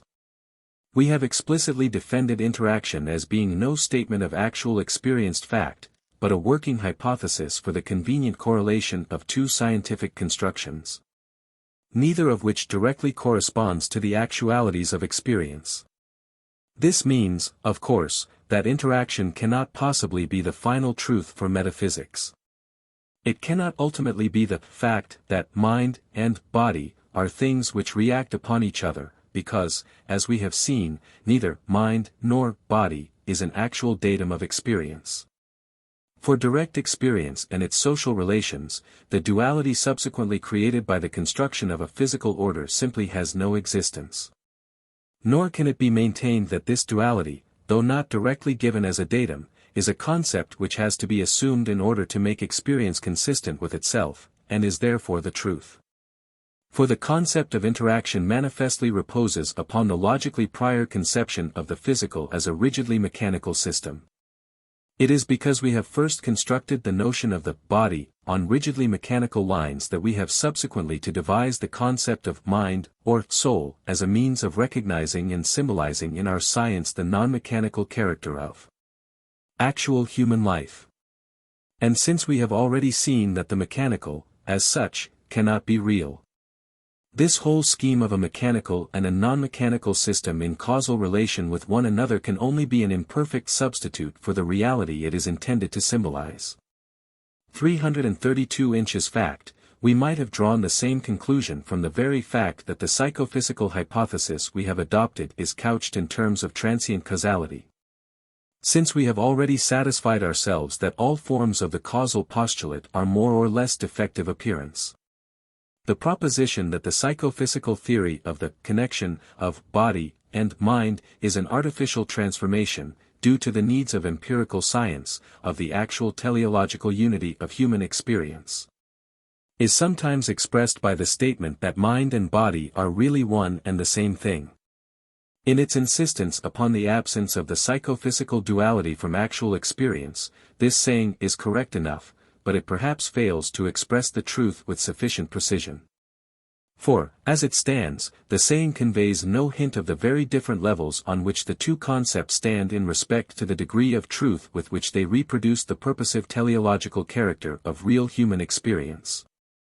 It would perhaps be nearer the mark to say that, while the physiologist's object, the body, and the psychologist's object, the mind, are alike conceptual symbols, substituted, from special causes, for the single subject of actual life. And may both be therefore said to mean, or stand for, the same thing, their actual content is different. For what in the language of physiology I call my body, includes only those processes of actual life which approximate to the mechanical ideal sufficiently closely to be capable of being successfully treated as merely mechanical, and therefore brought under a scheme of general laws of nature. Whereas what, as a psychologist, I call my mind, or soul, though it includes processes of an approximately mechanical type, includes them only as subordinate to the initiation of fresh individual reactions against environment which can only be adequately expressed by teleological categories. Thus, though mind and body, in a sense mean the same actual thing, the one stands for a fuller and clearer view of its true nature than the other. In Dr. Stout's terminology their intent may be the same, but their content is different. Consult further, R. Avenarius, Der Menschliche Weltbegriff, B. Bosanquet, Psychology of the Moral Self, Lecture 10, F. H. Bradley, Appearance and Reality, Chapter 23, Shadworth Hodgson, Metaphysics of Experience, Volume 2. Pages 276 to 403. William James, Principles of Psychology, Volume 1, Chaps. 5 333 and 6, H. Lotze, Metaphysic, Book 3. Chaps. 1 and 5, E.N.G. Trans, Volume 2. Pages 163 to 198, 283 to 517, H. Munsterberg, Grundzüge der Psychologie, I. Chaps. 11, pages 402 to 436, 15, pages 525 to 562. G. F. Stout, Manual of Psychology, 3 Introduction, Chapter 3, James Ward, Naturalism and Agnosticism, Volume 2. Lects. 11 and 12, Art. Psychology, in Supplement to Encyclopaedia Britannica, page 66 ff. Compare the following striking passage from Avenarius, Menschliche Weltbegriff, page 75. Let an individual M denote a definite whole of perceived things, trunk, arms and hands, legs and feet, speech, movements, etc. And of presented thoughts as I.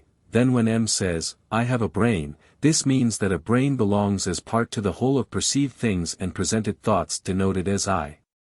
And when M says, I have thoughts, this means that the thoughts themselves belong as a part to the whole of perceived things and presented thoughts denoted as I.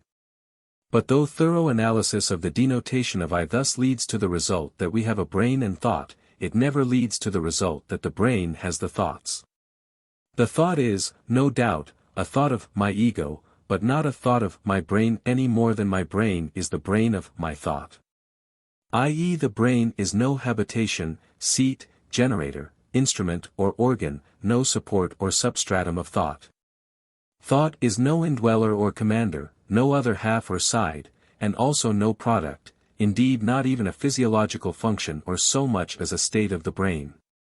As elsewhere in this work, I am using the terms mind and soul as virtually interchangeable names for the object studied by the psychologist.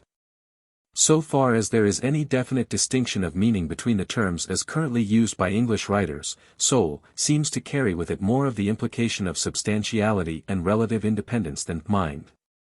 It might not be amiss to adopt the term soul as a name for the finite subject of experience as he is for himself in actual social life, and to confine the name mind to the construction which symbolizes this subject for psychological purposes.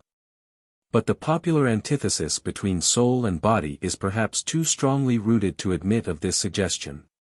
In earlier passages, e.g., Book 2, Chapter 2, Section 6, I have used the term spirit in the sense here suggested for soul. So, in dealing with astronomical problems, we are free to adopt either the Copernican or the Ptolemaic scheme, whichever happens to be the more convenient for our special purpose. The superior truth of the Copernican system seems to mean no more than that the range of its utility is the wider of the two. I may observe that I do not here employ the term utility in the narrowly practical sense of those philosophers who, e.g., condemn all speculation about the absolute on the ground of inutility. Whatever satisfies any human aspiration is for me, so far, useful. It follows that there is, for me, no such thing as the useless knowledge which pragmatism denounces. Thus, if a man's peace of mind depends upon speculation about the absolute, on the habits of angels, or any other topic you like, and this is a matter in which every man must in the end decide for himself, pragmatism would appear to be false to its own principle in forbidding him to speculate. The assumption is not always made, however. Professor Münsterberg, who classes himself as a supporter of parallelism, holds on metaphysical grounds that all causal connection must be between physical states. Hence he denies that psychical states can be causally connected with one another, except indirectly through the causal relations of their physical correlates. His doctrine is thus hardly to be distinguished from epiphenomenalism, except in terminology, though he avoids the consequence of practical fatalism by his insistence upon the purely artificial nature of both the physical and the psychical series. His reason for refusing to admit causal relation between psychical states is that causal connection can only be established between universals, whereas every psychical state is unique. Does not this argument imply a confusion between the actual experience and its psychological symbol?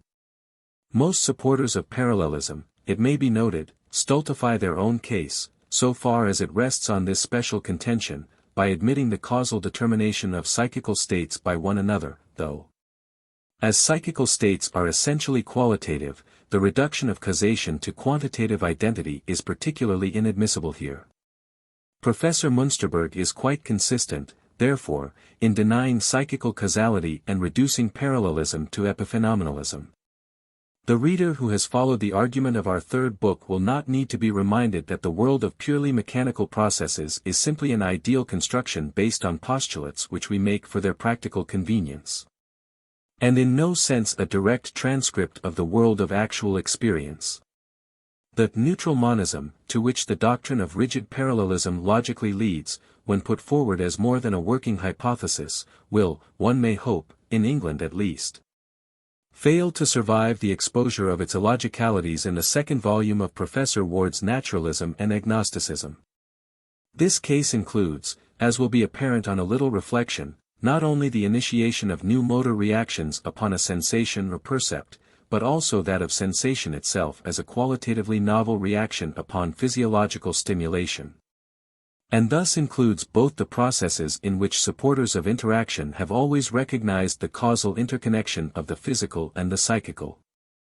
It is with great pleasure that I note the coincidence of my own view on the impossibility of reconciling parallelism with the recognition of the psychological importance of meaning, with that of Mr. Gibson, Essay on The Problem of Freedom, in Personal Idealism, page 150 ff.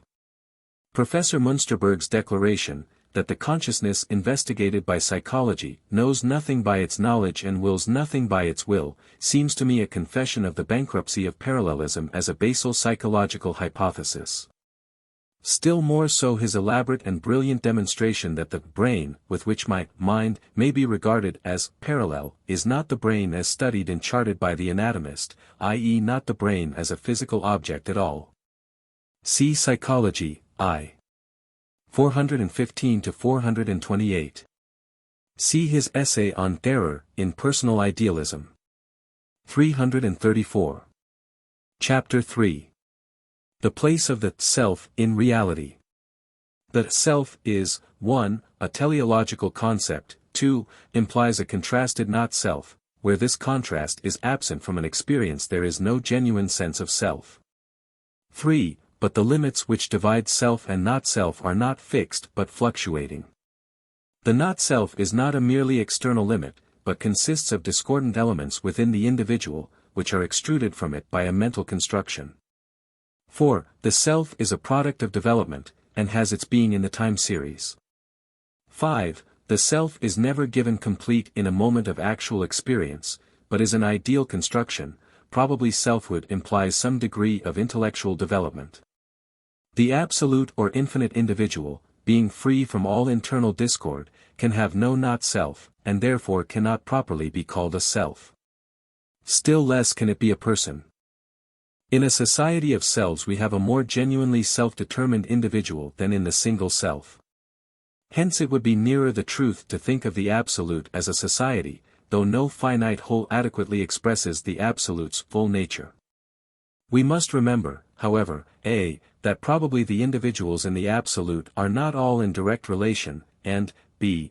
that in thinking of it as a society we are not denying its real individuality. The self is not in its own nature imperishable. As to the particular problem of its continuance after death, no decision can be arrived at on grounds of metaphysics. Neither the negative presumption drawn from our inability to understand the conditions of continuance, nor the lack of empirical evidence, is conclusive. On the other hand, there is not sufficient metaphysical reason for taking immortality as certain. Section 1. We have already, in Book 2, Chap. 1, Section 5, incidentally raised the question whether the whole spiritual system which we found ground to regard as the reality of the universe, can properly be spoken of as a self. We decided that to apply such a predicate to it was at least misleading, and might prepare the way for serious intellectual sophistication. Our discussion of the general character of psychological conceptions has now made it possible for us to return to the problem with reasonable hopes of being able to treat it more fully, and to arrive at some definite conclusion as to the amount of truth embodied by the notion of self. First of all, then, let us attempt to fix the general meaning of the concept, and to single out some of its more prominent characteristics. It would clearly require much more space than we can spare to enumerate all the senses in which the notion of self has been used in psychology, and the work, 335 when done, would not be entirely germane to our metaphysical purpose. What I propose to attempt here will be simply to consider certain aspects of the concept of self, which are manifestly indispensable for the purpose of ethical and historical appreciation, and to ask what their value is for the metaphysical interpretation of existence. 1. It is manifest, to begin with, that self is a teleological concept. The self whose quality is revealed in biography and history, and judged in ethics, has for its exclusive material our emotional interests and purposive attitudes towards the various constituents of our surroundings. Of these, and of nothing else, our self is made. And the self, again, is one and individual, just in so far as these interests and purposes can be thought of as forming the expression, in the detail of succession, of a central coherent interest or purpose. Where this central interest appears not to exist at all, we have no logical right to speak of a succession of purposive acts as the expression of a single self. Thus, though it may be necessary for some of the practical purposes of police administration to take bodily identity as evidence of identity of self, we all recognize that what a man does in a state of mental alienation complete enough to abolish continuity of purpose, is not material for his biographer except in so far as the knowledge of it may modify his interests and purposes on his return to sanity. And even in cases where we may acquiesce in the necessity for assuming responsibility before the law for deeds done in the body, conscience acquits us of moral guilt if we honestly feel we can say, I was not myself when it was done. The teleological character of the unity we ascribe to the self is further illustrated by the puzzles suggested by the alternate, 336 and multiple personalities occasionally brought to light in the study of hypnotism and of mental pathology. Finally, in the fairly numerous cases of conversion, where a man, as we say, becomes a new being or parts with his old self, we only recognize him as identical with his past self in so far as we succeed in thinking of his new life as being the expression of aims and interests which were, at least implicitly and as tendencies, already present, though concealed, in the old. 2. The self implies, and has no existence apart from, a not-self, and it is only in the contrast with the not-self that it is aware of itself as a self. This seems to me clear, as a matter of principle, though the consequences of the principle are in much current speculation partly misconceived, partly neglected. The most important among them, for our purposes, are the following. The feeling of self is certainly not an inseparable concomitant of all our experience. For it only arises, and here nothing but direct experimentation can be appealed to as evidence, as a contrast effect in connection with our awareness of a not-self, whether as imposing restraints upon the expression of the self, or as undergoing modification by the self. Hence experiences from which this contrast is absent seem to exhibit no trace of genuine self-consciousness. Feeling, where you can get it in its simple form, seems to be universally allowed to be an instance in point. Much of our perception appears to me, though I know the view is not widely current among psychologists, to be in the same position. E.g. normally when I am looking at an object, say for instance, a whitewashed wall, I do not find that I am in any real sense, conscious of self. The content of my awareness seems, to me at least, to be just the wall in a setting of a mass of unanalyzed feeling, organic and other, which you may, if you please, from your standpoint as an external observer, call my perceiving self. But of which I am only aware as the setting of the perceived wall. It is only when attention to the content of the perception becomes difficult, as, e.g. through fatigue of the organs of sense, or conflict with some incompatible purpose, that I am normally aware of the perceived object as a not-self opposed to and restricting myself. The same is, I think, true of much of our life of conscious purposive action. I do not find that in my intellectual pursuit of a chosen study, or again in my social relations to the other members of my community, I 337 have explicit awareness of the facts of science, or the interests and purposes of others as a not-self with which my own interests are contrasted as those of the self, except in so far as I either find these facts and interests in actual collision with some aim of my own, or experience the removal of such a collision. In ordinary social life, for instance, I have a strong feeling of self as opposed to not-self when the plans of some member of my immediate circle clash with my own, and again when I succeed in winning such a recalcitrant over to my own side. Myself in the one case feels repression, in the other expansion. But I do not think it can be said that the self-feeling arises in actual life where there is temporarily no consciousness of opposition or its removal. For instance, while we are harmoniously working with other men for a previously concerted end, the consciousness of self and its contrasted not-self scarcely appears to enter into our experience. This is, I presume, why practical worldly wisdom has always regarded self-consciousness as a source of weakness and moral failure. While we are steadily engaged in the progressive execution of a purpose, we lose ourselves in the work. It is only upon a check that we become self-conscious. 3. The next point to be noted is that there is no definite line of demarcation between self and not-self. In particular, we must not fall into the error of supposing that the whole content of the relation between self and not-self is social, the self on its side consisting of me, and the not-self of other men. It is true, no doubt, that the origin of the distinction is mainly social, since it is in the main through experience of what it is to have my execution of a desired act repressed by others, and again to have the stumbling blocks which have previously restricted my action removed by their cooperation, that I come to be definitely aware of what I want, and of the fact that it is I who want it. But it would be hard to show that the distinction between the self and the not-self could not originate at all except in a social medium, and it is clear that the range of its applicability, when originated, is not limited to the social relation. There seems, on the one hand, to be no feature in our experience whatever which is entirely excluded from entering into the constitution of what is felt as the self. My social intimates, 338 my professional colleagues, my regular occupations, even my clothes or articles of furniture, to which I have grown accustomed, may be so essential to the continuity of my characteristic interests in life that their removal would make my character unrecognizable, or possibly even lead to insanity or death. And as thus indispensable to the teleological unity or my existence, all these external objects seem to be capable of passing into and becoming part of the self. We see an extreme instance of this in the case of the savage transplanted into civilized surroundings, who fails in body and mind and finally dies, without recognizable disease. Simply from the disappearance of the interests connected with his old surroundings. Or that of the clinging affectionate persons who, in the same way, fade away upon the loss of a beloved relative or friend. In a minor degree we see the same thing in those changes of character which common speech happily describe by such phrases as, "He has never been himself since his wife died, since he lost that money," and so forth.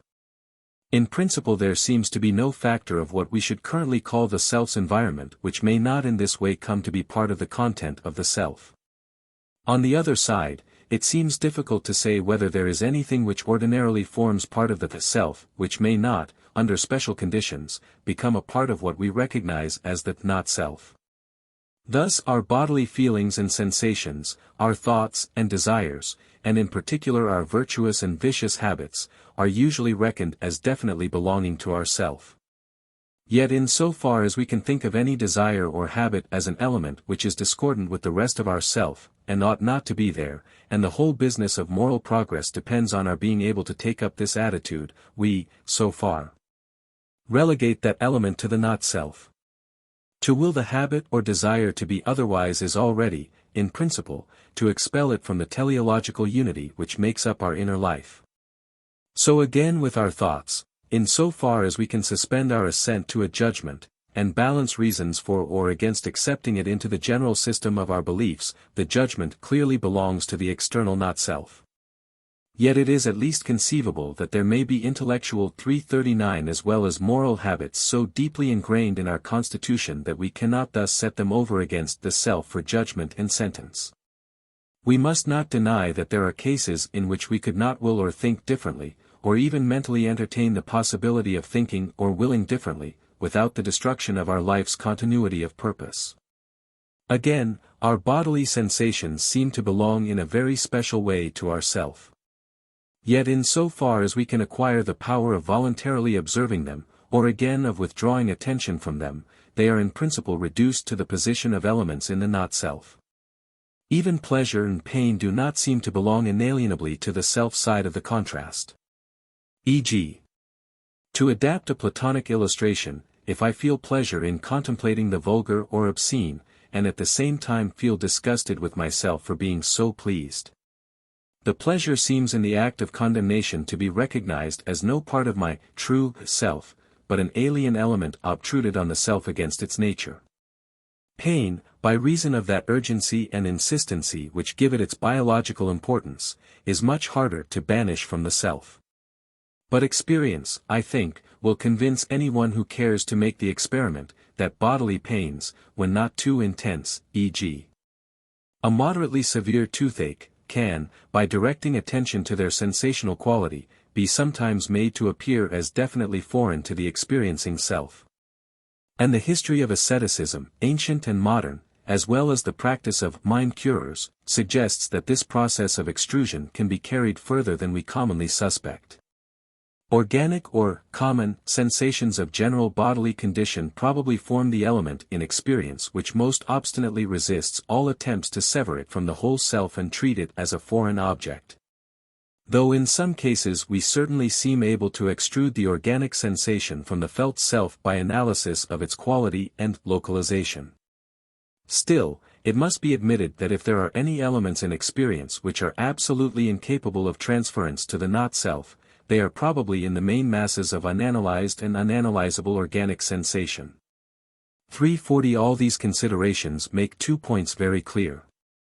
A. The self in which we are interested in ethics and history is not anything with definitely fixed boundaries. The line dividing it from its complement, the not-self, is one which we cannot draw according to any precise logical rule, and again, what is at one time on one side of the boundary is at another on the other. If there is any part of our experience at all which must be regarded as always and essentially belonging to the self side of the dividing line, it will in all probability be merely masses of bodily feeling which are manifestly not the whole of what ethics and history contemplate when they appraise the worth of a self. Further, a conclusion follows as to the nature of the opposition of self to not self.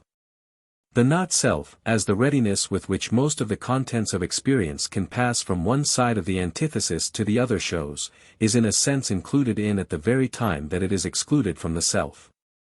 The various factors of which the not-self can, at different times, be composed, are fellows, the physical world, thoughts, habits, feelings, all agree in possessing one common characteristic. When referred to the self, they are all elements of discord within the whole of present experience, and it is on account of this discordancy that we treat them as foreign to our real nature, and therefore as belonging to the not-self. We may thus say with accuracy that what is ascribed to the not-self is so ascribed because previously found to be discrepant, and therefore excluded from the self. In other words, the not-self is not an external limit which we somehow find in experience side by side with the self, but is constructed out of experience data by the extrusion of those data which, if admitted into the self, would destroy its harmony. Thus we finite beings are confronted by a not-self ultimately because in our very finitude, as we have seen in earlier chapters, we contain in ourselves a principle of strife and disharmony. The not-self is no merely external environment, but an inevitable consequence of the imperfection of internal structure which belongs to all finitude. For, the self is essentially a thing of development, and as 341 such has its being in the time process. This is a point upon which it seems for many reasons necessary to insist. Its truth seems manifest from our previous consideration of the nature of the experiences upon which the concept of the self is based.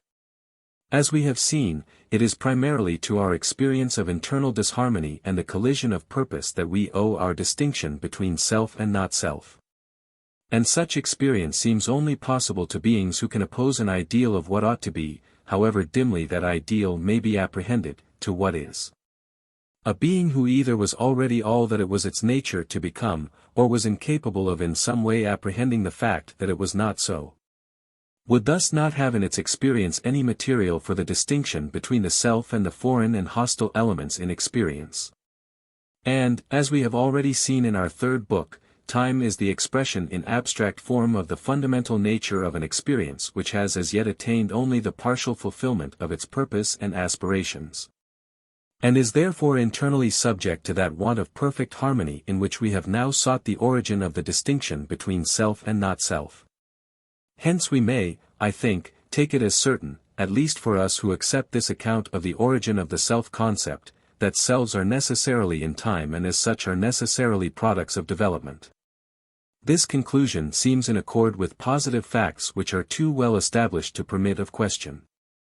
It is probable that there is not a single element in what I call my present self which is not demonstrably the product of my past development, physical and mental. Nor does it appear reasonable to contend that though the material of my existing self is a result of development, its form of selfhood is underived. It is not merely that my present self is not as my past self, but we cannot avoid the admission that my mental life is the result of a process of development by which it is continuously connected with that of the embryo and even the spermatozoon. And thus it seems to have its beginnings in experiences which are probably so little removed from simple feeling as to afford no opportunity for the sense of self as contrasted with not-self. Or if we maintain that the contrast cannot be altogether absent from even the crudest forms of experience, we still have to reckon with the fact that, one stage further back in my personal history, I had no existence even as an animalcule. An embryonic self is at least not positively inconceivable, but 342 where was Levi's selfhood while he was yet in the loins of his father? If we will consider what we mean when we say we have all had parents, it will, I think, be confessed that our self must be admitted to have been actually originated in the course of development. Impossible as we find it to imagine the stage of such a process. 5. Finally, we must deal briefly with one more point of some importance. The self, as we can now see, is never identical with anything that could be found completely existing at any one moment in my mental life. For one thing, it is thought of as having a temporal continuity which goes far beyond anything that can be immediately experienced at any given moment. It stretches out both into the past and the future beyond the narrow limits of the sensible present. Again, this temporal continuity is only an abstract expression of the inner sameness and continuity of aims and interests we ascribe to the self. My experiences are, as we have seen, thought of as being the life of oneself ultimately because I look on them as the harmonious expression of a consistent attitude of interest in the world. And any elements in experience which will not coalesce in such a harmony are, by one device or another, extruded from the true self and declared to be alien intruders from elsewhere. Now, in real life we never find this complete and absolute harmony of the contents of experience. There are always, if we look for them, elements in our actual experience which are discordant, and conflict with the system of interests which, on the whole, dominates it. Hence self, in the last resort, is seen to be an ideal which actual experience only imperfectly realizes, the ideal of a system of purposes and interests absolutely in harmony with itself. And there must be, at least, grave doubt as to the logical self-consistency of this ideal, doubts which we must shortly face. For the present the point to which I want to call attention is this. Must we say that any degree of felt continuity of existence is enough to constitute rudimentary selfhood? Or ought we to hold that there is no true self where there is not at least as much intellectual development as is implied in the power to remember the past and anticipate the future, as one's own? In other words, are we to make 343 selfhood as wide in its range as sentient life, or to limit it to life sufficiently rational to involve some distinct and explicit recognition of the contrast between self and not self? This is perhaps, in the main, a question as to terminology. For my own part, I confess I find the second alternative the more satisfactory. I do not see that such a degree of teleological continuity as is implied in the mere feeling of pain, for instance, deserves to be recognized as genuine selfhood. And there is, I think, in the unrestricted use of the term self, selfhood, as applied to merely feeling consciousness, a danger of ambiguity. When we have once applied the terms in such a case, we are inevitably tempted to overinterpret the facts of such simple mental life in order to bring them into fuller accord with what we know of selfhood in our own life. At the same time, it is clear that we have no right dogmatically to deny the presence of the intellectual processes involved in the recognition of self where our methods of observation fail to detect them. Section 2. We may now approach the problem of the degree of reality which belongs to the self. We have to ask, how far is the conception of self applicable to the individual experiences which in our second book we identified as the contents of the system of real existence? Is the infinite individual experience properly to be called a self? Again, is every finite experience a self? And how must we take finite selves, if they are real, to be related to each other? Lastly, perhaps, we might be called on in this connection to face the question how far an individual finite self is more than a temporary feature in the system of existence. Our conclusions on all these points were no doubt in principle decided by the discussions of our second book, but it is desirable to make some of them more explicit than was possible there. First, then, I think it is clear that the infinite experience or absolute cannot properly be called a self. This is immediately apparent if our view as to the essential implications of self-feeling be accepted. We have urged that self is only apprehended as such in contrast to a simultaneously apprehended not-self. And the not-self, we have seen, is composed of all the discordant elements of experience, so far as their discord has not been overcome. It was for this 344 reason that we held the self to be indissolubly bound up with that experience of the world as a process in time, with a no longer, and not yet, which is the universal characteristic of finitude. It must follow that an experience which contains no discordant elements, in their character as unresolved discords, is not characterized by the contrast effect which is the foundation of selfhood. An experience which contains the whole of reality as a perfectly harmonious whole can apprehend nothing as outside or opposed to itself, and for that very reason cannot be qualified by what we know as the sense of self. To put the same thing in another way, self, as we have seen, is essentially an ideal, and an ideal which is apprehended as contrasted with the present actuality. Hence only beings who are aware of themselves as in process of becoming more fully harmonious in their life of feeling and purpose than they at present are, can be aware of themselves as selves. Self and imperfection are inseparable, and any being which knows nothing of the opposition between the ideal and the actual, the ought and the is, must also know nothing of the feeling of self. Or in yet a third form of words, only creatures whose life is in time, and therefore only finite creatures, can be selves, since the time experience is an integral constituent of selfhood. One objection which might be brought against this inference is sufficiently ingenious to deserve special examination. It may be urged that though the experience of imperfection and thwarted purpose are conditions without which we in particular could not come to the apprehension of self, they do not remain as ingredients in the experience of selfhood when once it has been developed. Hence, it might be said, that Absolute may conceivably have the experience without having to acquire it through these conditions. In general principle, no doubt this line of argument is sound enough. It is perfectly true that the special conditions through which we come to have experience of a certain quality cannot, without investigation, be taken as everywhere indispensable for that experience.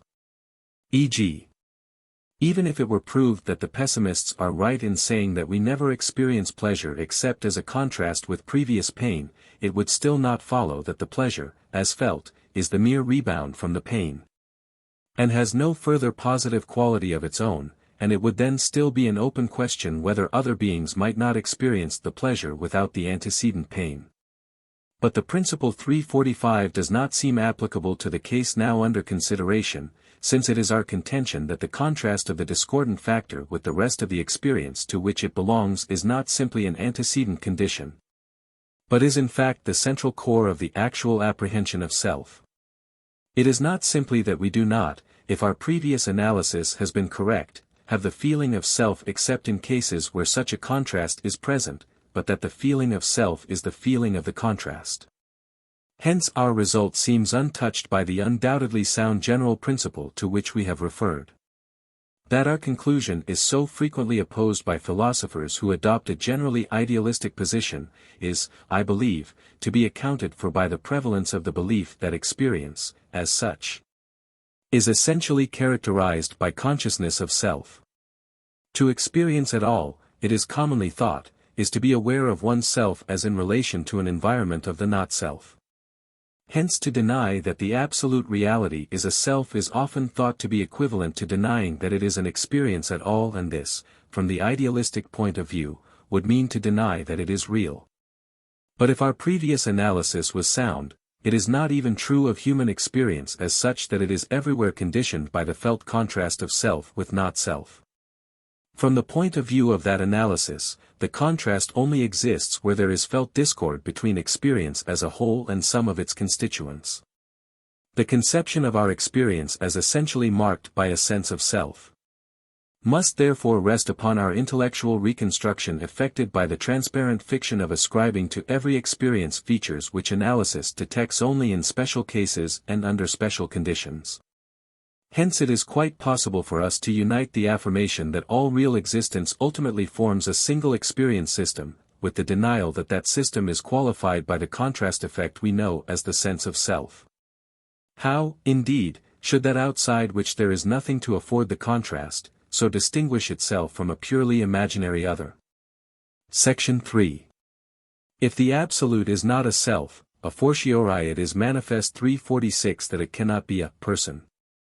Exactly how much is intended when the personality of the Absolute, or indeed of anything else, is affirmed, it would not be easy to determine. A self does not seem to be necessarily a person, since those philosophers who hold that there is no reality but that of selves, while admitting that the lower animals are selves, do not usually call them persons. But it is hard to say how much more is included in personality than in selfhood. If we bear in mind that personality is, in its origin, a legal conception, and that it is usually ascribed only to human beings, or to such superhuman intelligences as are held capable of associating on terms of mutual obligation with human beings, we may perhaps suggest the following definition. A person is a being capable of being the subject of the specific obligations attaching to a specific position in human society. And it becomes manifest that, if this is so, personality is, as Mr. Bradley has said, finite or meaningless. For a society of persons is essentially one of sigma omicron iota kappa alpha mu omicron iota, social peers, with purposes mutually complementary though not identical, and standing in need of each other's aid for the realization of those purposes. Only those beings are personal for me whose aims and purposes are included along with mine in some wider and more harmonious system, and to whom I therefore am bound by ties of reciprocal obligation. But it is clear that, to ask whether the wider system which is thus the foundation of our mutual rights and duties as persons, is itself a person, would be ridiculous. Thus, e.g., there would be no sense in asking whether, human society, the foundation of our moral personality, is itself a person. You might, in fact, as reasonably ask whether it can be sued for trespass or assessed under Schedule D for income tax. Still more manifestly is this true of the Absolute, which includes within it all the, conceivably infinitely numerous, groups of mutually recognizing persons, and all those other forms of experience which we cannot properly call personal. Between the whole system and its component elements there can be no such relation of mutual supplementation and completion as is the essence of genuine personality. If the system, as a whole, may be said to supplement and correct our defects and shortcomings, we cannot be said, in any way, to supplement it. The Absolute and I are emphatically not, in any true sense, sigma omicron iota kappa alpha mu omicron iota, and the relation between us cannot therefore be thought of as personal. All this is so obvious, that, as I take it, the personality of the Absolute 347 or whole of existence would find no defenders but for the gratuitous assumption that whatever is an individual experience or spiritual unity must be personal. This, as far as I can see, is to assume that such an individual must have an external environment of other experience subjects of the same degree of harmonious and comprehensive individuality. And for this assumption I can, speaking for myself, see no ground whatever. Section 4. If we cannot, then, properly say that the Absolute, or the universe, or whatever may be our chosen name for the infinite individual which is the whole of existence, is a self or person, can we say that the finite individuals which compose it are one and all selves, and that the Absolute is therefore a society of selves?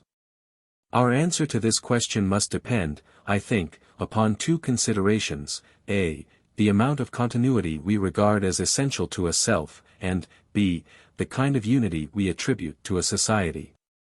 a. If we regard any and every degree of felt teleological continuity as sufficient to constitute a self, it is clear that we shall be compelled to say that selves, and selves only, are the material of which reality is composed. For we have already agreed that reality is exclusively composed of psychical fact, and that all psychical facts are satisfactions of some form of subjective interest or craving. And consequently that every psychical fact comprised in the whole system of existence must form part of the experience of a finite individual subject. Hence, if every such subject, 348 whatever its degree of individuality, is to be called a self, there will be no facts which are not included somewhere in the life of one or more selves.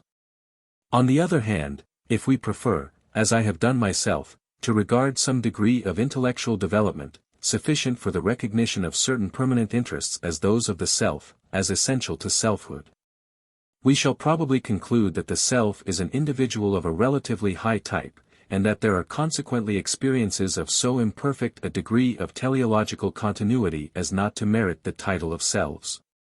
And this conclusion seems borne out by all the empirically ascertained facts of, e.g., the life of the lower animals, of human infants, and again of adults of abnormally defective intellectual and moral development. Few persons, unless committed to the defense of a theory through thick and thin, would be prepared to call a worm a self, and most of us would probably feel some hesitation about a newborn baby or a congenital idiot. Again, finite societies are clearly components of reality, yet, as we have seen, it is probably an error to speak of a society as a self. Though every true society is clearly an individual with a community and continuity of purpose which enable us rightly to regard it as a unity capable of development, and to appreciate its ethical worth. Hence it is, perhaps, less likely to lead to misunderstandings if we say simply that the constituents of reality are finite individual experiences, than if we say that they are selves. The self, as we have seen, is a psychological category which only imperfectly represents the facts of experience it is employed to correlate. b. Again, if we speak of the Absolute as a society of finite individuals, we ought at least to be careful in guarding ourselves against misunderstanding. Such an expression has certainly some manifest advantages. It brings out both the spiritual character of the system of existence and the fact that, though it contains a plurality of finite selves and contains them without discord, it is not properly thought of as a self, but as a community of many selves. At the same time, such language is open to misconstructions, some of which it may be well to enumerate.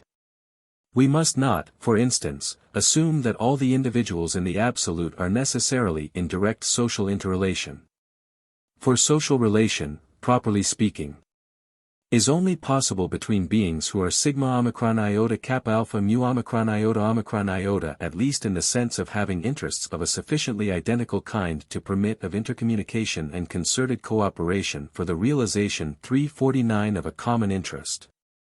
And our own experience teaches us that the range of existence with which we ourselves stand in this kind of relation is limited.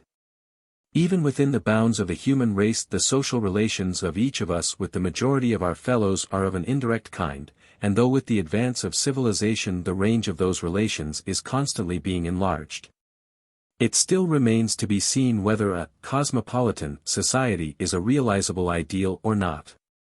With the non-human animal world, our social relations, in consequence of the greater divergence of subjective interest, are only of a rudimentary kind, and with what appears to us as inanimate nature, as we have already seen. Direct social relation seems to be all but absolutely precluded. Among the non-human animals, again, we certainly find traces of relations of a rudimentarily social kind, but once more only within relatively narrow limits. The different species and groups seem in the main to be indifferent to one another. And we have no means of disproving the possibility that there may be in the universe an indefinite plurality of social groups, of an organization equal or superior to that of our human communities, but of a type so alien to our own that no direct communication, not even of the elementary kind which would suffice to establish their existence, is possible. We must be prepared to entertain the possibility, then, that the individuals composing the Absolute fall into a number of groups, each consisting of members which have direct social relations of some kind with each other, but not with the members of other groups. And also, of course, we must remember that there may very well be varieties of degree of structural complexity in the social groups themselves. In some, the amount of intelligent recognition on the part of the individuals of their own and their fellows' common scheme of interests and purposes is probably less articulate. In others, again, it may be more articulate than is the case in those groups of cooperating human beings which form the only societies of which we know anything by direct experience. On the other hand, we must, if we speak of the Absolute as a society, be careful to avoid the implication, which may readily arise from a false conception of human societies, that the unity of the Absolute is a mere conceptual fiction or point of view of our own, from which to regard what is really a mere plurality of separate units. In spite of the now fairly complete abandonment in words of the old atomistic theories, which treated society as if it were a mere collective 350 name for a multitude of really independent individuals, it may be doubted whether we always realize what the rejection of this view implies. We still tend too much to treat the selves which compose a society, at least in our metaphysics, as if they were given to us in direct experience as merely exclusive of one another, rather than as complementary to one another. In other words, of the two typical forms of experience from which the concept of self appears to be derived, the experience of conflict between our subjective interests and our environment, and that of the removal of the discord, we too often pay attention in our metaphysics to the former to the neglect of the latter. But in actual life it is oftener the latter that is prominent in our relations with our fellow men. The category of cooperation, is at least as fundamental in all human thought and language as I and thou, the categories of mutual exclusion. That you and I are mutually complementary factors in a wider whole of common interests, is at least as early a discovery of mankind as that our private interests and standpoints collide. If we speak of existence as a society, then we must be careful to remember that the individual unity of a society is just as real a fact of experience as the individual unity of the members which compose it, and that when we call the Absolute a society rather than a self, we do not do so with any intention of casting doubt upon its complete spiritual unity as an individual experience. With these restrictions, it would, I think, be fair to say that if the Absolute cannot be called a society without qualification, at any rate human society affords the best analogy by which we can attempt to represent its systematic unity in a concrete conceptual form. To put it otherwise, a genuine human society is an individual of a higher type of structure than any one of the selves which compose it, and therefore more adequately represents the structure of the one ultimately complete system of the Absolute. We see this more particularly in the superior independence of society as compared with one of its own members. It is true, of course, that no human society could exist apart from an external environment, but it does not appear to be as necessary to the existence of society as to that of a single self. That it should be sensible of the contrast between itself and its rivals. As we have already sufficiently seen, it is in the main from the experience of contrast with other human selves that I come by the sense of my own selfhood.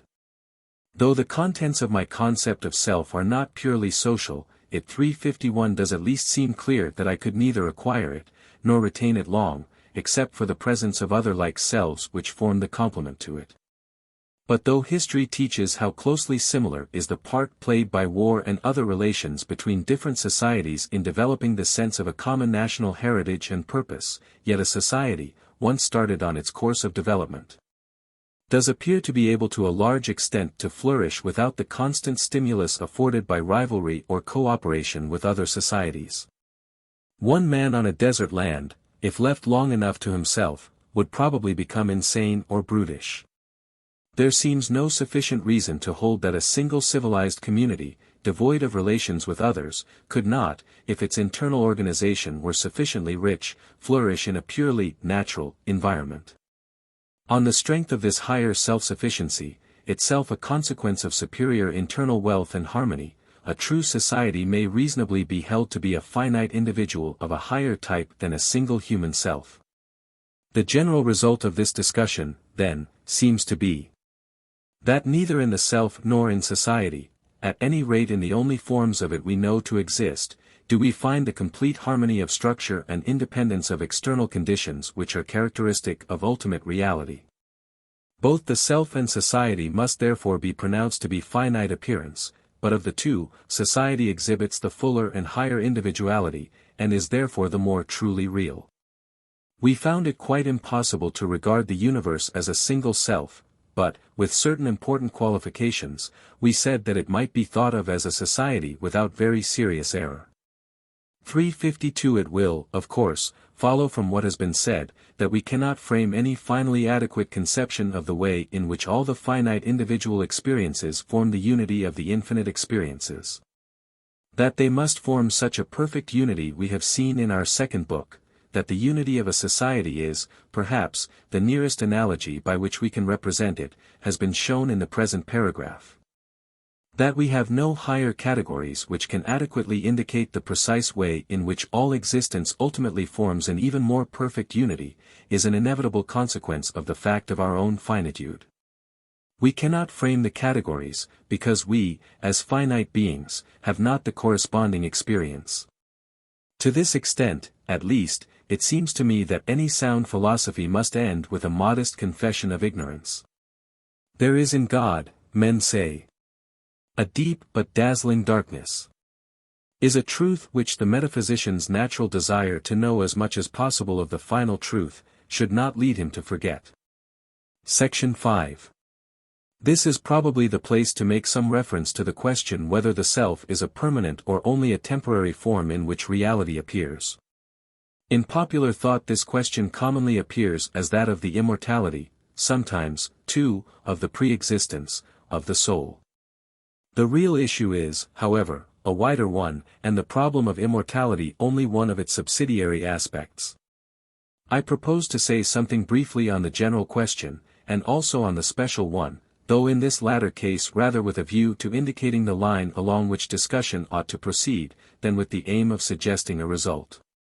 It would not, I think, be possible to deny the temporary character of the self after the investigations of the earlier part of this chapter. A self, we said, is one and the same only in virtue of teleological continuity of interest and purpose.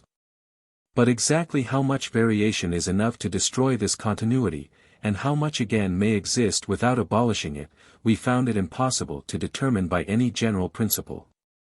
Yet the facts of individual development seem to make it clear that new selves, i.e. new unique forms of interest in the world, come into being in the time process, and that old ones disappear. And again, both from mental pathology and from normal psychology, we found it easy to cite examples of the formation 353 and disappearance, within the life history of a single man, of selves which it seemed impossible to regard as connected by any felt continuity of interest with the rest of life. In the case of multiple personality, and alternating personality, we seem to find evidence that a plurality of such selves might alternate regularly, or even coexist in connection with the same body. The less striking, but more familiar, cases of the passing selves of our dreams, and of temporary periods in waking life where our interest and characters are modified, but not in a permanent way by exceptional excitements, belong in principle to the same category. In short, unless you are to be content with a beggarly modicum of continuity of purpose too meager to be more than an empty name, you seem forced to conclude that the origination and again the disappearance of selves in the course of psychical events is a fact of constant occurrence.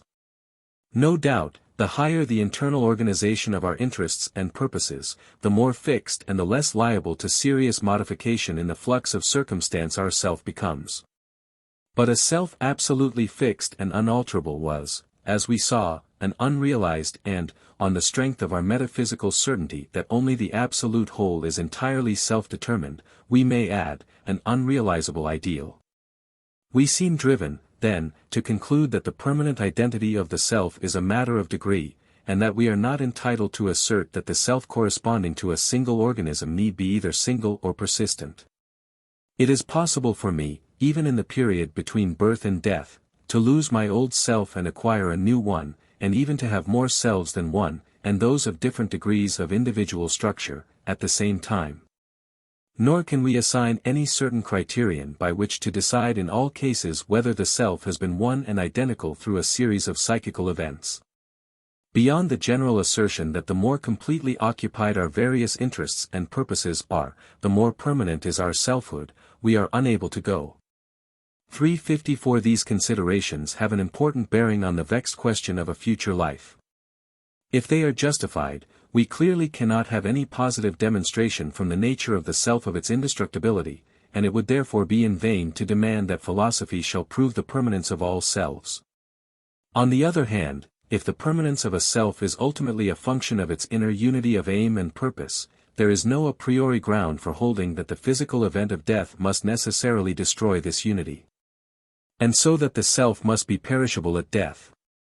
For metaphysics, the problem thus seems to resolve itself into a balancing of probabilities, and, as an illustration of the kind of consideration which has to be taken into account, it may be worth while to inquire what probable arguments may fairly be allowed to count on either side. On the negative side, if we dismiss, as we fairly may, the unproved assertions of dogmatic materialism, we have to take account of the possibility that a body may, for all we know, be a necessary condition for the existence of an individual experience continuous in interest and purpose with that of our present life, and also of the alleged absence of any positive empirical evidence for existence after death. These considerations, however, scarcely seem decisive. As to the first, I do not see how it can be shown that a body is indispensable, at least in the sense of the term body required by the argument. It is no doubt true that in the experience of any individual there must be the two aspects of fresh teleological initiative and of already systematized habitual and quasi-mechanical repetition of useful reactions already established, and further, that intercourse between different individuals is only possible through the medium of such a system of established habits. As we have already seen, what we call our body is simply a name for such a set of habitual reactions through which intercommunication between members of human societies is rendered possible.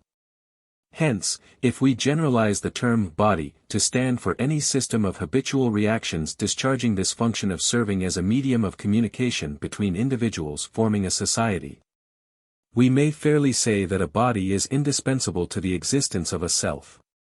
But it seems impossible to show that the possibility of such a medium of communication is removed by the dissolution of the particular system 355 of reactions which constitutes our present medium of intercourse. The dissolution of the present body might mean no more than the individual acquisition of changed types of habitual reaction, types which no longer serve the purpose of communication with the members of our society, but yet may be an initial condition of communication with other groups of intelligent beings. As to the absence of empirical evidence, it is, of course, notorious that some persons at least claim to possess such evidence of the continued existence of the departed. Until the alleged facts have been made the subject of serious and unbiased collection and examination, it is, I think, premature to pronounce an opinion as to their evidential value. I will therefore make only one observation with respect to some of the alleged evidence from necromancy. It is manifest that the only kind of continuance which could fairly be called a survival of the self, and certainly the only kind in which we need feel any interest, would be the persistence after death of our characteristic interests and purposes.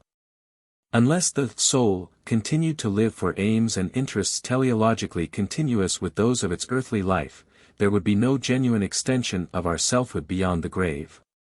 Hence any kind of evidence for continued existence which is not at the same time evidence for continuity of interests and purposes, is really worthless when offered as testimony to immortality. The reader will be able to apply this reflection for himself if he knows anything of the phenomena of the vulgar spiritualism. When we turn to the positive side of the question, it seems necessary to remark that though the negative considerations we have just referred to are not of themselves enough to disprove immortality, provided there is any strong ground for taking it as a fact, they would be quite sufficient to decide against it, unless there is positive reason for accepting it. That we have no direct evidence of such a state of things, and cannot see precisely how in detail it could come about, would not be good logical ground for denying its existence if it were demanded by sound philosophical principles.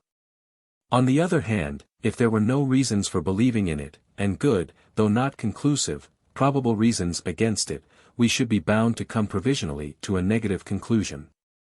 Have we then any positive grounds at all to set against 356 the negative considerations just discussed? Pending the result of inquiries which have recently been set on foot, it is hard to speak with absolute confidence. Still, the study of literature does, I think, warrant us in provisionally saying that there seems to be a strong and widely diffused feeling, at least in the Western world, that life without any hope of continuance after death would be an unsatisfactory thing. This feeling expresses itself in many forms, but I think they can all be traced to one root. Normally, as we know, the extinction of a particular teleological interest is effected by its realization. Our purposes die out, and our self so far suffers change, when their result has been achieved. And incidentally this may help us to see once more that dissatisfaction and imperfection are of the essence of the finite self. The finite self lives on the division of idea from reality, of intent from execution. If the two could become identical, the self would have lost the atmosphere from which it draws its life breath. Hence, if death, in our experience, always took the form of the dissolution of a self which had already seen its purposes fulfilled and its aims achieved, there would probably be no incentive to desire or believe in future continuance. But it is a familiar fact that death is constantly coming as a violent and irrational interrupter of unrealized plans and inchoate work.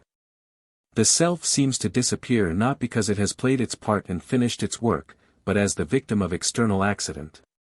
I think that analysis would show, under the various special forms which the desire for immortality takes, such as the yearning to renew interrupted friendships or the longing to continue unfinished work, as their common principle, the feeling of resentment against this apparent defeat of intelligent purpose by brute external accident. Now, what is the logical value of this feeling as a basis for argument? We may fairly say, on the one hand, that it rests on a sound principle. For it embodies the conviction, of which all philosophy is the elaboration, that the real world is a harmonious system in which irrational accident plays no part, and that, if we could only see the whole truth, we should realize that there is no final and irremediable defeat for any of our aspirations, but all are somehow made good. On the other side, we must remember that the argument from the desire for continuance to its reality also goes on 357 to assert not only that our aspirations are somehow fulfilled and our unfinished work somehow perfected, but that this fulfillment takes place in the particular way which we, with our present lights, would wish. And in maintaining this, the argument goes beyond the conclusion which philosophical first principles warrant. For it might be that, if our insight into the scheme of the world were less defective, we should cease to desire this special form of fulfillment. Just as in growing into manhood we cease to desire the kind of life which appeared to us as children the ideal of happiness. The man's life work may be the realization of the child's dreams, but it does not realize them in the form imagined by childhood. And conceivably it might be so with our desire for a future life. Further, of course, the logical value of the argument from feeling must to some extent depend upon the universality and persistence of the feeling itself. We must not mistake for a fundamental aspiration of humanity what may be largely the effect of special traditions and training. Hence we cannot truly estimate the worth of the inference from feeling until we know both how far the feeling itself is really permanent in our own society, and how far, again, it exists in societies with different beliefs and traditions.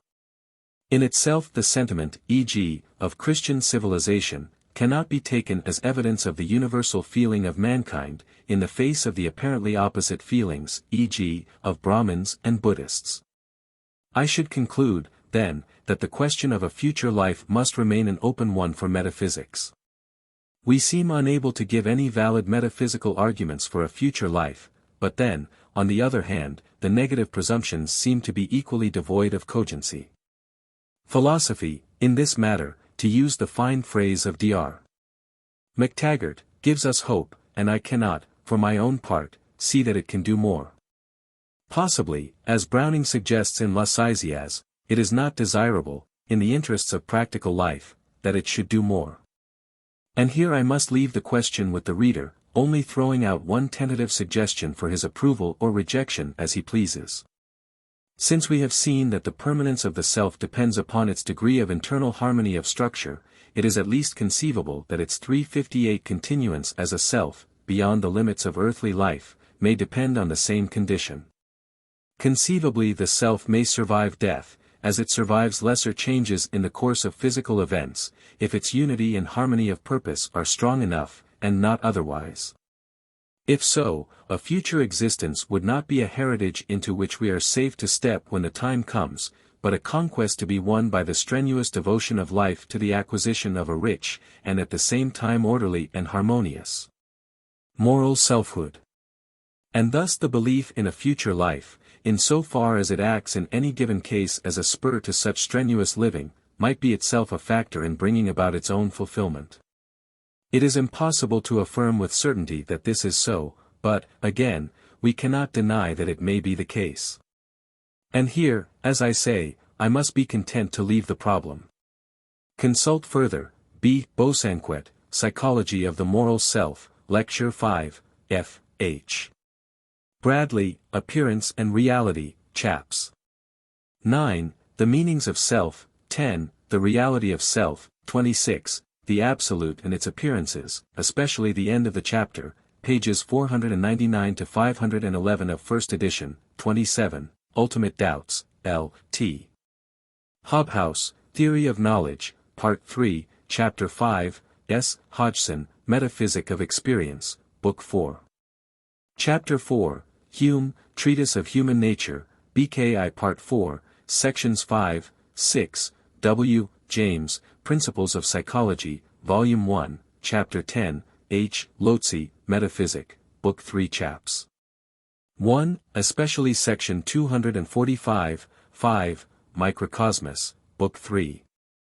C. 5, J. M. E. McTaggart, Studies in Hegelian Cosmology, Chapter 2, for a detailed hostile examination of Dr. McTaggart's argument, which I would not be understood to endorse except on special points, c.g.e. more in Proceedings of Aristotelian Society, N.S. Volume 2. Pages 188 to 211, J. Royce, The World and the Individual, 2nd Series, Lects. 6, 7. Bodily identity, itself, of course, might give rise to difficult problems if we had space to go into them. Here I can merely suggest certain points for the reader's reflection. 1. All identity appears in the end to be teleological and therefore psychical. I believe this to be the same human body which I have seen before, because I believe that the interests expressed in its actions will be continuous. Experience having taught me that a certain amount of physical resemblance is a rough and ready criterion of psychical continuity. 2. As to the ethical problem of responsibility referred to in the text, it is obviously entirely one of less and more. Our moral verdicts upon our own acts and those of others are in practice habitually influenced by the conviction that there are degrees of moral responsibility within what the immediate necessities of administration compel us to treat as absolute. We do not, e.g., think a man free from all moral blame for what he does when drunk, or undeserving of all credit for what he performs when taken out of himself, i.e., out of the rut of his habitual interests by excitement, but we certainly do, when not under the influence of a theory, regard him as deserving of less blame or credit, as the case may be, for his behavior than if he had performed the acts when he was more himself. On all these topics see Mr. Bradley's article in Mind for July 1902. So, self-consciousness, in the bad sense, always arises from a sense of an incongruity between the self and some contrasted object or environment. Though, of course, it does appear in the process of framing and initiating the scheme of concerted action. The other self is here contrasted with my own, precisely because the removal of the collision between my purpose and my environment is felt as coming from without. It might be said that it is not these features of the environment themselves, but my ideas of them, which thus belong to the self. This sounds plausible at first, but only because we are habitually accustomed to the introjectionist substitution of psychological symbols for the actualities of life. On the question of fact, see Bradley, Appearance and Reality, Chapter 8, p. 88 ff., 1st edition. A colleague of my own tells me that in his case movements of the eyes appear to be inseparable from the consciousness of self, and are incapable of being extruded into the not-self in the sense above described. I do not doubt that there are, in each of us, bodily feelings of this kind which refuse to be relegated to the not-self, and that it would be well worth while to institute systematic inquiries over as wide an area as possible about their precise character in individual cases. It appears to me, however, as I have stated above, that in ordinary perception these bodily feelings often are apprehended simply as qualifying the perceived content without any opposition of self and not-self. At any rate, the problem is one of those fundamental questions in the theory of cognition which are too readily passed over in current psychology. Of course, you can frame the concept of a self from which even these bodily feelings have been extruded, and which is thus a mere cognitive subject, without concrete psychical quality. But as such a mere logical subject is certainly not the self of which we are aware in any concrete experience, and still more emphatically not the self in which the historical and ethical sciences are interested. I have not thought it necessary to deal with it in the text. That we cannot imagine it does not appear to be any ground for denying its actuality. It is never a valid argument against a conclusion required to bring our knowledge into harmony with itself, that we do not happen to possess the means of envisaging it in sensuous imagery. I venture to think that some of the rather gratuitous hypotheses as to the rational selfhood of animal species qua species put forward by Professor Royce in the 2nd volume of The World and the Individual are illustrations of this tendency to unnecessary overinterpretation. Is it necessary to refer in particular to the suggestion that for the absolute the contrast effect in question may be between itself and its component manifestations or appearances? This would only be possible if the finite appearances were contained in the whole in some way which allowed them to remain at discord with one another, i.e., in some way incompatible with the systematic character which is the fundamental quality of the Absolute. I am glad to find myself in accord, on the general principle at least, with Dr. McTaggart. See the third essay in his recent studies in Hegelian cosmology. It would be fruitless to object that societies can, in fact, have a legal corporate personality, and so can, to revert to the illustration used above, be sued and taxed. What can be thus dealt with is always a mere association of definite individual human beings, who may or may not form a genuine spiritual unity. E.g., you might proceed against the commissioners of income tax, but this does not prove that the commissioners of income tax are a genuine society. On the other hand, the Liberal Unionist Party probably possesses enough community of purpose to enable it to be regarded as a true society, but has no legal personality, and consequently no legal rights or obligations, as a party. Similarly, the corporation known as the Simian Trustees has a legal personality with corresponding rights and duties, and it also stands in close relation with the Evangelical Party in the established church. And this party is no doubt a true ethical society. But the corporation is not the Evangelical Party, and the latter, in the sense in which it is a true society, is not a legal person. I may just observe that the question whether the Absolute is a self or a person must not be confounded with the question of the personality of God. We must not assume offhand that God and the Absolute are identical. Only special examination of the phenomena of the religious life can decide for us whether God is necessarily the whole of reality. If he is not, it would clearly be possible to unite a belief in God's personality with a denial of the personality of the Absolute, as is done, e.g., by Mr. Rashdall in his essay in Personal Idealism. For some further remarks on the problem, see below, Chapter 5. I suppose that any doctrine which denies the ultimate reality of the finite self must expect to be confronted by the appeal to the alleged revelation of immediate experience. Cogito, ergo sum, is often taken as an immediately certain truth in the sense that the existence of myself is something of which I am directly aware in every moment of consciousness. This is, however, an entire perversion of the facts. Undoubtedly the fact of there being experience is one which can be verified by the very experiment of trying to deny it. Denial itself is a felt experience. But it is, a, probably not true that we cannot have experience at all without an accompanying perception of self, and, b, certainly not true that the mere feeling of self as in contrast with a not-self, when we do get it, is what is meant by the self of ethics and history. The self of these sciences always embraces more than can be given in any single moment of experience. It is an ideal construction by which we connect moments of experience according to a general scheme. The value of that scheme for any science can only be tested by the success with which it does its work, and its truth is certainly not established by the mere consideration that the facts it aims at connecting are actual. Metaphysics would be the easiest of sciences if you could thus take it for granted that any construction which is based upon some aspect of experienced fact must be valid. This is why Plato seems justified in laying stress upon the dreams of the wise man as evidence of his superiority. Republic, Book 9. Page 571. His ideal wise man is one whose inner life is so completely unified that there is genuine continuity of purpose between his waking and sleeping state. Plato might perhaps have replied to Locke's query, that Socrates waking and Socrates asleep are the same person, and their identity is testimony to the exceptional wisdom and virtue of Socrates.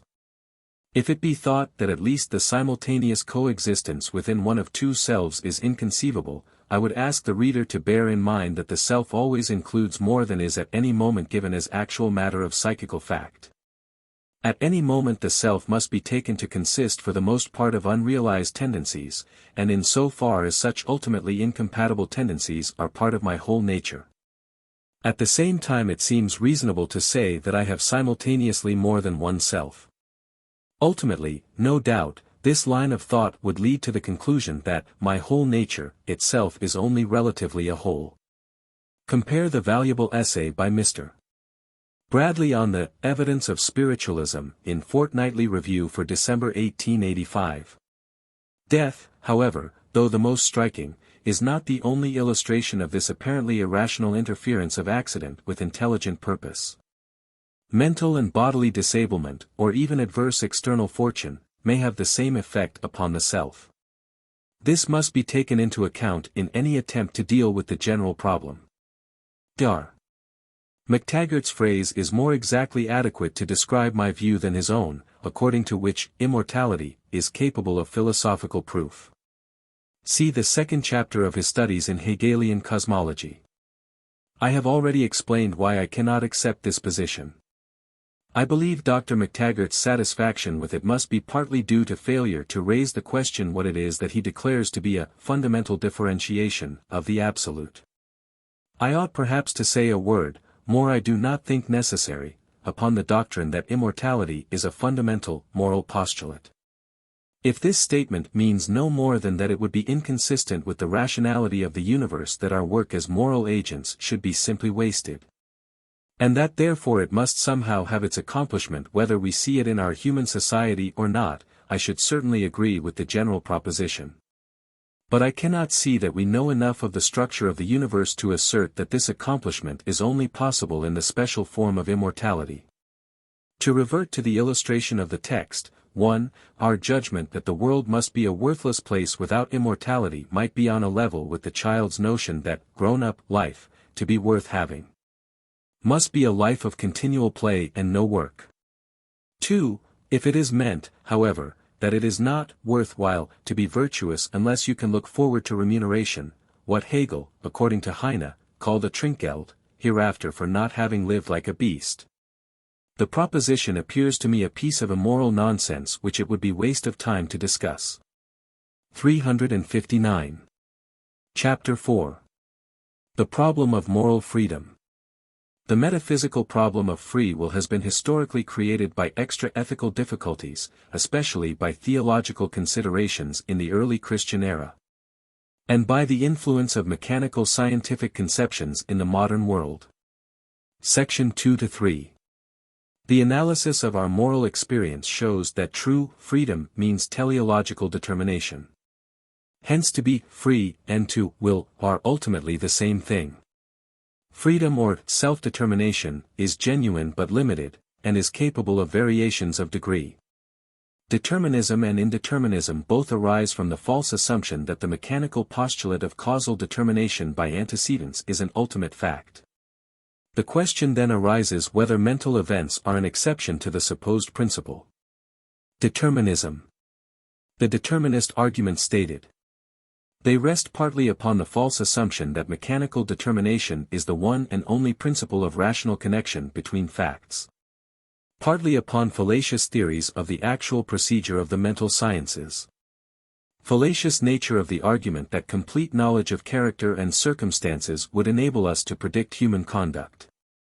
The assumed data are such as, from their own nature, could not be known before the event. Indeterminism. The psychical facts to which the indeterminist appeals do not warrant his conclusion, which is, moreover, metaphysically absurd, as involving the denial of rational connection.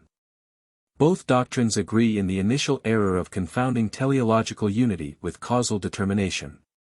Section 1. The problem of the meaning and reality of moral freedom is popularly supposed to be one of the principal issues, if not the principal issue, of metaphysics as applied to the facts of human life. Kant, as the reader will no doubt know, included freedom with immortality and the existence of God in his list of unprovable but indispensable postulates of ethics. And the conviction is still widespread among students of moral philosophy that ethical science cannot begin its work without some preliminary metaphysical justification of freedom, as a postulate at least, if not as a proved truth. For my own part, I own I cannot rate the practical importance of the metaphysical inquiry into human freedom so high, and am rather of Professor Sidgwick's opinion as to its superfluousness in strictly ethical investigations. At the same time, it is impossible to pass over the subject without discussion, if only for the excellent illustrations 360 it affords of the mischief which results from the forcing of false metaphysical theories upon ethics, and for the confirmation it yields of our view as to the postulatory character of the mechanico-causal scheme of the natural sciences. In discussing freedom from this point of view as a metaphysical issue, I would have it clearly understood that there are two important inquiries into which I do not intend to enter, except perhaps incidentally. One is the psychological question as to the precise elements into which a voluntary act may be analyzed for the purpose of psychological description, the other the ethical and juridical problem as to the limits of moral responsibility. For our present purpose both these questions may be left on one side. We need neither ask how a voluntary act is performed, in other words, by what set of symbols it is best represented in psychology, nor where in a complicated case the conditions requisite for accountability, and therefore for freedom of action, may be pronounced wanting. Our task is the simpler one of deciding, in the first place, what we mean by the freedom which we all regard as morally desirable, and next, what general view as to the nature of existence is implied in the assertion or denial of its actuality. That the examination of the metaphysical implications of freedom is not an indispensable preliminary to ethical study, is fortunately sufficiently established by the actual history of the moral sciences. The greatest achievements of ethics, up to the present time, are undoubtedly contained in the systems of the great Greek moralists, Plato and Aristotle. It would not be too much to say that subsequent ethical speculation has accomplished, in the department of ethics proper as distinguished from metaphysical reflection upon the ontological problems suggested by ethical results, little more than the development in detail of general principles already recognized and formulated by these great observers and critics of human life. Yet the metaphysical problem of freedom, as is well known, is entirely absent from the Platonic Aristotelian philosophy. With Plato, as the reader of the Gorgias and the 8th and 9th books of the Republic will be aware, freedom means just what it does to the ordinary plain man, the power to do what one wills. And the only speculative interest taken by the philosopher in the subject is that of showing that the chief practical obstacle to the attainment of freedom arises from infirmity and inconsistency in the will itself. That, in fact, the unfree man is just the criminal or 361-inch tyrant, who wills the incompatible, and, in a less degree, the democratic creature of moods and impulses, who, in popular phrase, doesn't know what he wants of life. Similarly, Aristotle, with less of spiritual insight but more attention to matters of practical detail, discusses the chi omicron sigma iota omicron nu, in the 3rd book of his Ethics, purely from the standpoint of an ideally perfect jurisprudence. With him the problem is to know for what acts an ideally perfect system of law could hold a man non-responsible, and his answer may be said to be that a man is not responsible in case of, 1. Physical compulsion, in the strict sense, where his limits are actually set in motion by some external agent or cause, and 2. Of ignorance of the material circumstances. In both these cases there is no responsibility, because there has been no real act, the outward movements of the man's limbs not corresponding to any purpose of his own. An act which does translate into physical movement a purpose of the agent, Aristotle, like practical morality in jurisprudence, recognizes as ipso facto free. Without raising any metaphysical question as to the ontological implications of the recognition. Historically, it appears that the metaphysical problem has been created for us by purely non-ethical considerations. Freedom of indifference was maintained in the ancient world by the Epicureans, but not on ethical grounds. As readers of the 2nd book of Lucretius know, they denied the validity of the postulate of rigidly mechanical causality simply to extricate themselves from the position into which their arbitrary physical hypotheses had led them. If mechanical causality were recognized as absolute in the physical world, and if, again, as Epicurus held, the physical world was composed of atoms all falling with constant velocities in the same direction, the system of things, as we know it, could never have arisen. Hence, rather than give up their initial hypothesis about the atoms, the Epicureans credited the individual atom with a power of occasional uncaused and arbitrary deviation from its path, as a means of bringing atoms into collision and combination. Thus with them, freedom of indifference was the result of physical difficulties. In the Christian Church the doctrine seems to have owed its wide, though not universal, acceptance to equally non-ethical difficulties of a theological kind. If God foreknew from all eternity the transgression of Adam and all its consequences, how could it be compatible with his justice to punish Adam and all his posterity for faults 362 foreseen by Adam's creator? The difficulty of reconciling the divine omniscience with the divine justice was supposed to be avoided. In truth, it was only evaded, by assuming that man was created with a free will of indifference. So that obedience would have been just as easy as transgression if man had chosen to obey. In our own time the problem has assumed a rather different complexion, owing to the enormous developments of mechanical physical science, which began with Galileo and Descartes. Rigid causal determination being assumed as a first principle of physical science, the question arose whether the assumption should not also be extended to the psychical sphere. If so extended, it seemed to strike at the roots of moral responsibility, by making all human acts the inevitable consequences of circumstances over which we have no control. If not admitted, the rejection of the principle of rigid causal determination has often been thought to amount to the denial that there is any principle of rational connection in the psychical sphere. Hence, while persons specially interested in the facts of the moral life have frequently inclined to the more or less radical denial of rational connection between the events of the psychical series, others, whose special interests have lain in the direction of the unification of knowledge, have still more commonly thought 363 it necessary to hold that human action is determined by antecedents in the same sense and to the same degree as the occurrences of the purely physical order. It will be our object to show that these rival doctrines of indeterminism and determinism, or necessitarianism, are alike irrational, alike incompatible with what in practice we understand as moral freedom of action, and alike based upon the false assumption that rigid mechanical determination is itself an actual fact, and not a mere postulate of the special physical sciences, valid only so far as it is useful.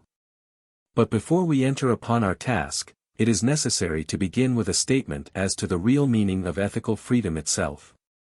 Until we know what we mean by the kind of freedom we, as moral beings, desire and think we ought to have, it will be useless to ask whether we are or are not free.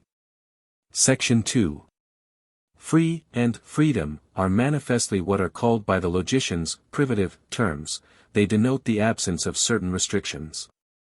To be free, in whatever special sense you may use the word, means to be free from something.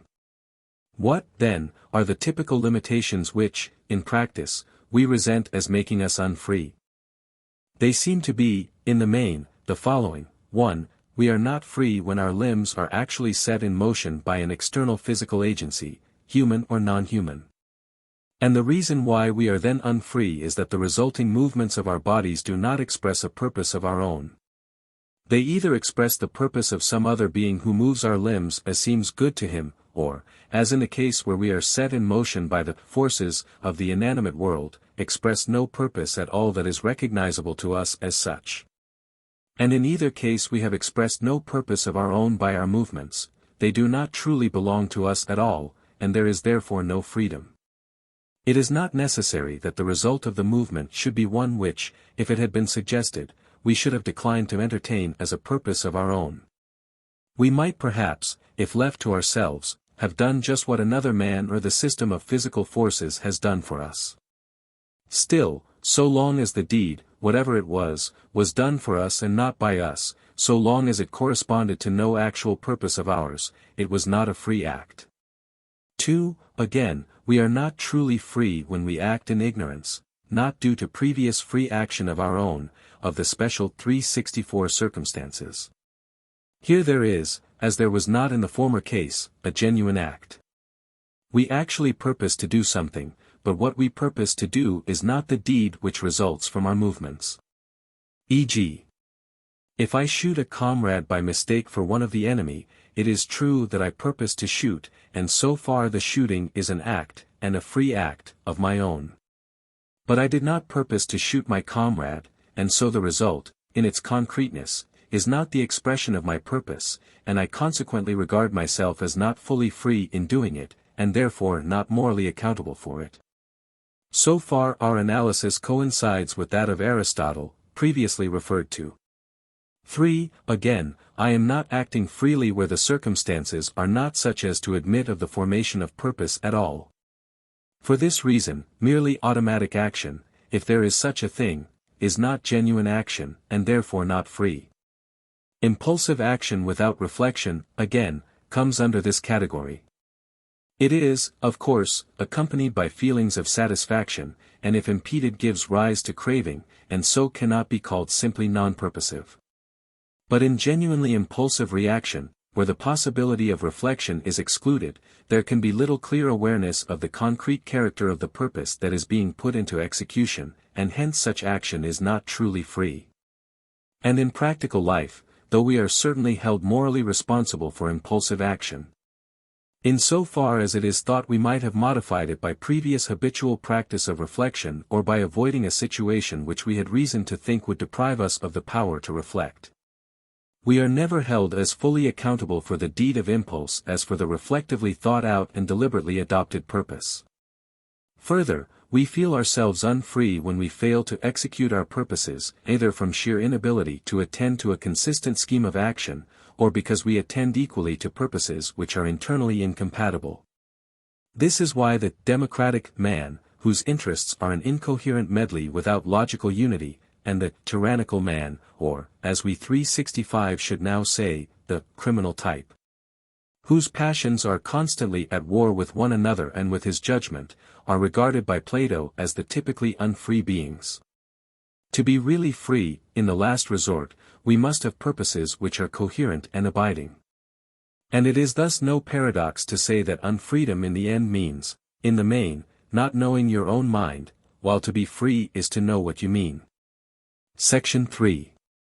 We may now draw some important consequences from this review of the facts upon which every valid interpretation of freedom has to be based. 1. Freedom, as Locke said in that famous chapter, on power, which is still the classic discussion of the whole subject as far as English philosophy is concerned, belongs to the man, not to the will. The proper question to ask is, am I free? Not, is my will free, or, have I a free will? For freedom and will, as the facts enumerated above show, are but the negative and the positive name for the same property. The property of acting so as to put what we first possessed as our private purpose into execution in the world of sensible fact. I will, when my outward deed is thus the expression of my purpose, in the same case, and in no other, I am free. Thus to will and to be free are one and the same thing. A will which was not free would be a will which was not the translation into sensible fact of any one's purpose, and thus no will at all. Thus the question, are we free, might be also put in the equivalent form, can we ever will anything? And to the question, as thus put, experience gives a ready answer. For we certainly do conceive purposes, and we certainly, in some of our movements, do translate those purposes in act. And therefore we may say that freedom is undoubtedly, in the only sense in which it is desired, a fact of immediate experience. 2. If we retain the expression, freedom to will, by the side of the phrase, freedom to act, it can only be in a very special sense. It is clear that not only may my outward deed be a translation into fact of my present purpose, but my present purpose itself, as a psychical event, may also be a 366 translation into fact of a former purpose.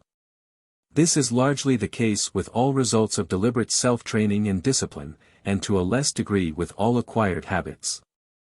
Thus, e.g., the movements by which I write these lines are the expression of my preconceived purpose to write the present paragraph, but that purpose itself, as an event in my history, is similarly the expression of a former purpose to compose a work on metaphysics. Thus there is a real sense in which we can agree with Leibniz in criticizing Locke's dictum that we are free to act, but not free to will. For the mental conception of a purpose is itself an act, and in so far as it translates into existing thoughts and feelings a previous purpose it may be said itself to be freely willed. 3. Freedom, in actual experience, is always limited, and, moreover, admits of the most various degrees. As to the first point, it follows immediately from our consideration of the circumstances which make us unfree.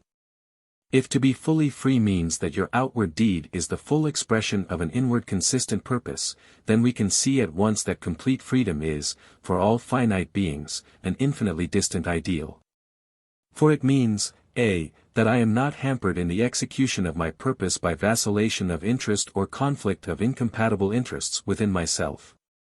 b. Nor by the establishment of habitual reactions so nearly mechanical as to repeat themselves out of season unless checked by special reflection.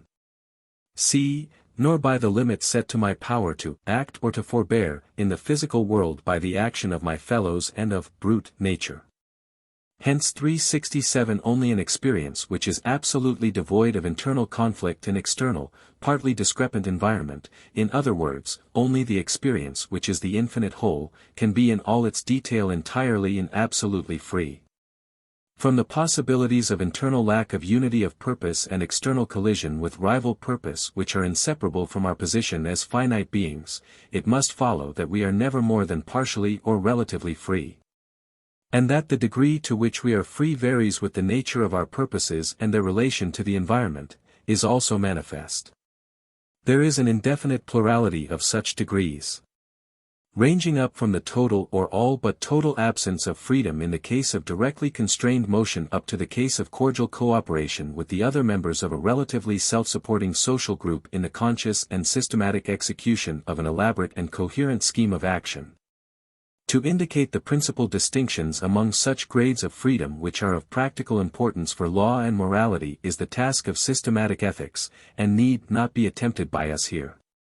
We may add that our investigation has made it apparent that true moral freedom, of whatever degree, is no inalienable heritage into which men step by the accident of birth, but, in the main and as an actual possession, a prize which has to be won by the double discipline of self-knowledge and self-mastery, and of social comradeship, and may be, and is, forfeited by the neglect of the arts by which it was first gained. No doubt one man's inherited disposition may make the practice of self-control, or again of social fellowship, easier to him than to another, and to this extent we may say that we are born with a greater or lesser capacity for freedom. But of its actual possession we have all to say, with a great price purchased I this freedom. For, finally, our examination of the facts of morality enables us to define true freedom. We are free, as we have seen, just so far as our experience is the embodiment of coherent and permanent interest or purpose, and freedom is, like will, simply an abstract expression for the teleological unity which, in varying degrees, is an essential feature of all experience. Hence we can at once see that freedom does not mean absence of rational connection or absence of determination, but does mean, as so many recent philosophers have told us, for us finite beings, self-determination.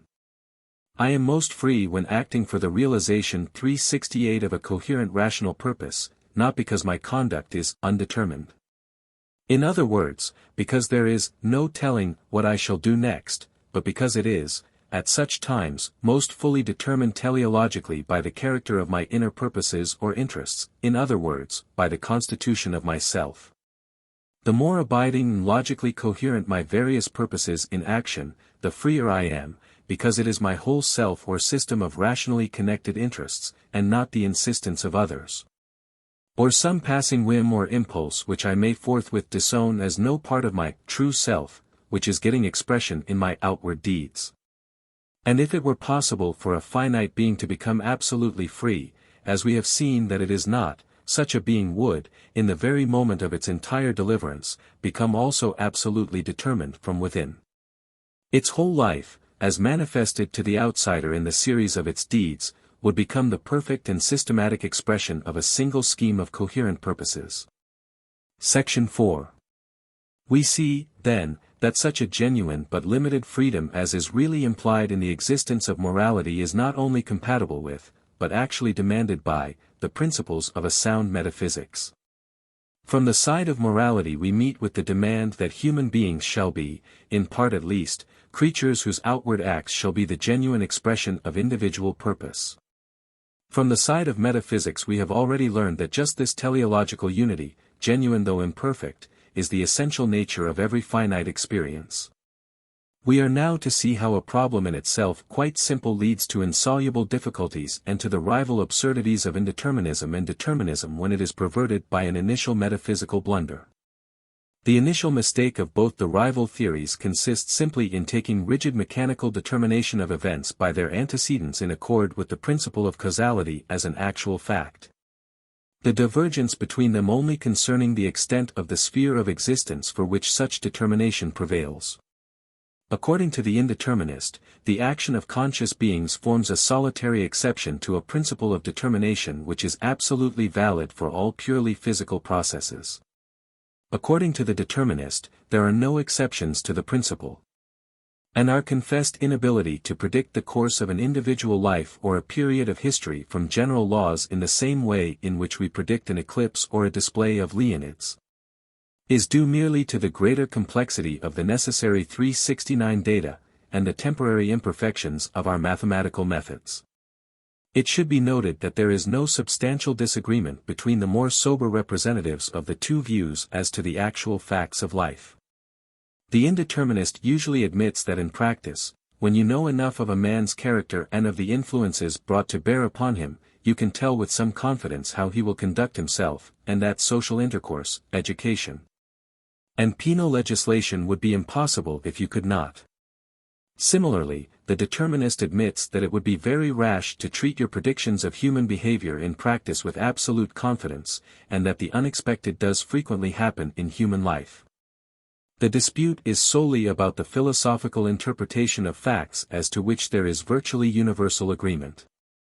According to the determinist interpretation, if you were put in possession of the knowledge of a man's character and of his circumstances, and it is assumed that it is theoretically possible to have this knowledge, and had sufficient skill to grapple with the mathematical problems involved, you could calculate his whole behavior in advance, from the cradle to the grave, with infallible precision. According to the indeterminist, you could not do so, and your failure would arise not from any theoretical impossibility of obtaining the supposed data, but from their insufficiency. Our behavior, he alleges, is not exclusively determined by the interaction of character and circumstances. Even with the complete knowledge of both these elements, human action is incalculable, because of our possession of a free will of indifference or power to act indifferently according to or in violation of our character. You can never say beforehand what a man will do, because of this capacity for acting, under any conditions, with equal facility in either of two alternative ways. I propose to show briefly that the determinist is right in saying that conduct is completely determined by character, if the term be understood widely enough, and circumstances, but wrong in holding that this makes infallible prediction possible. On the other hand, that the indeterminist is right in denying the possibility of such prediction, but wrong in the reason he gives for his denial. Infallible prediction is impossible, not because of the existence of free will of indifference, but because the assumed data of the prediction are such that you could not possibly have them 370 until after the event. Finally, it will be pointed out that the two errors both arise from the same false metaphysical theory that the causal principle is a statement of real fact. Section 5. Determinism. To begin with the view of the determinist. Human conduct, he says, must be, like other processes, unequivocally determined by antecedents, and these antecedents must consist of a. Character and b. External circumstance. For 1. To deny the causal determination of our acts by antecedents is to deny the presence of rational connection in the psychical sphere, and thus to pronounce not only psychology, but all the sciences which take psychical events as their material and attempt to discover rational connections between them, in principle impossible. Thus the very existence of psychology, ethics, and history proves the applicability of the principle of causal determinism to mental states. 2. This is still more evident if we reflect that all science consists in the formulation of laws or uniformities, and that the formulation of laws rests upon the principle that same result follows under same conditions, i.e., upon the principle of causal determination.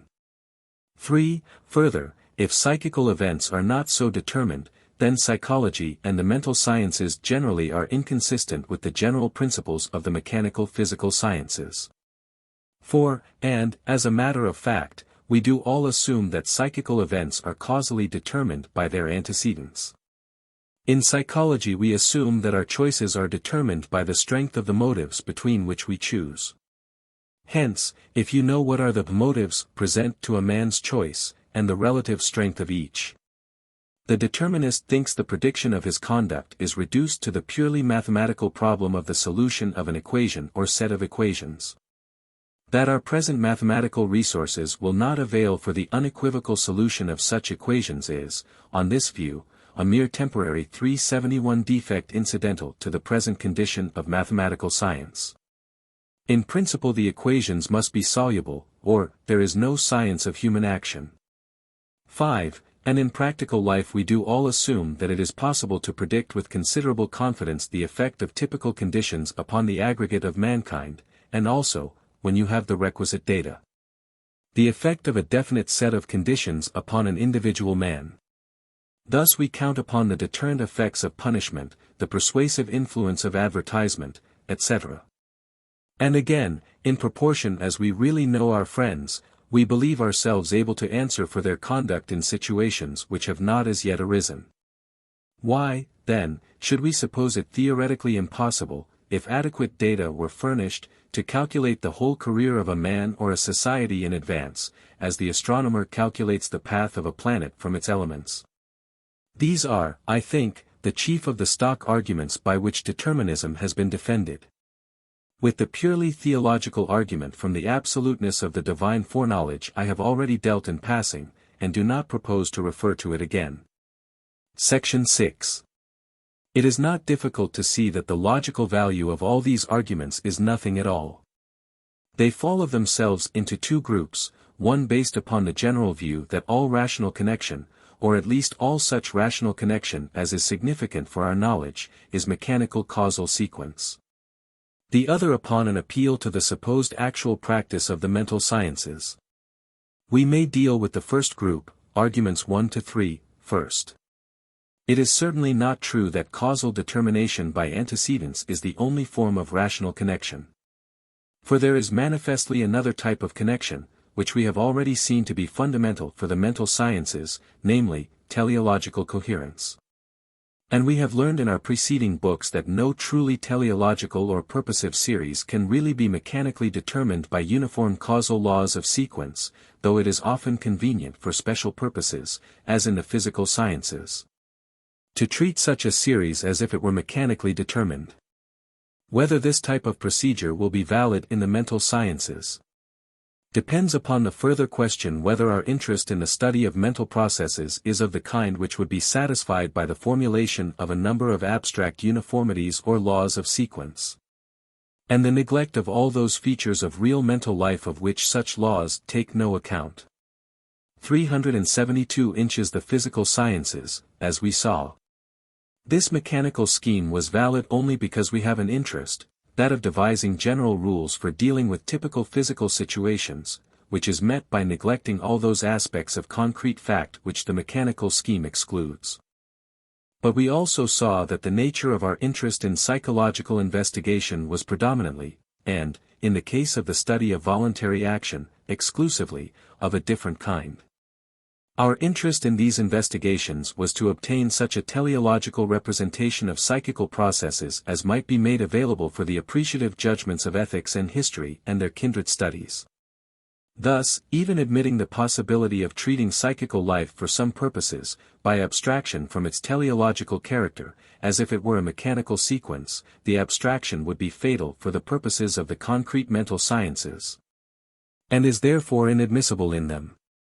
A teleological unity in which we are interested as a teleological unity cannot, without the stultification of our whole scientific procedure, be treated in abstraction from its teleological character. This rejoinder to the first of the determinists' arguments is at the same time a refutation of the second. It is true that any science which aims exclusively at the discovery of laws or uniformities must adopt the causal principle, and must resolutely shut its eyes to all aspects of concrete fact which cannot be resolved into mechanical sequence of same result on same conditions.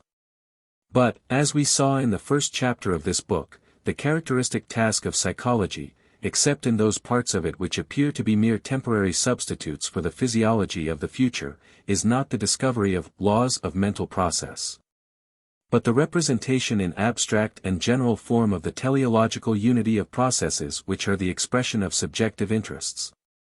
Psychology, then, in its most characteristic parts, is not based upon the causal postulate of mechanical science, but on the conception of teleological continuity.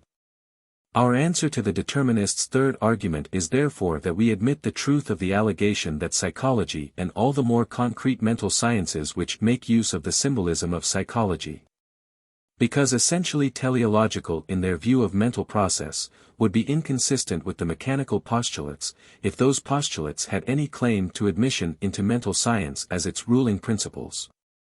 We deny, however, that they have any such claim to recognition. Being, as we now know that 373 they are, mere methodological rules for the elimination from our data of everything which is teleological, the mechanical postulates are only legitimate in psychology so far as psychology desires mechanical results. How far that is, we have learned in the first 2 chapters of the present book, and we have found that the initiation of purposive action is not a process which psychology can fruitfully treat as mechanical. Section 7.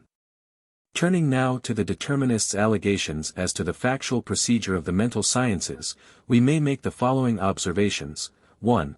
As to the argument from the psychological treatment of motives as the determining antecedents of choice.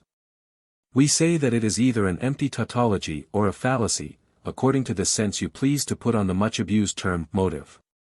Choice is causally determined by the strongest motive. What does this mean? If the strongest motive simply means the line of action we do in fact choose, the argument amounts to the true but irrelevant observation that we choose what we do choose, and not something else. But if motives are to be regarded as antecedents causally determining choice in proportion to their strength, as mechanical forces determine the path of a particle in abstract mechanics, we must suppose the strength of the various motives, like the mass of an attracting body, to be previously fixed, independent of the choice they determine. In other words, the determinist argument requires us to hold that alternative possibilities of action are already motives apart from their relation to the purpose of the agent who has to choose between them, and moreover have also an independence of the purpose or character of the chooser, strength, which is in some unintelligible way a function of, it would not be easy to say of what, though it is incumbent on the determinist to know. And this seems no better than rank nonsense.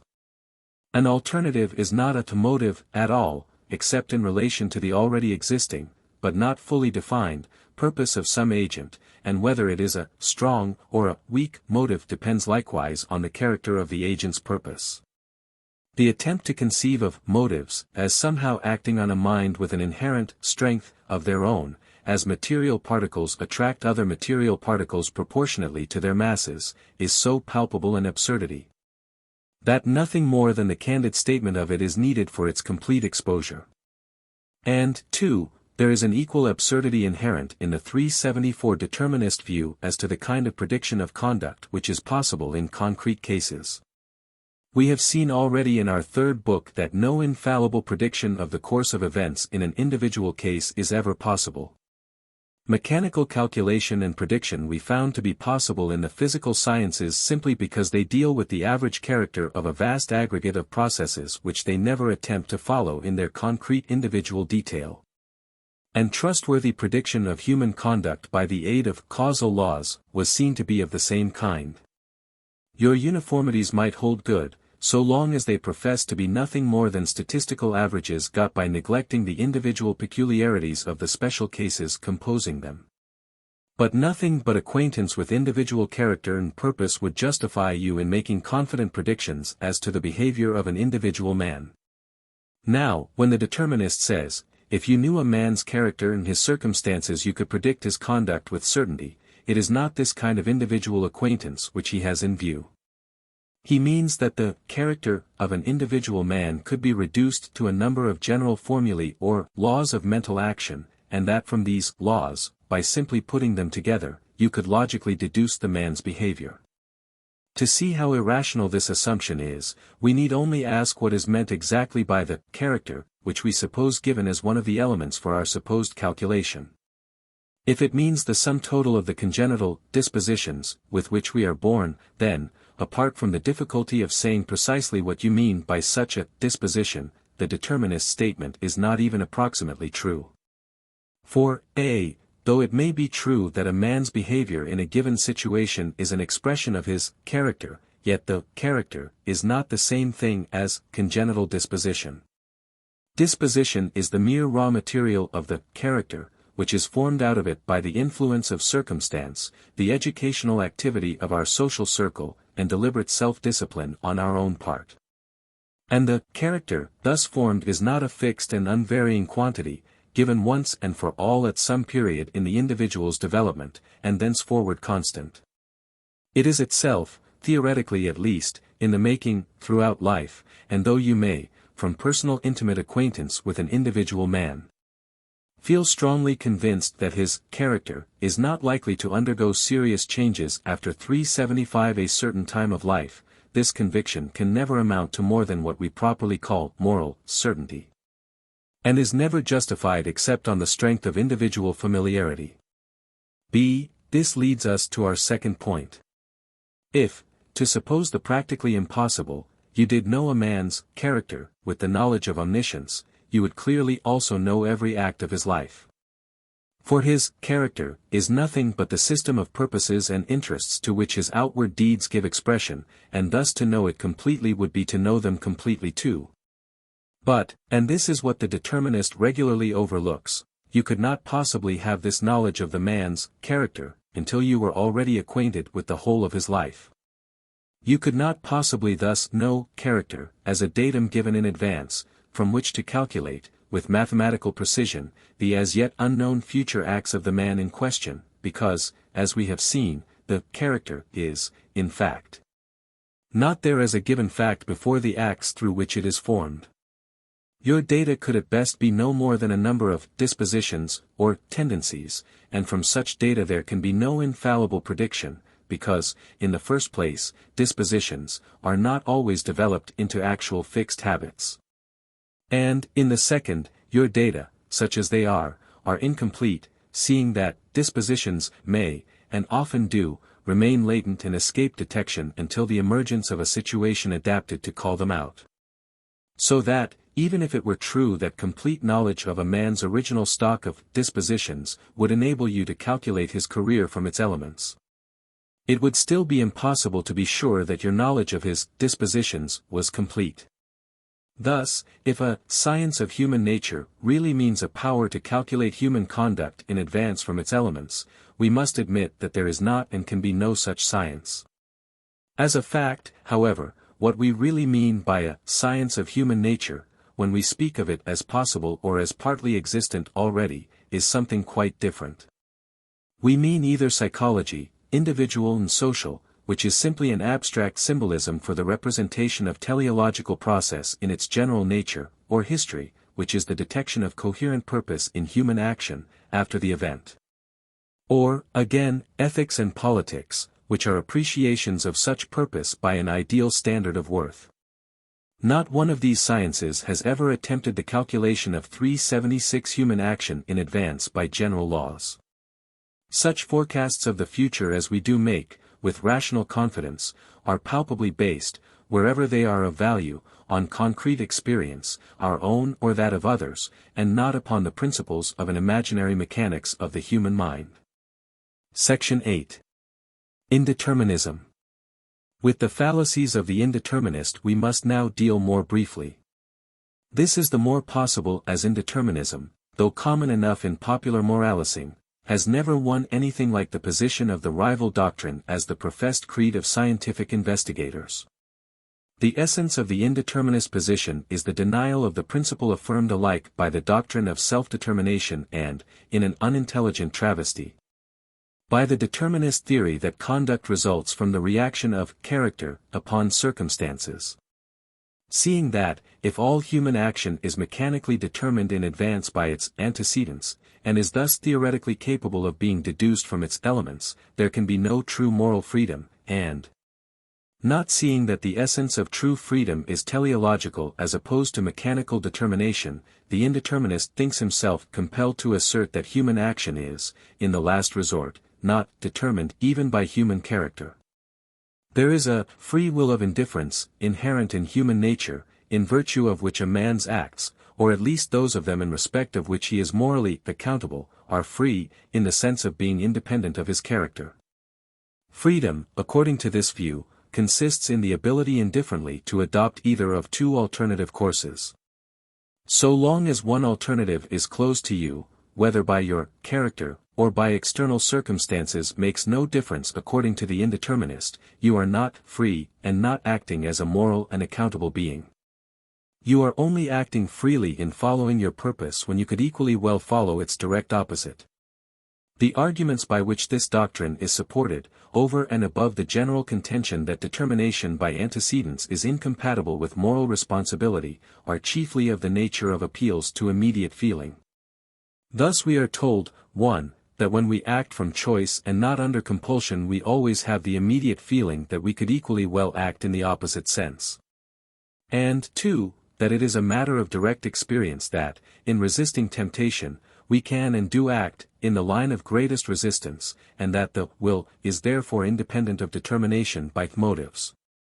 The detailed discussion of the actuality of the alleged 377 facts belongs, of course, to psychology, and I do not propose to enter into it here. But it should be manifest that, even admitting the facts to be as the indeterminist states them, they do not warrant the inference he bases on them. Thus, 1. It is no doubt true that I often am aware, in resolving on a certain course of action, that I could, if I pleased, act differently. But the conditional clause by its presence makes all the difference between teleological determination and no determination at all. It is, e.g., no genuine fact of experience that I am aware that I could violate all the habits of a lifetime, practice all the crimes I most abhor, and neglect all the interests to which I am most devoted. I could do all this, if I pleased, but before I could please, I should have to become a different man. While I am the man I am, it is a manifest absurdity to hold that I can indifferently express in my behavior the purposes which constitute my individuality or their opposites. 2. The argument from the successful resistance of temptations is equally fallacious. We have seen already that the determinist assumption against which it is directed, namely, that conduct is mechanically determined by the inherent strength of motives, is itself unmeaning. Motives are, if they are anything, another name for the interests which constitute our character, not external influences which work upon that character, and thus their relative strength is nothing independent of character, but a new expression for the structure of the individual character itself. But the counter-argument of indeterminism is just as unmeaning. To talk of the conquest of temptation as the line of greatest resistance is to use the very same unintelligible mechanical analogy as the determinist uses in talking of the antecedent strength of a motive. There are, in fact, only two possible interpretations of the indeterminist's contention, and neither of them supports his conclusion. Either the resistance of which he speaks must be measured by our actual success in resisting the suggestion to act. And in that case the very fact that we do not yield to the temptation shows that for us yielding would have been the line of greatest resistance. Or else resistance must be measured by the extent to which the rejected alternative still persists as a psychical fact after its rejection. Then the alleged experience simply amounts to this, that we can and sometimes do, in obedience to training or conviction, refuse to act upon suggestions which as psychical facts have sufficient intensity to remain before the mind even after our refusal. 378 And this, interesting and suggestive as it is, seems no particular reason for denying the teleological determination of our conduct. The real metaphysical objection to indeterminism, however, is not that it is an unprovable and unnecessary hypothesis, but that it involves the denial of rational connection between human actions. By declaring that conduct is not determined by character, it virtually asserts that it is chance which ultimately decides how we shall actually behave in a concrete case. And chance is simply another name for the absence of rational connection. This is illustrated, e.g., by the use we make of the conception of chance in the various empirical sciences. Thus, when I say that it is a matter of chance what card I shall draw from the pack, what I mean is that the result depends in part upon conditions which I do not know, and therefore cannot use as data for a conclusion in favor of one result rather than another. I do not, of course, mean that the result is not conditioned at all, or that, with a sufficient knowledge of the conditions it might not have been calculated in advance, but merely that I in particular have not this sufficient knowledge. Hence the admission of chance in the relative sense of conditions not at present accurately known, does not conflict with the fundamental axiom of all thinking, the principle that all existence is a rational unity or scheme of some sort. In fact, since we never can know the totality of the conditions of anything, it would be true to say that there is an element of chance, in this relative sense, in all concrete actualities. But absolute chance, such as the doctrine of an indeterminate free will maintains, would amount to the simple absence of any rational connection whatever between the facts which are alleged to issue from such a will. This is why the indeterminist view leads in the end, if consistently carried out, to the same metaphysical absurdity as the determinist. From failure to see that rational connection, such as is presupposed when we impute praise or blame to an agent on the score of his conduct, means teleological determination. Both the rival theories in the end deny the rational interconnection of human acts, the one replacing it by the fiction of a purposeless mechanical necessity, the other by the equal fiction of a blind chance. And the two fictions are really the same thing under different names. 379 For the only piece of definite information that could be extracted either from the assertion that human conduct is mechanically determined, or that it is the result of chance, is the conclusion that in either case it is not the expression of coherent purpose. Section 9. It is thus obvious that indeterminism fails, in precisely the same way as the opposing theory, to afford any theoretical basis for moral responsibility. True, I cannot be responsible for deeds which are the outcome of a purely mechanical system of antecedents, because such deeds, not issuing from the purposes of myself, are in no true sense mine. But the same would be equally true of the results of an indeterminate free will. As not owing their existence to my purpose, those results are in no real sense my acts, and the choice of the name free will for their unknown source only serves to disguise this consequence without removing it. Only as issuing from my character, and as the expression of my individual interests, can acts be ascribed to me as mine and made the basis of moral approbation in censure of myself. Thus we see that the determinist and the indeterminist are led alike to impossible results because of the common error involved in their point of departure. Both start with the false assumption that the causal determination of an event by its antecedents, which we have in our earlier books seen to be a postulate ultimately not in accord with reality, but permissible in so far as it permits us to obtain useful results by treating events as if they were thus determined, is ultimately real as a feature of concrete existence. Having thus at the outset excluded genuine teleological determination from their conception of the world of change, both theorists are alike debarred from the correct understanding of those psychical processes for the comprehension of which teleological categories are indispensable. In the terms of theories which treat determination as purely mechanical, the factors which manifestly are the determining conditions of conduct, namely, character and the alternative possibilities of action, inevitably come to be conceived of as the temporal antecedents of the act which issues from them.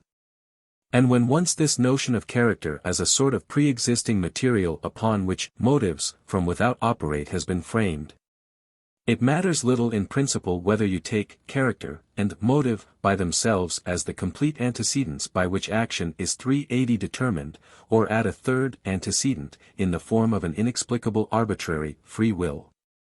In either case all possibility of a truthful representation of the freedom actually implied in moral accountability was surrendered when the character, which expresses itself through an act, and the motive, which is another name for that character as particularized by reference to circumstances, were falsely separated in thought from each other, and then further treated as the temporal antecedents of the act in which they are expressed.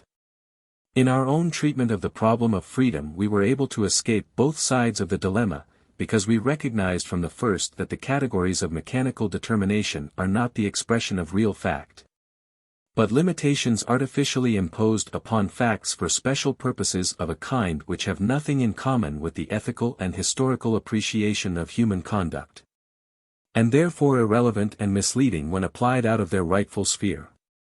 Consult further, H. Bergson, Sur les dons immédiats de la conscience, F. H. Bradley, Ethical Studies, Essay 1, W. R. B. Gibson, The Problem of Freedom, in Personal Idealism, T. H. Green, Prolegomena to Ethics, BKI, Chapter 3, Book 2. Chap. 1, W. James, Principles of Psychology, Volume 2. Chapter 26, Will to Believe, The Dilemma of Determinism, J. Locke, Essay Concerning Human Understanding, Book 2. Chapter 21, On Power, J. Martineau, Types of Ethical Theory, Volume 2. BKI, Chapter 1, J. S. Mill, Logic, Book 6. Chapter 2 FF, J. Royce, The World and the Individual, Second Series, Lecture 8, H. Sidgwick, Methods of Ethics, BKI, Chapter 5, Lectures on the Ethics of Green, etc., pages 15 to 29. See Methods of Ethics, BKI, Chap. 4, Section 6, pages 72 to 76 of 5th edition. So Omar Khayyam. O thou, who didst with pitfall and with gin beset the road I was to wander in. Thou wilt not with predestined evil round enmesh, and then impute my fall to sin. Fitzgerald, ed. 4, stanza 80. And our own poet. Thou madest man in the garden, thou temptedst man, and he fell, etc. For the original of the stanzas on predestination in Fitzgerald's Omar, c. e.g. The Persian text of Winfield, quatrains 100, 126, 197. Evaded, because, even granting the satisfactoriness of the solution for the special case of Adam, there would still be the problem of reconciling the alleged free will of his descendants with their inheritance of original sin.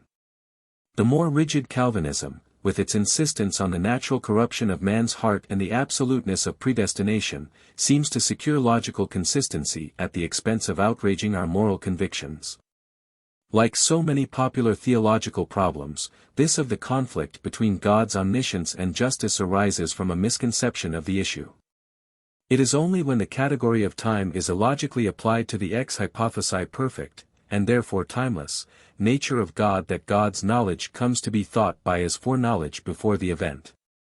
And thus occasions the difficulty which the free will theory was intended to remove. See on this point, Royce, The World and the Individual, Volume 2. Lecture 8, and compare Bradley, Ethical Studies, page 19.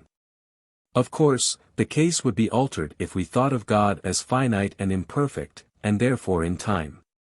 But there would then be no longer any reason for believing either in his omniscience or his omnipotence, and so no problem would arise. Remember that abstention from acting is itself action, just as in logic every significant denial is really an assertion.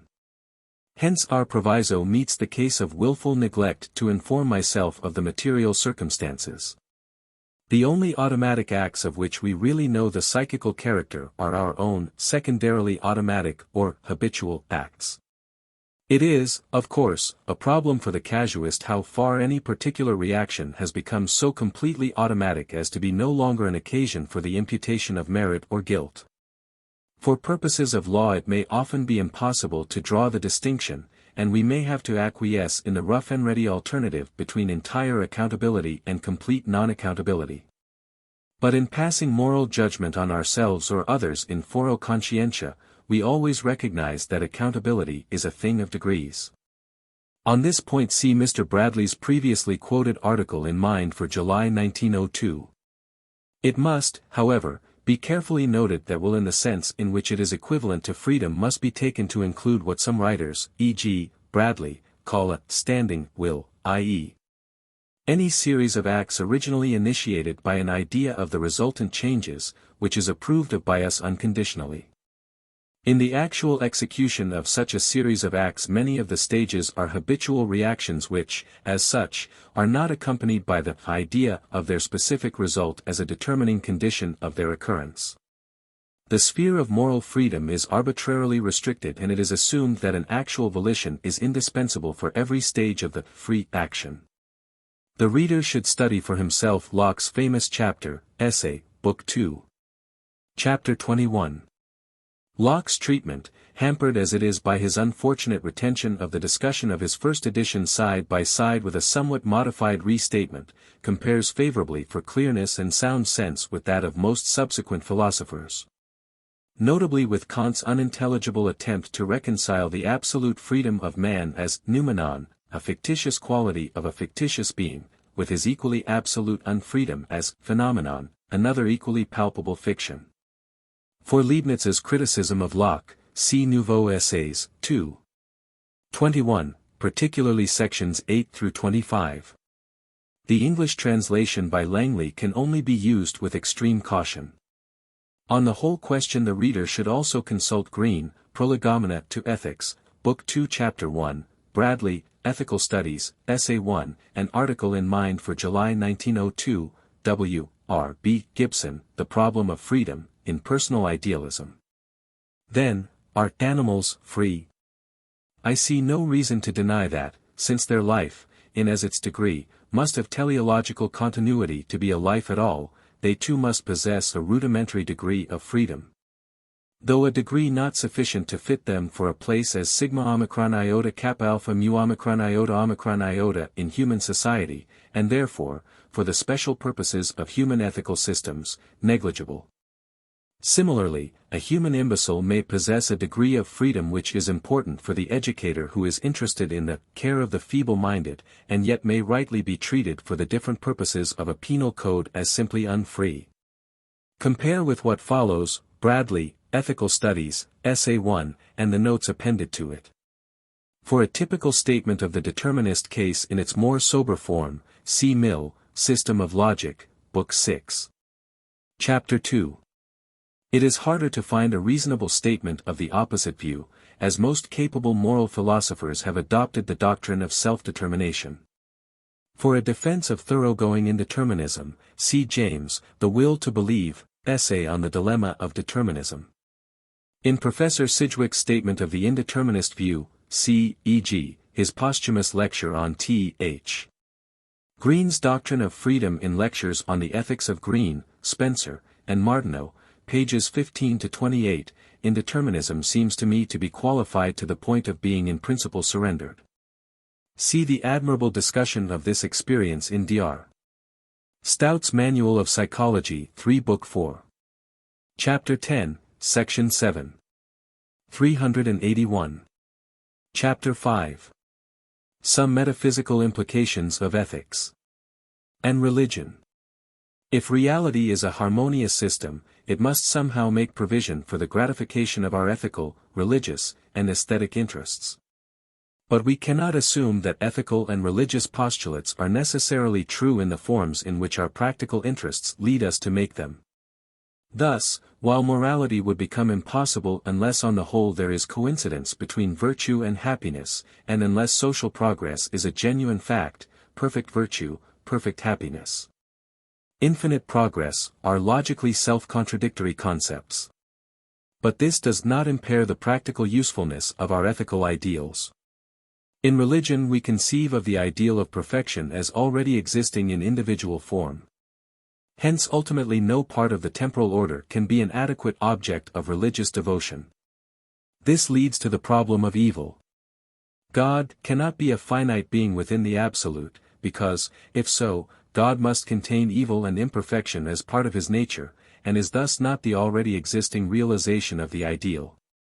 This difficulty disappears when we identify God with the absolute, because in the absolute evil can be seen to be mere illusory appearance.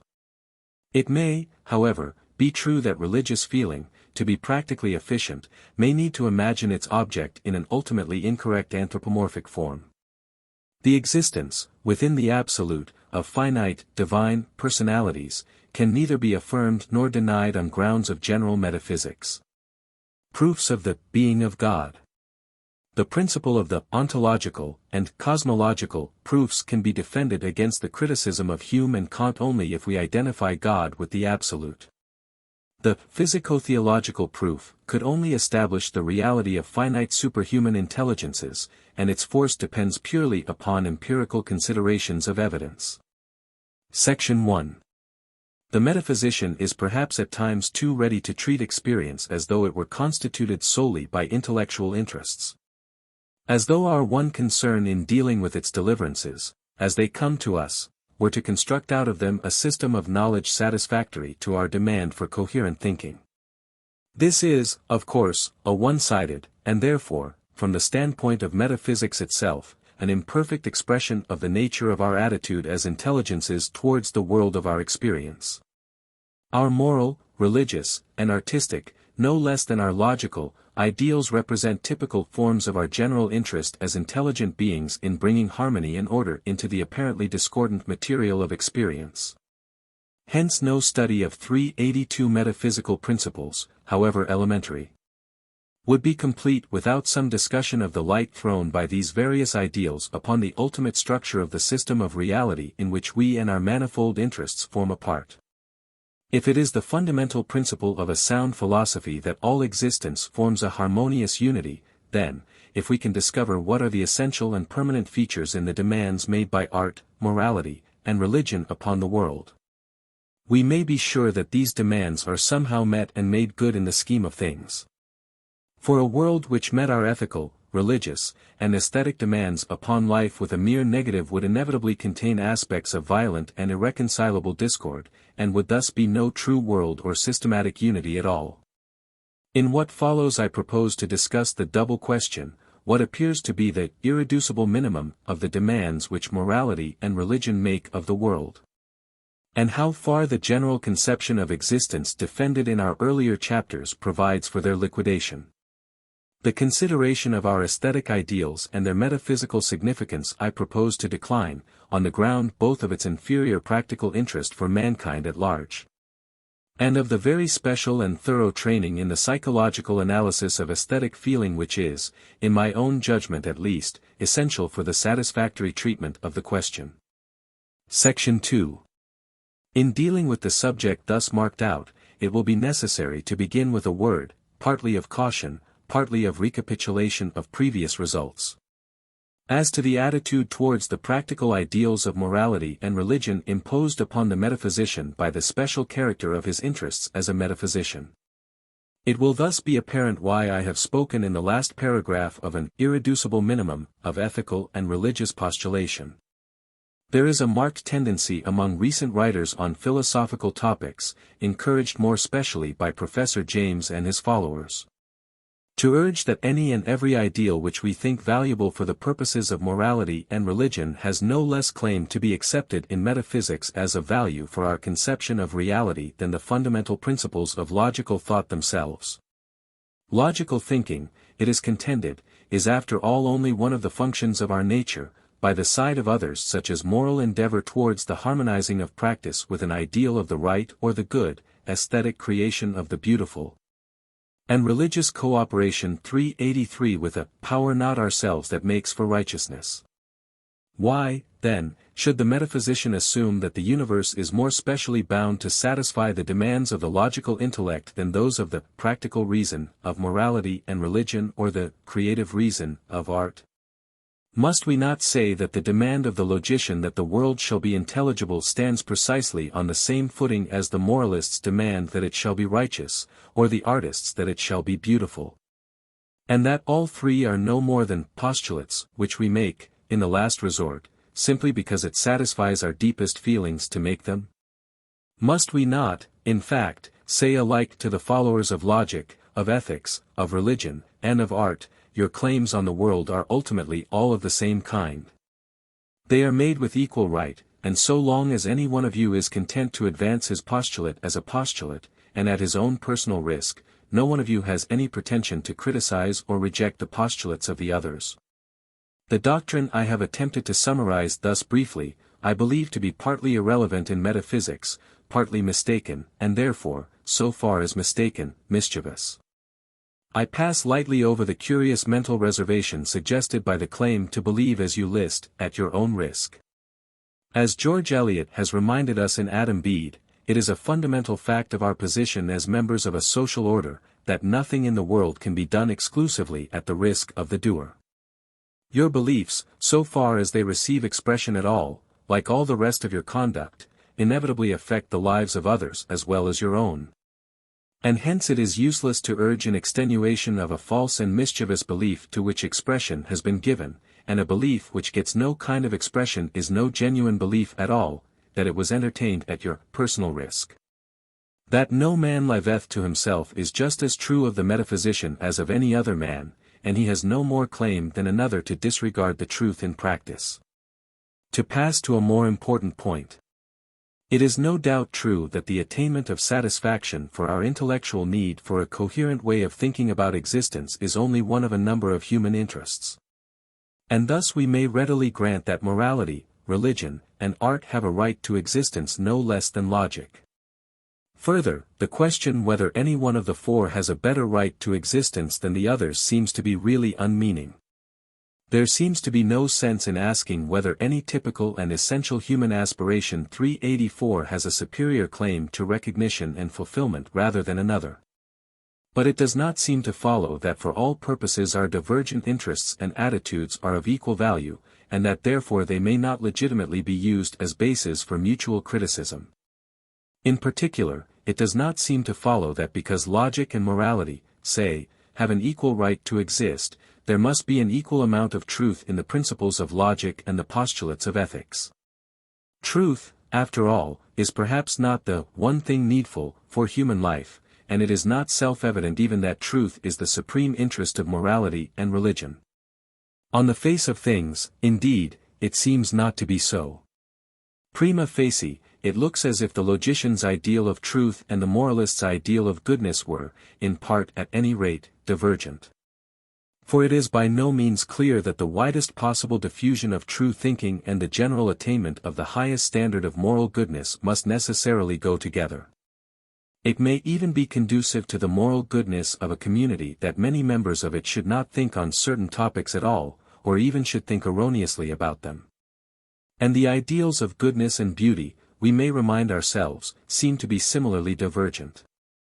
It is by no means self-evident, and might even be said to be, so far as history enables us to judge, probably untrue. That the society in which the appreciation of beauty is most highly developed is also the society with the highest standard of goodness. Now, if truth and goodness are not simply identical, we cannot conclude that the ultimate truth of a belief is proportionate to its moral usefulness in promoting practical goodness. And therefore the metaphysician, who takes ultimate truth as his standard of worth, would appear to be quite within his right in refusing to admit moral usefulness as sufficient justification for a belief, just as the moralist, from the point of view of his special standard of worth, may rightly decline to take the aesthetic harmoniousness of a life 385 as sufficient evidence of its moral excellence. Until you have shown, what the view I am here opposing appears tacitly to assume, that truth, moral goodness, and beauty are one thing, you cannot rationally refuse the metaphysician's claim to criticize. And if necessary to condemn as not finally true, the postulates of which ethics is entitled to assent, not that they are true, but that they are practically useful. And, of course, the same liberty must be granted to ethics itself. The moralist, I would not only admit but insist, has a perfect right to criticize, from his special standpoint, the doctrines of the metaphysician. It may perfectly well be that certain truths are better not generally known, in the interests of practical goodness, and the moralist is fully justified in dwelling upon the fact. But when the metaphysician asserts the truth of a proposition solely on the strength of its value for the promotion of morality, he is deserting the criterion of value which he is bound in his capacity of metaphysician to respect.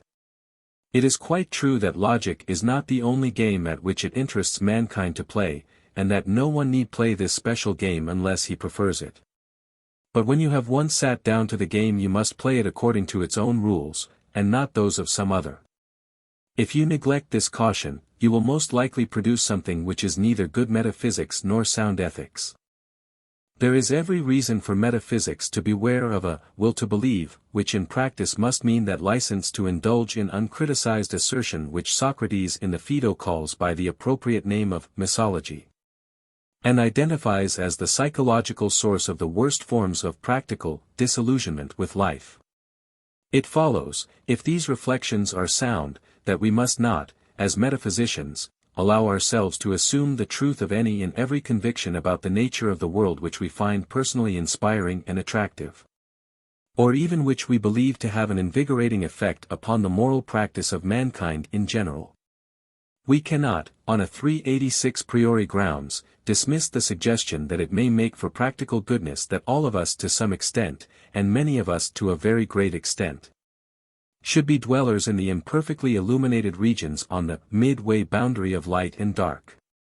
On the other hand, it would manifestly be incompatible with the presence of any rational unity of structure in the experience world that there should be a final and absolute lack of harmony between that world, as it must be conceived by true thinking, and as it must be if our ethical aspirations are to be satisfied.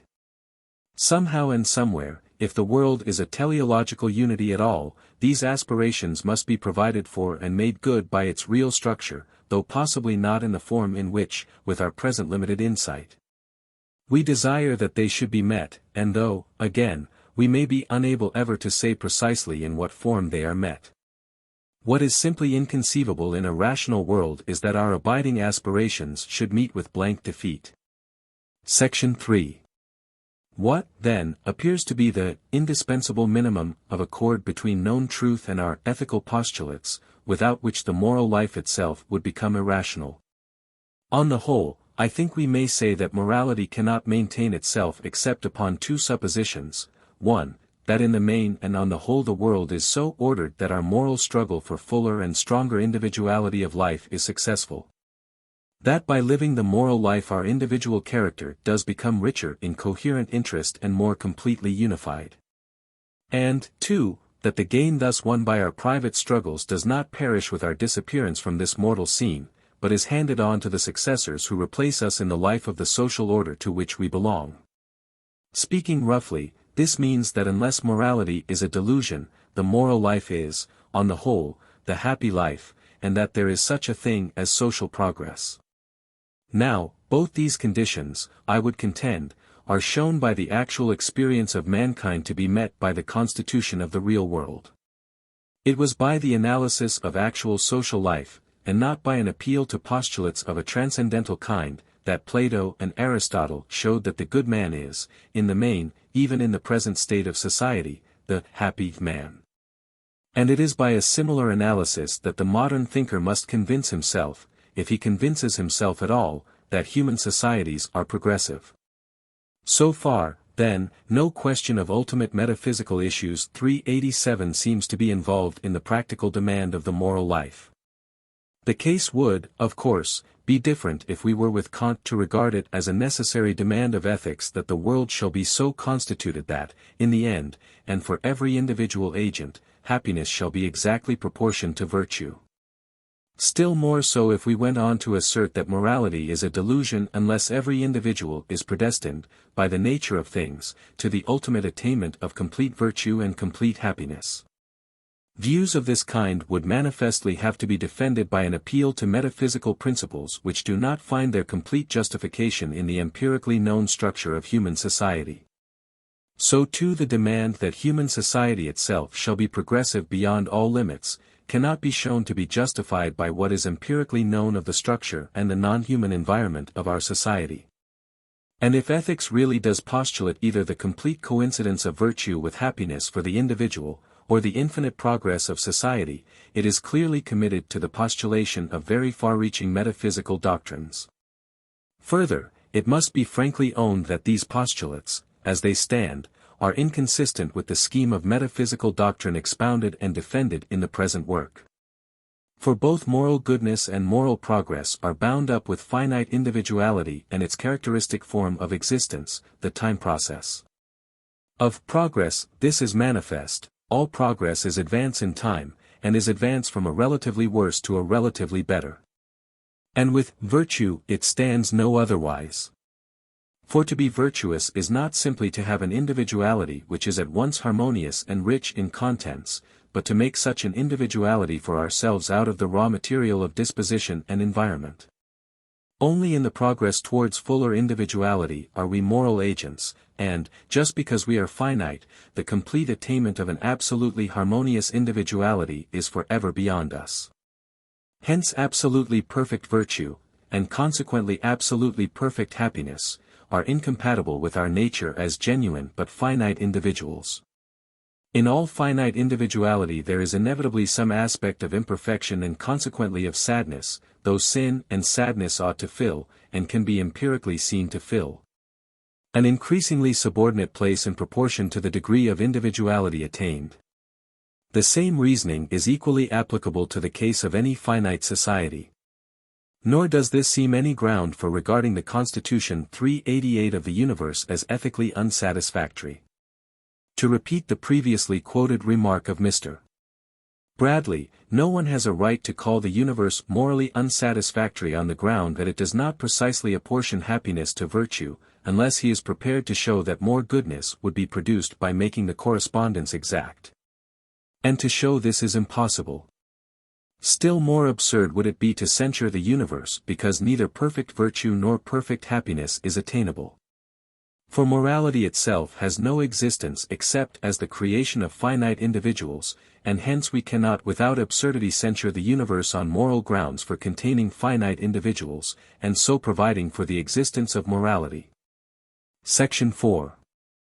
Would the case be altered if we had, or thought we had, grounds for holding that the progress of human society has fixed and knowable bounds set to it by the nature of things? If we could know, for instance, that the physical environment of humanity is so constituted that human life must ultimately disappear from the earth?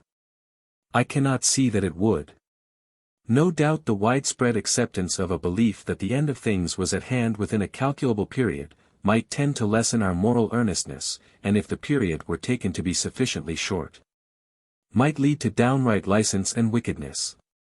But so does a belief in the approaching dissolution of any historic and wide-reaching social order, and yet the fact that societies suffer dissolution is not commonly regarded as reasonable ground for an indictment against the universe.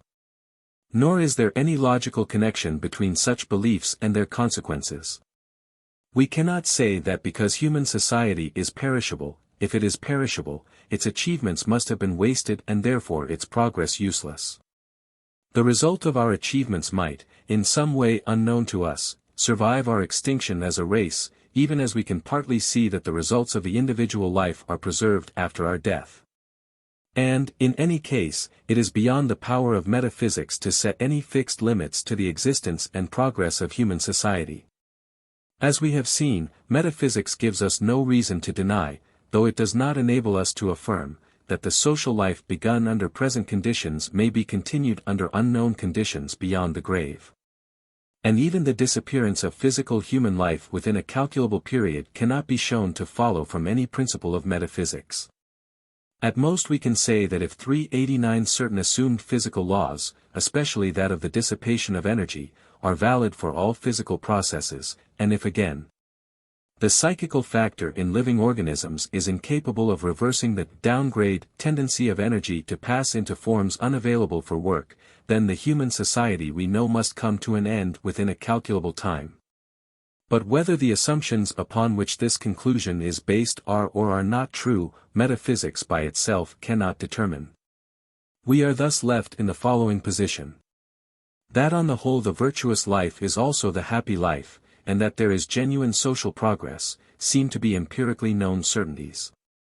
Absolute perfection, of the finite as finite, and infinite progress seem alike excluded as metaphysical impossibilities. But no definite limits can be set by metaphysics to the possibilities of individual and social advance towards greater virtue and greater happiness.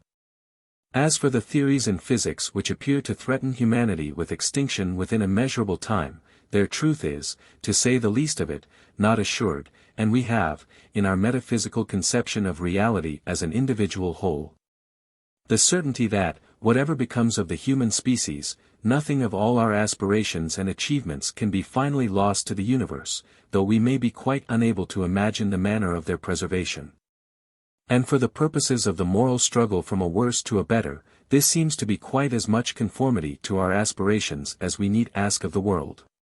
For the suggestion that our ideals are not worth living for unless we enjoy the fruit of our labors in the form we in particular should like, seems nothing better than an appeal to the baser egoism. Section 5. When we consider the specially religious attitude of mind, we shall find that its demands upon the world go further than those of mere ethics, and are, in part, of a rather different character. It would be impossible in a work like this to discuss at length the nature of the religious attitude, but this much at least would probably be admitted as beyond doubt. The religious attitude towards the world of experience 390 is distinguished from all others partly by the specific character of the emotions in which it finds its expression, partly by the intellectual beliefs to which those emotions give rise. Specifically religious emotion, as we can detect it both in our own experience, if we happen to possess the religious temperament, and in the devotional literature of the world, appears to be essentially a mingled condition of exaltation and humility arising from an immediate sense of communion and cooperation with a power greater and better than ourselves, in which our ideals of good find completer realization than they ever obtain in the empirically known time order. In the various religious creeds of the world we have a number of attempts to express the nature of such a power and of our relation to it in more or less logically satisfactory conceptual terms. But it is important to remember that, though a theological belief when sincerely held may react powerfully upon religious feeling, the beliefs are in the last resort based upon immediate feeling, and not immediate feeling upon beliefs.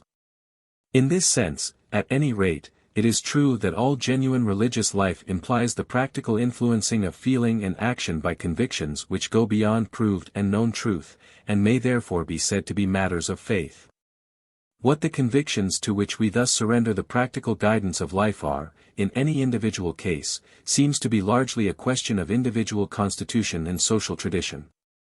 Not only are the convictions as to the nature of the higher power represented by the great typical historical religions very various, but what we may call the individual religion of different persons exhibits even greater variety.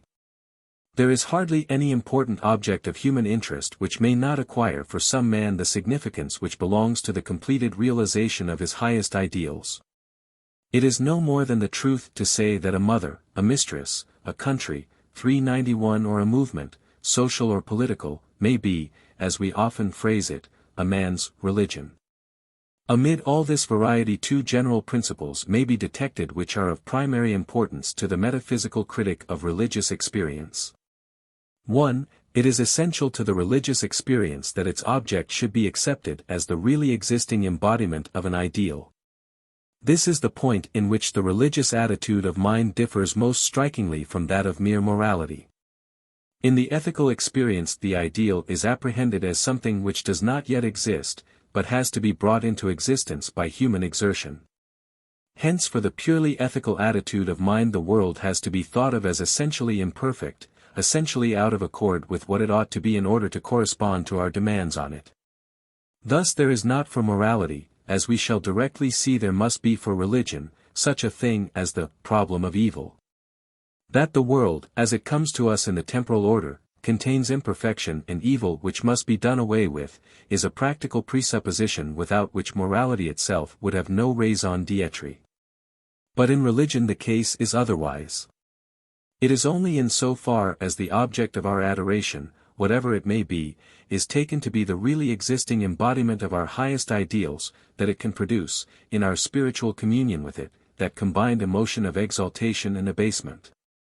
That feeling of being at once ourselves already perfect so far as our will is one in its contact with our ideal, and absolutely condemned and subject to wrath so far as it is not, which distinguishes the religious from all other states of mind. But all real existence, as we saw in our second book, is essentially individual. Hence it is of the essence of religion that it looks upon the ideal as already existing in individual form. This is why devotion to an abstract principle, such as nationality, socialism, democracy, humanity, proves so much inferior as a permanent expression of religious life, to devotion to a person, however imperfect. 2. it follows that mere appearance in the time order cannot be the ultimate object of religious devotion. For the time order itself, as we have seen, is essentially unfinished 392 and incomplete, and no part of it, therefore, can be perfectly individual. The completely individual, if it exists at all, must have an existence which is not temporal. Hence no part of the temporal order of events, as such, can be finally satisfactory as an object of religious adoration. So far as it is possible to succeed in worshipping anything which forms part of that order, such as a man or a cause, this can only be done by regarding the temporal facts as an imperfect appearance of a reality which, because completely and perfectly individual, is in its true nature timeless. And it further follows that, since all finite individuality is, as we have already seen, only imperfectly individual, and because imperfect is temporal, the only finally adequate object of religious devotion must be the infinite individual or timeless absolute itself. That the great philosophical religions of the world have felt the force of this, is shown in history by the way in which they have inevitably tended to credit their various gods with omnipotence. Thus the God of the Hebrew religion, as at first presented to us in its earlier records, is represented as limited in power by the existence of other divine beings, and temporally changeable and mutable. But in the later Old Testament writings, the New Testament, and the subsequent constructions of ecclesiastical theology, we see the gradual development from these Hebrew beginnings of an idea of a God who is all in all, and limited neither by the existence of other divine beings with opposing aims and interests, nor by the inherent resistance of matter to his purposes. So the Zoroastrian religion, in which the limitation of the power of the good being Ahura Mazda by the existence of a coordinate bad being, Angro Mainyus, was originally a fundamental tenet, is said to have become among the modern Parsis a pure monotheism. Section 6. Now, it should be noted that this inevitable tendency of religion itself to identify its object with ultimate reality, conceived in its timeless perfection as a complete and infinite individual whole, leads to the difficult metaphysical problem of evil. For if God is the same thing as the Absolute, it would appear that evil itself must be, like everything else, a manifestation of his nature. And if so, can we say that God is strictly speaking good, or is the complete realization of our ideals? It is this difficulty about evil, more than anything else, which has led many philosophers in both ancient and modern times to distinguish between the Absolute and God, and to regard God as simply one, though the highest 393 and most perfect, among the finite individuals contained in the Absolute. In the following paragraphs I propose not so much to offer a solution of this time-honored puzzle, as to make some suggestions which may help to put the issue at stake clearly before the reader's mind. The doctrine of the finitude of God does not appear in any way to remove the difficulty about evil, in fact, it renders it, if anything, more acute. For evil must now appear in the universe in a double form. On the one hand, it admittedly is taken to exist outside God, as a hostile factor limiting his power of shaping the world to his purpose. But again, as we have seen, every finite individual, because finite, falls short of complete internal harmony of structure, and thus contains an element of defect and evil within itself. Thus evil will be inherent in the nature of a finite God, as well as in that of the existence supposed to be outside him. We have, in fact, one more illustration of the principle that all limitation involves self-limitation from within. It is only by forgetting this fundamental truth that we can conceive the possibility of a being who is perfectly good, and yet is less than the Absolute. And even when we overlook this, our difficulties are not removed. For a finite God with a further reality outside and in some way opposed to his own nature, even when illogically thought of as perfectly good, must be at best only such another being as ourselves, though on a larger scale. He, like us, must be simply a partly successful, partly unsuccessful, actor in a universe of which the constitution and ultimate upshot are either unknown or known not to satisfy our religious demand for the complete individual reality of our ideal. This is the view which has in history been 394 actually adopted by religions like those of the Hellenes and the Norsemen, in which the gods are regarded as ultimately subject to an inscrutable and unethical fate. But a finite being struggling, however successfully, against such an alien fate is, after all, a fit object only for moral respect and sympathy, not for religious adoration. Such a being, however exalted, is still not that complete and harmonious individual realization of all human aspiration for which religion yearns, and is therefore not, in the full and true sense, God.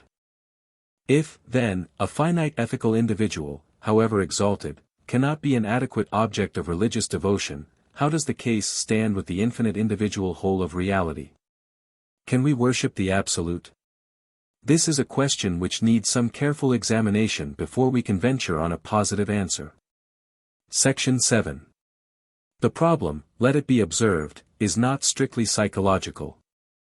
Experience shows that individual men can derive religious support from belief in the most varied and most defective conceptions of the nature of the deity.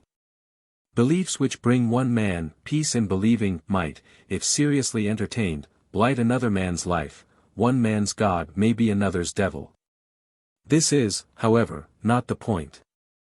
The real question is, whether the Absolute can be made into an object of religious worship, as we have seen that finite individuals cannot, without a breach of logic. Has it the character which, as we have seen, anything which is to correspond to our ideal of God must logically possess? At first sight it certainly would seem that it has. For, as we have seen, the Absolute contains all finite existence, and contains it as a perfectly harmonious system.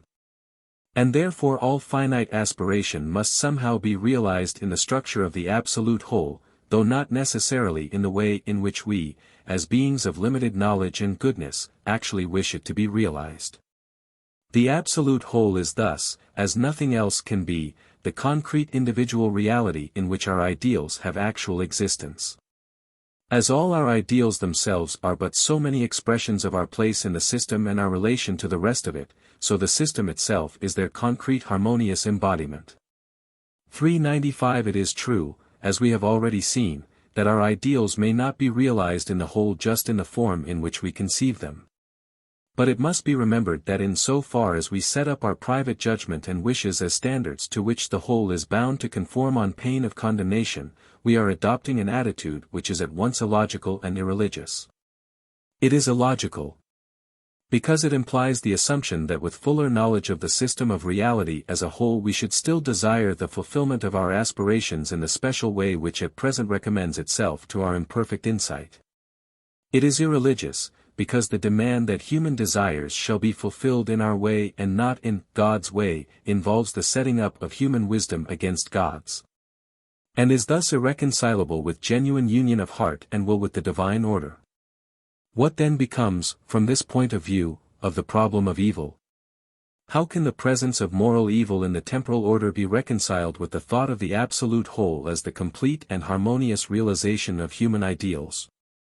I need not say that the detailed solution of the problem is out of the question.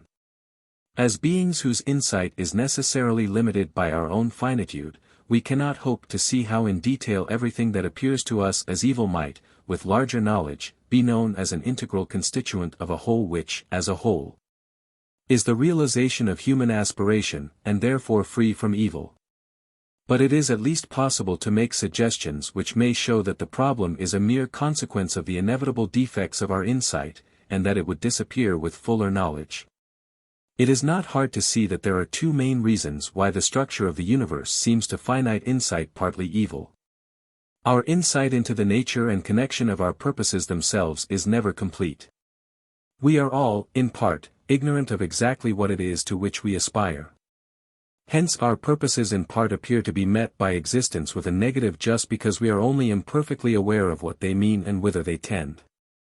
There is no more familiar fact than this, that even within the limits of our 396 human life growing experience is constantly teaching us how confused and defective our judgment at any moment as to what we really want, can be. Largely, then, our ideals seem to be at variance with actual existence, because we never fully know what they are. Again, our knowledge of the effects of our acts is always imperfect in the extreme. We seem to fail because we cannot see far enough to understand fully what it is we have effected. And both these causes of the apparent discrepancy between the real and the ideal may be traced to a single root. Existence appears to be in part evil, because we cannot take it in at once and as a whole in its individual structure. We have to make acquaintance with it by piecemeal, and as a succession of fragmentary events in the time series. And imperfection, we have seen, belongs to the time series. Hence we can see that evil is at once a mere appearance, and an appearance which is inevitable to the finite experience conditioned by the temporal form. The so-called problem is thus in principle insoluble only so long as we falsely think of the time order itself as a characteristic of the absolute whole in its real individuality. May we say, then, that the absolute or whole is known in metaphysics to be good? The answer depends upon the precise meaning we attach to the statement.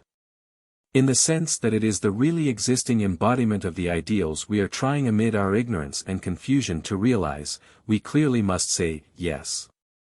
But if we use the word good in a narrower sense, to mean ethically good, we can hardly say without qualification that the whole is good. For ethical goodness belongs essentially to the time order, and means the process of the gradual assertion of the ideal against apparent evil. To be morally good is to have an ideal that is not realized in the events of the time order as they come to us in our finite experience, and to mold those events into conformity with the ideal. The moral life is from first to last a struggle, and where the struggle is absent it is misleading to speak of morality. Hence it is better not to call the absolute moral. But we must remember that the absolute is only not moral, because it is something very much more than moral, 397 only not ethical because there is in it no divorce of ideal from actuality. As there is in the imperfect experience of its finite members. Or, as we might say, it is something more than good precisely because it is already good. In morality, let it be remembered, we have, as in all the experience of finite beings, a process which is throughout directed upon a result that, once attained, would transcend the process itself. Morality would not be content with anything less than the total abolition of the evil in the world, and with the disappearance of evil, the struggle against it would itself disappear in some higher form of experience. Similarly, knowledge is constantly striving to exhaust the object of knowledge. So long as the object is in any respect unknown, the task of knowing is incomplete. Yet if once we could so know any object that nothing further remained to be known about it, there would be no aspect of not-self in the object which could distinguish it from the subject by which it is known. And knowledge itself would thus be done away. Thus we may see from the side alike of cognition and of will how the whole life of the finite being forms a constant endeavor to widen experience into the complete apprehension of a content which, because infinite, could not be apprehended without the disappearance of finitude itself. Thus does experience witness to the truth of our fundamental doctrine, that the finite individual repeats in itself, in an imperfect and inadequate form, the structure of the infinite individual of which it is an appearance. I do not know whether it is necessary to say more than a word with reference to the thoughtless objection so often urged against all philosophical and religious doctrines which deny the ultimate reality of evil, or, what is the same thing, the existence of an independent devil. If existence is already perfect, it is said, why should we seek to make it better at great trouble and inconvenience to ourselves by moral and political endeavor? Ought we not rather to sit with folded hands acquiescing lazily in things as they are? The doubt might even be carried further than this. For to take things as they are is just as much a course of self-chosen action as any other line of conduct, and it might hence be argued that abstention and moral effort are alike out of place and absurd in a world where everything is perfect. The objection, of course, turns upon a mere confusion of existence as it is in its individual reality, and existence as it appears to us in the time series.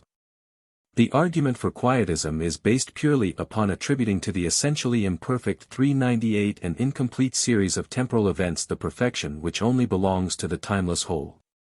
In that perfect whole our moral ideals and moral effort, as finite beings belonging to the temporal order, are of course included along with everything else, and its perfection is therefore no ground for treating them as nugatory. Our own moral struggle with the apparent evil of the time series is itself an integral part of the reality which, in its complete individual character, is already perfect, if we could but win to a point of view from which to behold it as it is. As Plotinus expresses it, our striving is after good and our turning away is from evil, and thought with a purpose is of good and evil, and this is a good. If we may not say without qualification that the Absolute is good, and certainly must not say that it is in the proper sense ethical, still less may we say that the Absolute is morally indifferent. For the Absolute is only not ethical because it is already all that ethical life consists in striving to become.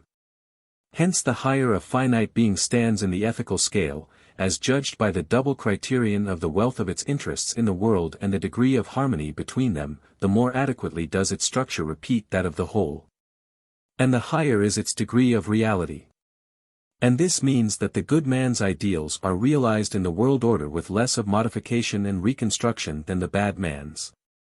In a sense, as Professor Royce maintains, even the bad man's confused and warring ideals get their fulfillment, since he too is aiming, however blindly, at a complete individuality as the goal of all his striving.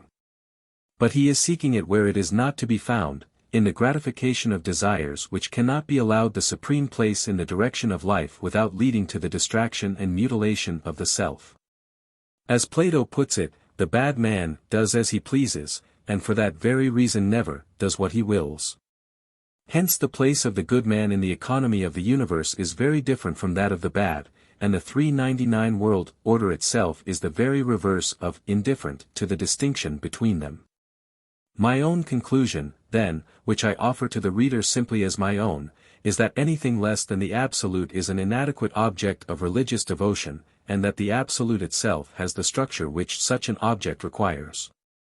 If it should be further suggested that at any rate, when we come to actual experience, we find that we cannot represent the object of our worship to ourselves in an individual form of sufficient concreteness to stir effectual emotion and prompt to genuine action without clothing it in imagination with anthropomorphic qualities which metaphysical criticism proves inapplicable to the infinite individual, I should be inclined to reply that I admit the fact. And I do not think we need shrink from the conclusion that practical religion involves a certain element of intellectual contradiction. Thus, though God is not truly God until we deny the existence of any independent evil, by which his nature is limited, it seems probable that the thought of ourselves as fellow workers with God would hardly lead to practical good works unless we also inconsistently allowed ourselves to imagine God as struggling against a hostile power and standing in need of our assistance. But this only shows that the practical value of religion in guiding action is not necessarily dependent upon its scientific truth. Section 8. Of course, it would be quite open to us to hold that there may be, within the Absolute, finite beings of superhuman power and goodness with whom humanity is capable of cooperating for ethical ends. Only such beings, if they exist, would not be God in the same sense in which the Absolute may be called God. They might deserve and win our reverence and our cooperation, but because themselves finite and therefore only imperfectly real and individual, they could not logically take the place which belongs only to the completely and perfectly individual realization of the ideal.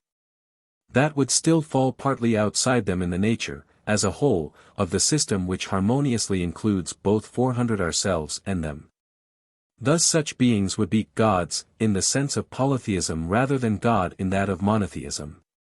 Further, I can see no means of deciding a priori that there could be only one such being in the universe. Even supposing the series of finite beings to be itself finite, it is not evident that it could contain only one best member. And supposing it infinite, could there be a best member at all? Also it appears quite beyond the power of metaphysics to find either proof or disproof of the existence and agency of such finite but exalted beings.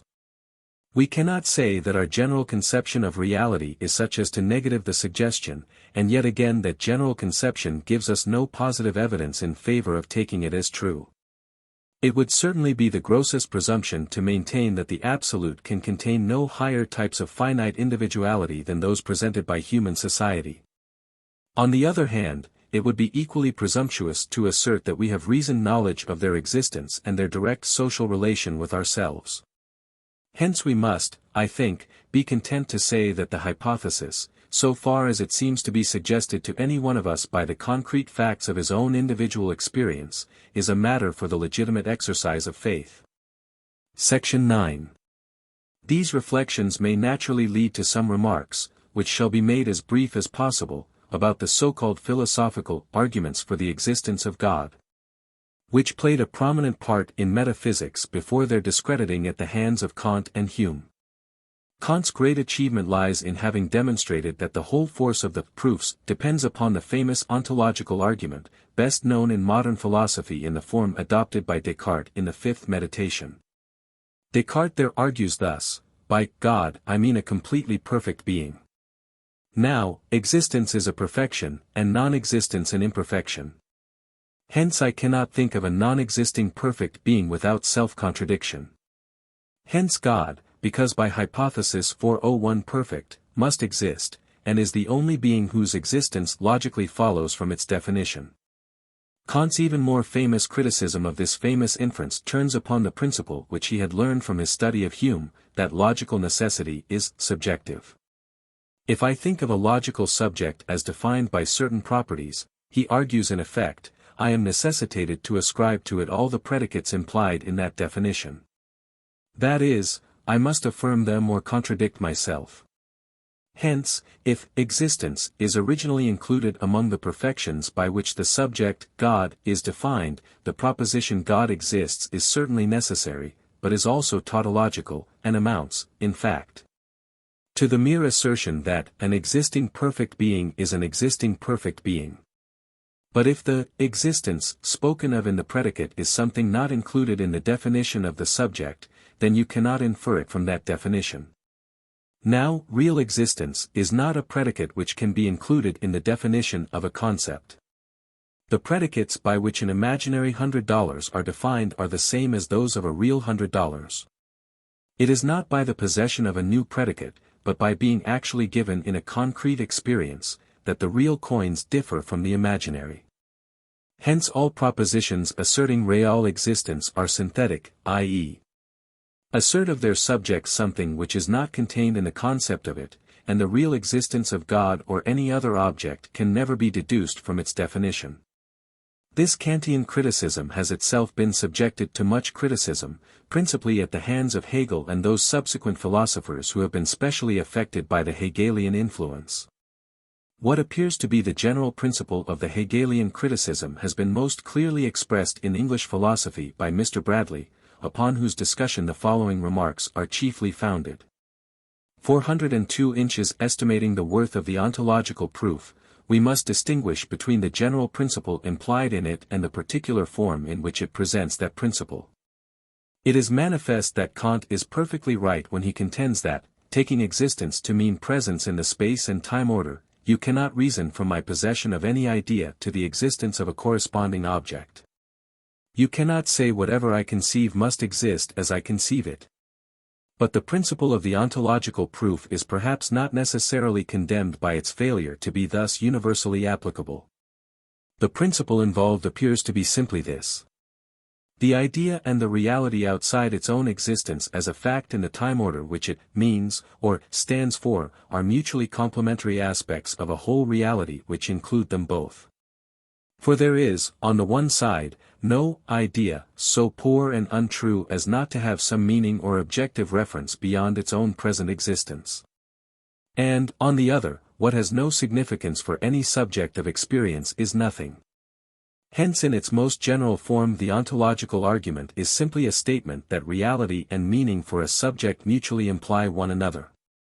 But it does not follow that all thoughts are equally true and significant. In other words, though every thought means something beyond its own existence, different thoughts may represent the structure of that which they mean with very different grades of adequacy. That which my thought means may be far from being real in the form in which I think it. Now, we may surely say that the more internally harmonious and systematic my thought is, the more adequately it represents the true nature of that which it means. If thoroughly systematic coherent thought may be mere misrepresentation, our whole criterion of scientific truth is worthless. How freely we use this ontological argument in practice will be readily seen by considering the way in which, e.g., in the interpretation and reconstruction of historical facts, the internal coherency of a systematic and comprehensive interpretation is taken as itself the evidence of its truth.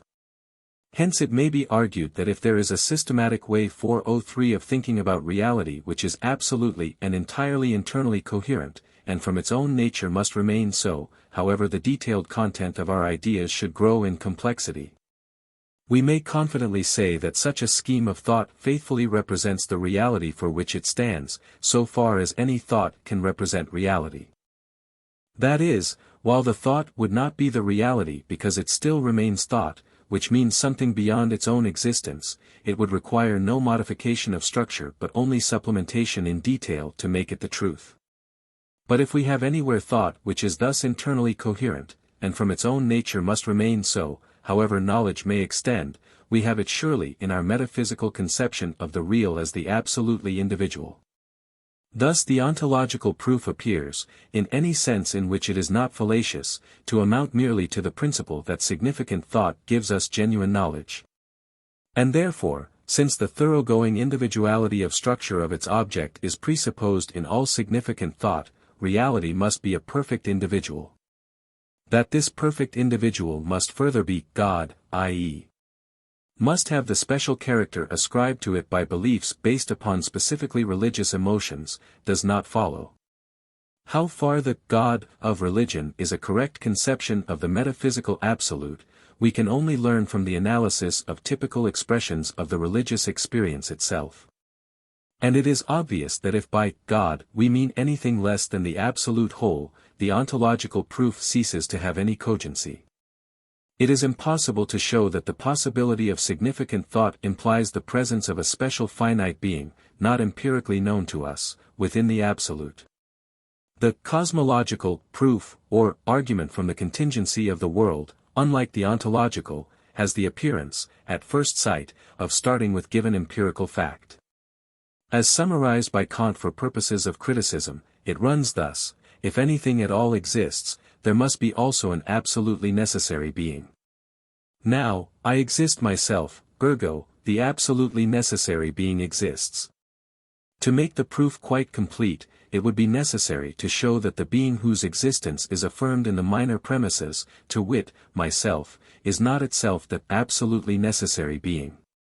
And the argument thus completed would become in principle identical with the second of the proofs given by Descartes in the third meditation, where it is inferred that if I, a dependent being, exist, there must be a God on whom I and 404 all things depend. As Kant has pointed out, the whole force of this inference rests upon the previous admission of the ontological argument. By itself the cosmological proof only establishes the conclusion that if any dependent existence is real, independent existence of some kind must be real also. To convert this into a proof of the existence of God, you must further go on to identify the independent existence thus reached with the most real or most perfect being of the ontological proof. For otherwise it might be suggested, as is done by one of the speakers in Hume's dialogue, that the series of phenomenal events itself, taken as an aggregate, is the necessary existence upon which the contingent existence of each several event depends. Did I show you the particular causes of each individual in a collection of 20 particles of matter, I should think it very unreasonable should you afterwards ask me what was the cause of the whole 20. This is sufficiently explained in explaining the cause of the parts. To avoid this objection, we must go on to maintain that only the most perfect being can be an ultimately necessary being, and that its necessary existence is a consequence of its character. This, as we have seen, is the very assertion made in the ontological proof. Hence our criticisms of the ontological proof will be equally applicable to the cosmological. If we combine the two, restating them in accord with our previous remodeling of the former, the argument will take the following form. All propositions directly or indirectly refer to real existence. Hence it would be self-contradictory to assert that nothing exists. But existence itself is only conceivable as individual. Hence the absolutely individual must be really existent. And this is identical with the general principle of our own reasoning in Book 2 of the present work. Clearly, if valid, it is valid simply as an argument for a metaphysical absolute. It neither proves that absolute itself to be what we mean in religion by God, nor affords any ground for asserting the existence of God as a finite individual within the absolute. 405 The physico-theological argument, also known as the argument from design, or the teleological proof, differs from the preceding two in being in its current forms honestly empirical. In the shape of an inference from the apparent presence of order and a regard for human good in the structure of nature to the existence of a wise and benevolent being or beings as the author or authors of nature. It has been the most popular of all theistic arguments both in the ancient world, where, according to Xenophon, it was specially insisted upon by Socrates, and in the modern defenses of theological beliefs against rationalistic criticism. It must, however, be observed that the criticisms of Hume and Kant are absolutely fatal to the argument from design, when it is put forward as a proof of the existence of a God of infinite goodness and wisdom. At best, as Kant says, the observed order and harmony of nature would enable us to infer a finite degree of wisdom and goodness in its author. The assertion of the absolute harmoniousness and goodness of nature, which we require to justify the inference to infinite wisdom and goodness in its author, goes far beyond the limits of the empirically verifiable, and can itself only be upheld by some form of the ontological proof. Hence the argument from design could at best prove a God whose wisdom and goodness are, so far as knowable, limited. As Hume forcibly puts the same point, if the empirically known facts of the partial adaptation of nature to human purposes are valid, as they stand, to prove a wise and good intelligence, are not the equally well ascertained facts of the partial want of adaptation equally valid to prove defective goodness or defective wisdom? There is a deeper metaphysical reason for this difference between the results of the physico-theological and of the other proofs, which may be briefly pointed out. The 406 whole conception of the order and systematic unity of the world as due to preconceived design is only intelligible if we suppose the author of that design to be finite and subject, like ourselves, to temporal mutability. For in the notion of design itself are implied the severance of the mentally conceived ideal from the actuality which waits to be brought into accord with it, and consequently also the time process, which we have already found to be characteristic of all finitude.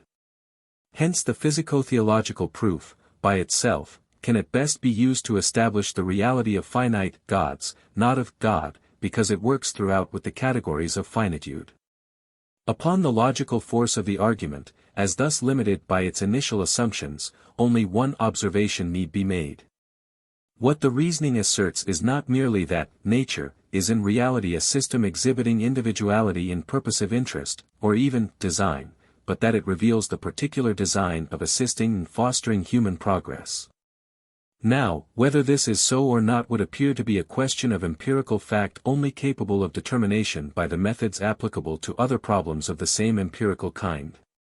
Probably the lines along which it will have to be decided in the future are of the following general kind. Evolutionary science seems clearly to have shown that in the influences it knows, e.g., as natural and again as sexual selection, we have processes which lead to beneficial results without being, so far as we can see, in the least directed by the conscious design of establishing those results. We should have to ask, then, whether there is actual ground for holding that such influences are not of themselves sufficient to account for the development of human civilization, so far as it is due to factors belonging to the environment. If they are so sufficient, the physico-theological argument for benevolent superhuman agency in molding the course of human development becomes superfluous. If they are not, their failure is, so far, good ground for the recognition of finite, designing, intelligences of a non-human kind as forming a factor in our environment. 407 inches either case the question appears to be one of empirical fact, and to be incapable of determination in advance on general metaphysical grounds. Nor are we justified in assuming that design in nature, supposing it to exist, must always be directed to securing ends which are either intelligible to us, or, if intelligible, benevolent, in the sense of furthering our own special human interests. And here I must be content to leave the subject. Consult further, F. H. Bradley, Appearance and Reality, chaps. 25, 26, J. E. McTaggart, Studies in Hegelian Cosmology, Chaps. 6, 8, J. Royce, The World and the Individual, 2nd Series, Lex. 9, 10. To take a couple of concrete illustrations. It may be, I do not say it is, conducive to moral goodness that there should be a general conviction that in the long run our individual happiness is strictly proportionate to our degree of virtue. But there is no means whatever of showing that this belief is true, and, as Mr. Bradley once pertinently argued against Professor Sidgwick, no philosopher is entitled to assert its truth on moral grounds unless he is prepared to maintain that he could produce more goodness and less badness by such an exact proportioning of happiness to merit than without it. Again, most of us would probably admit that ordinary moral rules, such as that against willful lying, have exceptions. But we are not bound to hold it conducive to moral goodness that every one should be aware of this. I have not taken into account the argument from Origins, because it does not appear relevant. That our intellectual interest in truth is historically a derivative from an interest in the useful, science an offshoot of the arts, is, as we have seen for ourselves, true enough. But it does not follow that the truth which is the ideal of the developed intellect is the same thing as the useful from which it has arisen. We rejected the claims of the mechanical postulate to be final truth, not because of their origin in the needs of industrial science, but because, as tested by the standard of final self-consistency, they were unsatisfactory to the intellect. Nu mu epsilon tau alpha iota chi mu sigma kappa tau omicron upsilon, to use the poet's phrase. Not, of course, pure progress. It does not require profound insight to discover that moral progress, like everything else, has its price, and that all progressive evolution implies degeneration as one of its aspects. But the moral progress of society will be genuine if, on the whole, our gain is, from the moralist's special standpoint, more than our loss. We have no reason to despair of our kind if the impartial historian, comparing the facts, not the self-complacent fictions of popular optimism, about our current social life with the facts, not the fancies of apologetic, about social life, say, in the 1st century of the Roman Empire, can pronounce that there has been advance on the whole. The religious temperament is apparently shown by experience to be, in its intenser manifestations, quite as much an idiosyncrasy of congenital endowment as the aesthetic. There are persons, not otherwise mentally defective, who seem to be almost devoid of it, just as there are others who have little or no sense of humor or feeling for beauty. As many of these persons are ethically excellent, some of them exceptionally so, and as again the religious temperament is often found strongly developed in persons of quite inferior ethical development. There seems to be no direct connection between religious sensibility and moral excellence, though, of course, religious feeling is the most powerful of moral influences when it is conjoined in the same person with ethical fervor. For a masterly description of some typical forms of religious feeling and belief the reader should consult Professor James's Varieties of Religious Experience. He will find my own views as to the philosophical interpretation of religion, if he cares to know them, in the final chapter of my Problem of Conduct. So Hegel insisted that the fundamental significance of the Christian religion lies neither in the historical career nor in the moral teaching of Jesus, which indeed contained little that had not already been uttered in the form of precept or principle, but in the recognition by the Christian community of the union of God and man as a fact already realized in individual form in the person of Christ. See Dr. McTaggart's essay on Hegelianism and Christianity, in Studies in Hegelian Cosmology. So Plato suggested in the 2nd book of the Republic, that God is not the cause of all that happens to us, but only of the good things that befall us. Perhaps, however, Plato is here consciously adapting his expression to current theological doctrine of which he did not fully approve. For a modern defense of the same conception of a finite God, see Dr. Rashdall's essay in Personal Idealism. Other reasons which have often led to the same view, such as the desire to think of God as a mutable being like ourselves, capable of being influenced in his attitude toward us by our attitude towards him, seem to rest too much upon idiosyncrasies of private feeling to be of serious philosophical weight. If private feeling is to count at all, one does not see why that of those who would feel outraged by such a conception of a finite changeable God should not be allowed an equal significance with that of their opponents. It is a palpable mistake to treat private feeling, whatever its worth may be, as all on one side in this matter. For if we once suppose that we know the universe, in which God is only one finite being among others, to be so constituted as to correspond to this demand, it will be the whole of which God is one factor, and not God by himself, which will become the supreme object of religious emotion. Thus we may say, until God is thought of as the individual whole, he is not fully God. It should be scarcely necessary to point out that the Absolute, if it can be worshipped at all, can be worshipped only as conceived as fully individual. When it is falsely thought of as a collection, or aggregate, or totality of independent things, it is no more divine than any other collection. This is the fatal objection to vulgar pantheism. How far any of the serious thinkers who are popularly charged with pantheism have countenanced this view of the Absolute as a mere collection, is another matter. I am afraid that this essentially irreligious feeling has a great deal to do with the complaints sometimes urged against the Absolute as a poor substitute for a living God. Partly these complaints spring, no doubt, from the mistaken notion that the Absolute is not a concrete individual but a mere collective concept.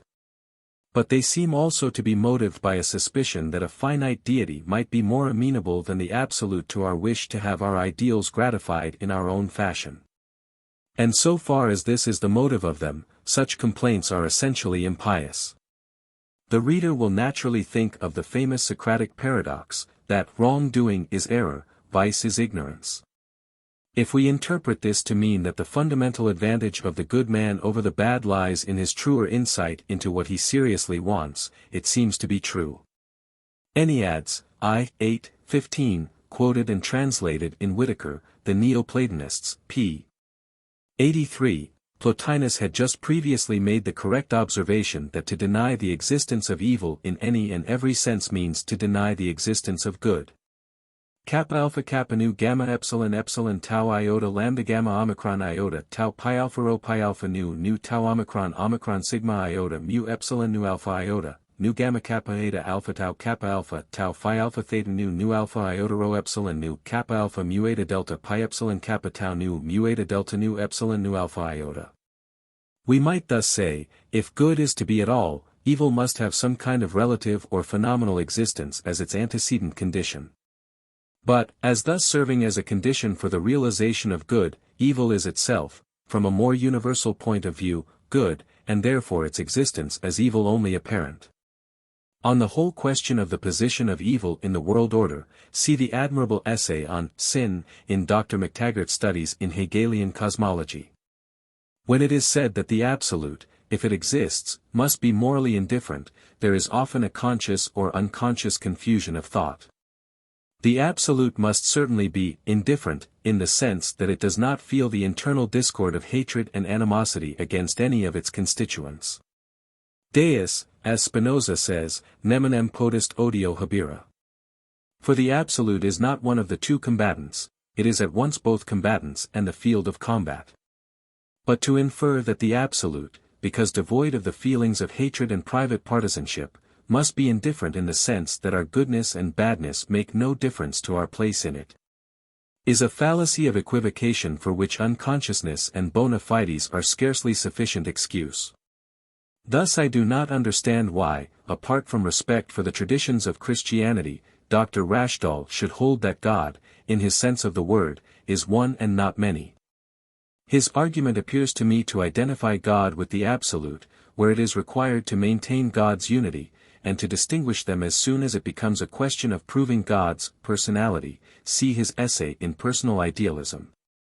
Professor James appears more logical in his obvious readiness to reckon with polytheism as a possible consequence of his denial of God's infinity, Varieties of Religious Experience, page 524 ff. Kant's famous onslaught will be found in the Kritik der reinen Vernunft, Transcendental Dialectic, Book 2. Div 3, The Ideal of Pure Reason, sections 3-7. Hume's criticisms are contained in his posthumous dialogues concerning natural religion. Kant's criticism had been in part anticipated on the first circulation of the Meditations by both Mersenne and Gassendi. See particularly Gassendi's strictures on Descartes' confusion of existence with properties in the Fifth Objections, with Descartes' unsatisfactory reply. Leibniz repeated the same objection, and proposed to amend the Cartesian proof by a formal demonstration that God's existence is possible, i.e. does not imply a formal contradiction. He then argues, if God's existence is possible, he exists, by the Cartesian proof. But God's existence is possible, therefore God exists. See, e.g., Leibniz, Works, edition Erdmann, page 177, and Latta, Monadology of Leibniz, page 274. Hume's comments are even more akin to Kant's. Whatever we conceive as existent we can also conceive as non-existent. There is no being, therefore, whose non-existence implies a contradiction. Consequently there is no being whose existence is demonstrable. Dialogues Concerning Natural Religion, Part 9. Appearance and Reality, Chapter 24. No thought can be merely and absolutely false, any more than any act can be merely and without qualification bad. Though words may be entirely meaningless, thoughts cannot be. The appeal to experiment is no objection to the principle. For in making the experiment we do not, of course, get out of the circle of our thoughts. And the experiment only affords a criterion of truth in so far as it leaves us with a new thought which can only be brought into systematic harmony with our old ideas in one determinate way. Except as interpreted by thought, the experiment has no bearing on our knowledge. This was also a favorite argument with Leibniz, as Kant notes. For an acute examination of Leibniz's use of it and the other proofs, see B. Russell's Philosophy of Leibniz chapter 15.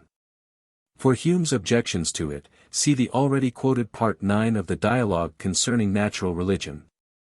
The other proof of the third meditation, namely, that my possession of an idea of God, which I could not have derived from empirical sources, proves the reality of the idea's object, is only a special form of the ontological argument from idea to existence.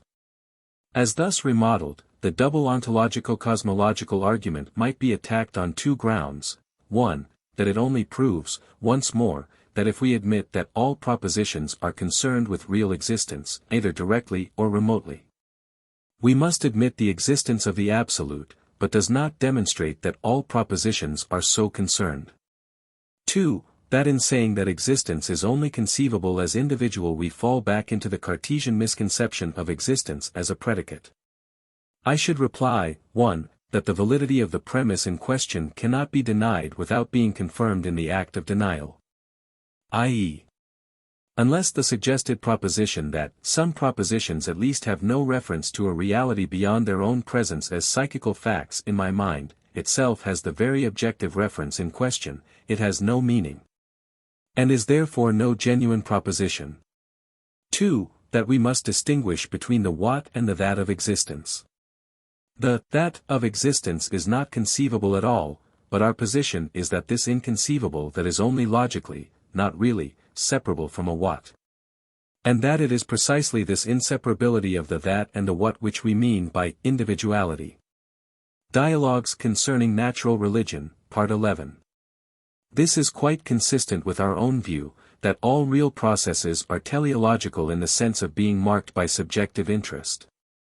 For, a, not by any means all teleological process is actual, design, or volition, impulse, organic craving, habit, etc., are all cases in point, and, b, actual volition need not always be volition for the result it actually produces. Sexual selection in man would be an instance of a process which may take the form of actual volition, but in that case is rarely, if ever, volition for that improvement of the stock which de facto issues from it. Cf. Bradley, Appearance and Reality, pages 200, 496 to 497, first edition. Professor Flint's attempted reply to the Humean and Kantian criticism of the theistic proofs, agnosticism, chap. 4, has not induced me to modify any of the opinions expressed in this chapter. 408. Chapter 6. Conclusion. Can our absolute experience be properly called the union of thought and will? The absolute is certainly the final realization of our intellectual and our practical ideals. But, 1. It includes aspects, such as, e.g. aesthetic feeling, pleasure, and pain, which are neither thought nor will. 2. And it cannot possess either thought or will as such. Both thought and will, in their own nature, presuppose a reality which transcends mere thought and mere will. Our conclusion may in a sense be said to involve an element of agnosticism, and again of mysticism. But it is only agnostic in holding that we do not know the precise nature of the absolute experience. It implies no distrust of the validity of knowledge, so far as it goes, and bases its apparently agnostic result on the witness of knowledge itself. Similarly, it is mystical in transcending, not in refusing to recognize, the constructions of understanding and will. Metaphysics adds nothing to our information, and yields no fresh springs of action. It is finally only justified by the persistency of the impulse to speculate on the nature of things as a whole. Section 1. It seems advisable, in bringing this work to a conclusion, to bring together by way of recapitulation a few important consequences of our general principle which could not receive all the notice they deserve in the course of our previous exposition.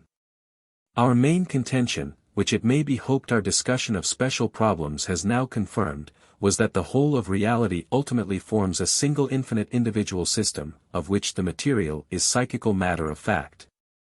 And that the individuality of this system lies ultimately in a teleological unity of subjective interest. Further, we saw that all subordinate reality is again in its degree individual, and that the contents of the absolute thus form a hierarchy of ascending orders of reality and individuality, and that in this way, while all finite individual existence is, as finite, appearance and not ultimate reality, appearances, themselves are of varied degrees of worth, and that, apart from the appearances, there is no reality at all. And finally, we learned that all the aspirations of finite individuals must be somehow met and made good in the ultimate reality, though not necessarily in the form in 409 which they are consciously entertained by the finite aspirant. This last conclusion naturally suggests the question, whether it would be a correct description of the ultimate reality to call it the union of thought and will. I will briefly indicate the reasons why such a description appears to be misleading. 1. The absolute may no doubt be called the union of thought and will, in the sense that its complete individual structure corresponds at once to our logical ideal of systematic interconnection, and our ethico-religious ideal of realized individual purpose. But it must be added that the absolute appears to possess aspects which cannot fairly be brought under either of these heads. Aesthetic feeling, for instance, and the aesthetic judgments based upon it, must somehow be included as an integral aspect in the absolute whole of experience, yet aesthetic feeling cannot properly be regarded either as thought or as will. And the same objection might be raised in the case of pleasure.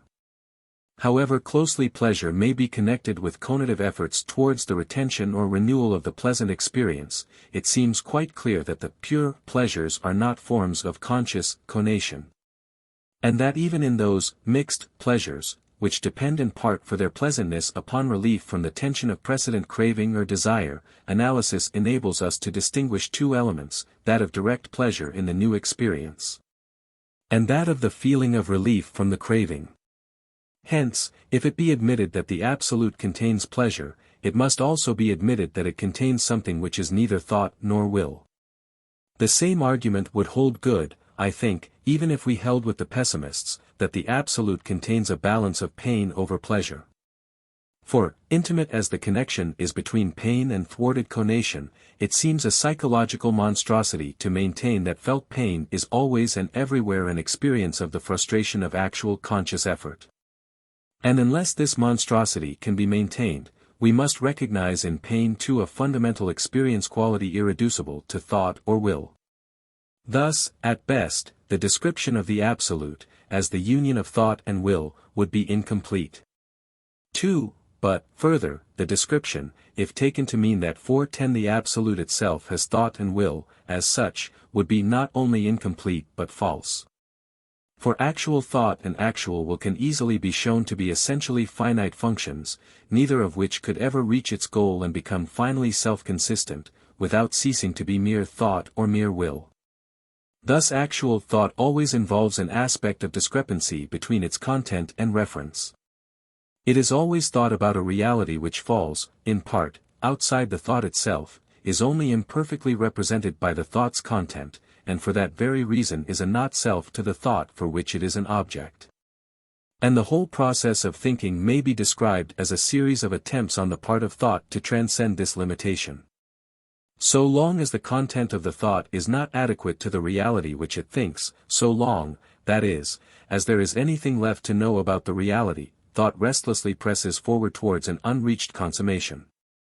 But if the correspondence id cum idato ever became perfect, thought's object would cease to contain anything which went beyond thought's own content. It would no longer be an other, or not self, to the thought which knew it, and thus thought and its object would have become a single thing. But in this consummation thought would have lost its special character as an actual process, just as the object would have lost its character of a something, partly at least, given from without. Both mere thought and mere existence, in becoming one, would cease to have the character which belongs to them in finite experience precisely in virtue of our failure completely to transcend the chasm between them. The same is the case with will. If, indeed, by will we mean a genuine actual process of volition, this result is already included in our criticism of the claim of thought as such to persist unchanged in the absolute. For all genuine will implies possession of and actuation by an idea which is entertained explicitly as an unrealized idea, and is thus inseparable from thought. This, I may incidentally observe once more, is why we carefully avoided speaking of the subjective interest we found in all experience processes as will. But even if we improperly widen the interpretation of the term will to include all conative process, the general conclusion will remain the same. For all such processes imply the contrast between existence as it comes to us in the here and now of actual feeling, and existence as it should be, and as we seek to make it, for the satisfaction of our various impulses, cravings, and desires. It is the felt, for 11 even when not explicitly understood, discrepancy between these two aspects of a reality, which is ultimately one and harmonious under the discrepancy, that supplies all actual conative process with its motive force. And hence we seem driven to hold that conation as such, i.e. as actual striving or effort, can find no place in an experience in which the aspects of ideality and real existence are once for all finally united. If we cannot avoid speaking of such an experience in terms of our own intellectual, and again of our own volitional processes, we must at least remember that while such language is true in the sense that the all-embracing harmonious experience of the Absolute is the unattainable goal towards which finite intellect and finite volition are alike striving, yet each in attaining its consummation, if it ever could attain it, would cease to be itself as we know it, and pass into a higher and directer form of apprehension, in which it could no longer be distinguished from the other. In the old medieval terminology, the Absolute must be said to contain actual intellect and actual volition, not forma liter but eminenter. Section 2. It follows from all this that, just because the absolute whole is neither mere thought nor mere will, nor an artificial synthesis of the two, mere truth for the intellect can never be quite the same thing as ultimate reality. For in mere truth we get reality only in its intellectual aspect as that which affords the highest satisfaction to thought's demand for consistency and systematic unity in its object. And, as we have seen, this demand can never be quite satisfied by thought itself. For thought, to remain thought, must always be something less than the whole reality which it knows. The reality must always contain a further aspect which is not itself thought, and is not capable of being apprehended in the form of a thought content. Or, what is the same thing, while all reality is individual, all the thought constructions through which we know its character must remain general. We are always trying in our thought to grasp the individual as such, and always failing. As individual, the reality never becomes the actual content of our thought, but remains a transcendent object to which thought refers, or which it means. And hence our truest thought can at best give us but an imperfect satisfaction for 412 its own demand of congruence, between thought's content and its object. The reality can never be ultimately merely what it is for our thought. And this conclusion obviously lends a certain justification both to the agnostic and to the mystic. It is important to understand how far that justification extends. First, then, a word as to the limits of justifiable agnosticism. Our conclusion warranted us in asserting that reality must contain aspects which are not thought, and again must combine thought with these other aspects in a unity which is not itself merely intellectual. In other words, we had to confess that we cannot understand the concrete character of the infinite experience, or, to put it in a more homely way, we do not know how it would feel to be God. And if this is agnosticism, we clearly shall have to own that we too are agnostics. But our result gave us no ground for doubting our own general conviction as to the place which intellect and truth hold in the absolute. On the other hand, it left us with every reason for trusting that conviction. For our conclusion that mere truth cannot be the same thing as ultimate reality was itself based upon the principle that only harmonious individuality is finally real. And this is the very principle employed by the intellect itself whenever it judges one thought construction relatively higher and truer than another. Thus our agnosticism, if it is to be called so, neither discredits our human estimate of the relative truth of different theories about the real, nor lends any support to the notion that knowledge is relative, in the sense that there may conceivably be no correspondence between reality and the scheme of human knowledge as a whole.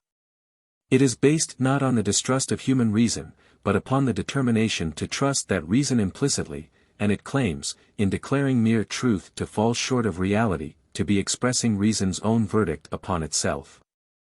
Hence it does not, like vulgar agnosticism, leave us in the end in pure uncertainty as to the ultimate structure and upshot, so to say, of the world, but definitely holds that we have genuine and trustworthy knowledge of the type of that structure and the nature of its materials. And it is upon this positive knowledge, and not upon an uncritical appeal to unknown possibilities, that it rests its denial of the simple identity of reality with thought itself.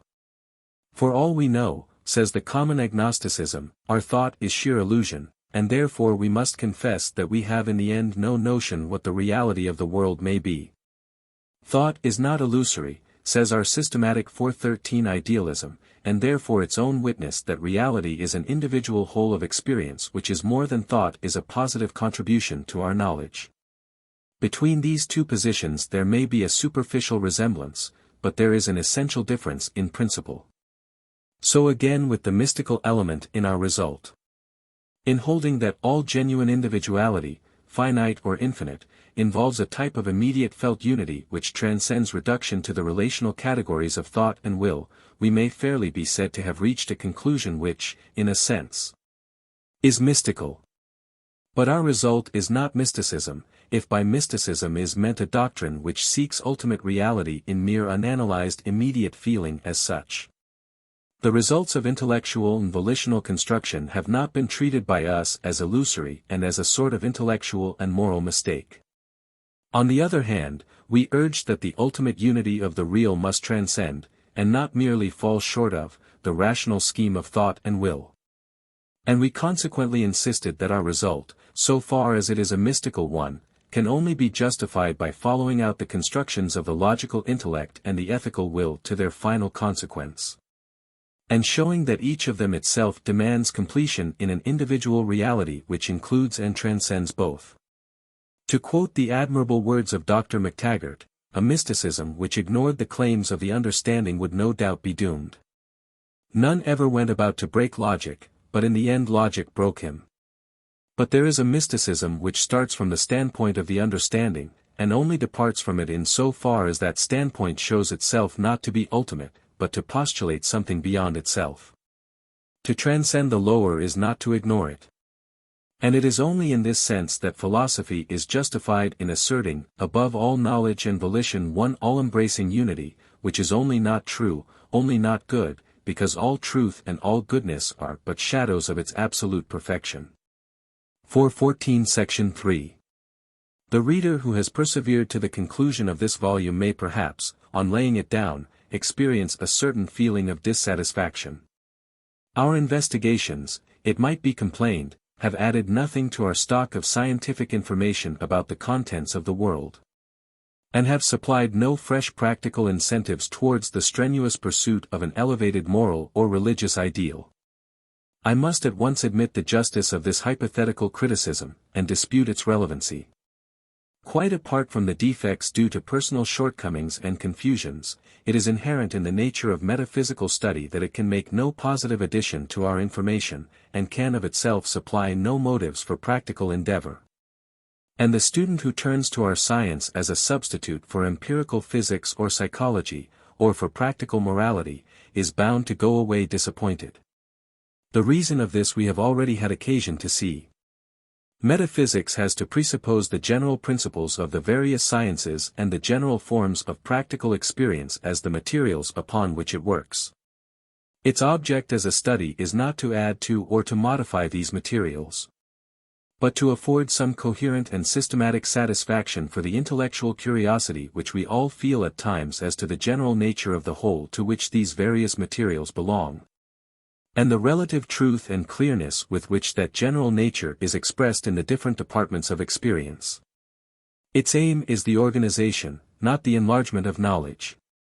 Hence for the student whose interests lie more in the enlargement of human knowledge by the discovery of new facts and laws, than in its organization into a coherent whole, metaphysics is probably undesirable, or desirable only as a protection against the intrusion of unrecognized and uncriticized metaphysical assumptions into the domain of empirical service.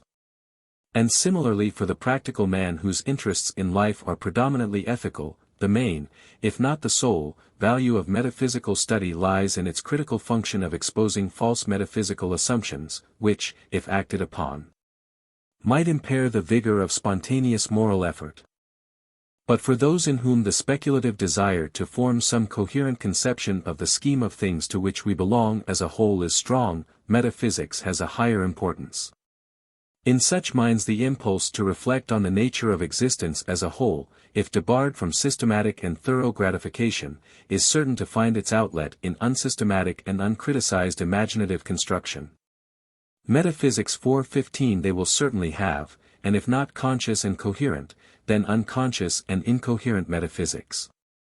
The soul that is not at rest in itself without some sight of that immortal sea which brought it hither, if hindered from beholding the object of its quest through the clear glass of rational reflection, will none the less seek to discern it amid the distorting hazes and mists of superstition.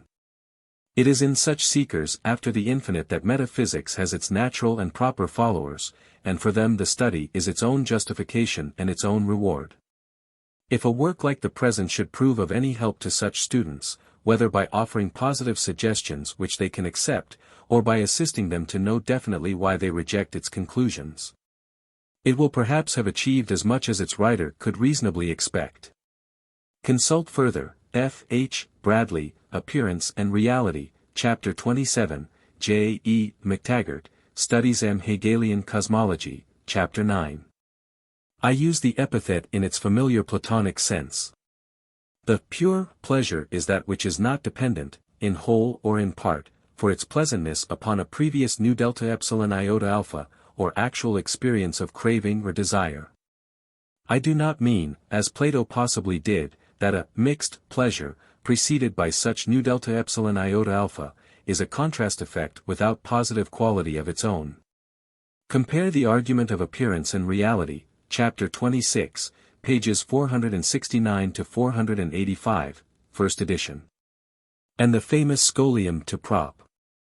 17 of Part 1 of Spinoza's Ethics, where it is contended that, if intellect and volition belong to the eternal essence of God, each of these attributes must at least be understood in a different sense from the current. I say, finite or infinite, advisedly. The mystic's condemnation of the relational scheme as inadequate to express the full nature of the real, holds good just as much in application to actual finite experience as in application to the ultimate whole. We may say not only of God, but of human persons, that they are much more than the union of thought and will, as such.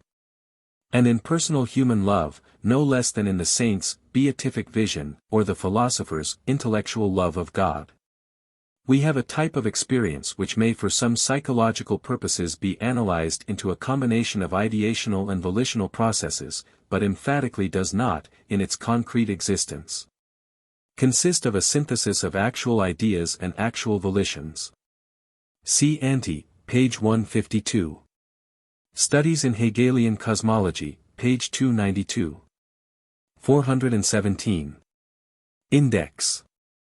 Absolute, meaning of, ff. General character of, ff. Not unknowable, ff. Not a self, ff. Is it a society, ff. A spiritual individual, ff. Not necessarily the same as God, 399 ff. Not union of thought and will, 409 ff. Activity not identical with conation and causation. Empirical nature of agnosticism. How far justifiable. Appearance and reality, connection between, ff. Aristotle. Attention, selective. Span of. Avenarius, ff 315. Baldwin, J. M. Berkeley, ff. Body, my own, as describable object. Body, my own, and others, ff. Body and soul, theories of, ff.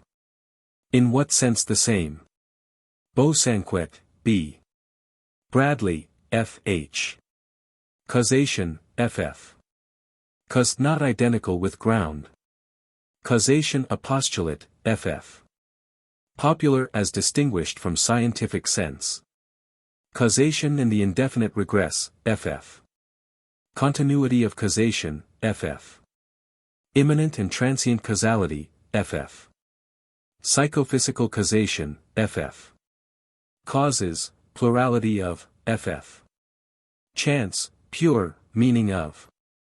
Chance and free will, 378. Change. Character and freedom. 418 Choice and motives. Consciousness, a misleading term. Consequence, c. Continuity, nature of. C. Causation. Continuity of space and time. Contradiction, principle of, ff. Cosmology rational, nature of. Kucherat, L. Dedekind. Degrees of reality, ff. Descartes, ff. Description, as scientific ideal. In physical science, ff. In psychology, ff. Determinism. Discontinuity of teleological series. Distance in space and time. Ends in nature. Energy, conservation of. Kinetic and non-kinetic. Doctrine of, and psychophysical interaction, ff. Epiphenomenalism. Epistemology and metaphysics. Evil, problem of, ff. Evolution, not identical with mere change. Implies real ends, ff. Is of finite beings only, ff. Implies real progress and degeneration. Originates new individuals. Experience, what, ff. Pure, 35. Feeling, ff. In the absolute, 467 ff. Freedom, meaning of, ff. Free will, origins of belief in, ff. Julinx. Gibson, W. R. B. God, proofs of being of, ff. Ground and consequence, meaning of principle of. For 19 harmony, pre-established. Hegel, ff. Herbart. Hobhouse, L. T. Hume, ff. Identity, psychophysical, doctrine of. Identity, a teleological concept. See also. Imitation, significance of, for personality. Immanent causality, ff. Immediacy. Immortality, 354 ff. Indeterminism. Individuality, nature of, ff. Degrees of ff. Infinite and finite, ff. Infinite regress, ff. In space and time, ff. In causal relation. Infinity, meaning of. Interaction, psychophysical. Introjection, meaning of. Origin of, ff. Justification of, ff. James, W. Kant, ff. Law, meaning of, ff. Laws in nature. Leibniz, ff. Locke. Lotze. Mach, E. Machine, nature of A. McTaggart, J. E. Malebranche. Mass, definition of. Conservation of. A relative concept. Matter, meaning of, ff. Mechanical view of nature, ff. Postulates of, ff. Mechanism, meaning of, ff. Method of metaphysics, ff. Mill, J. S. ff. 420 Monadism. Monism. Munsterberg, H. ff. Mysticism. In what sense justifiable? Necessity and causal relation. Newton. Nietzsche. Number series, ff. Occasionalism. Ontology, character of. Order, a teleological concept. Order in space and time. Organism, nature of A. Parallelism, psychophysical. Pearson, K. Phenomenalism. Physical order, nature of the, ff. Plato. Pleasure-pain. Plotinus. Pluralism, ff. Position not a principle of individuation. Relativity of. Pragmatism. Prediction in science, ff. Progress not infinite. Psychical order, nature of the, ff.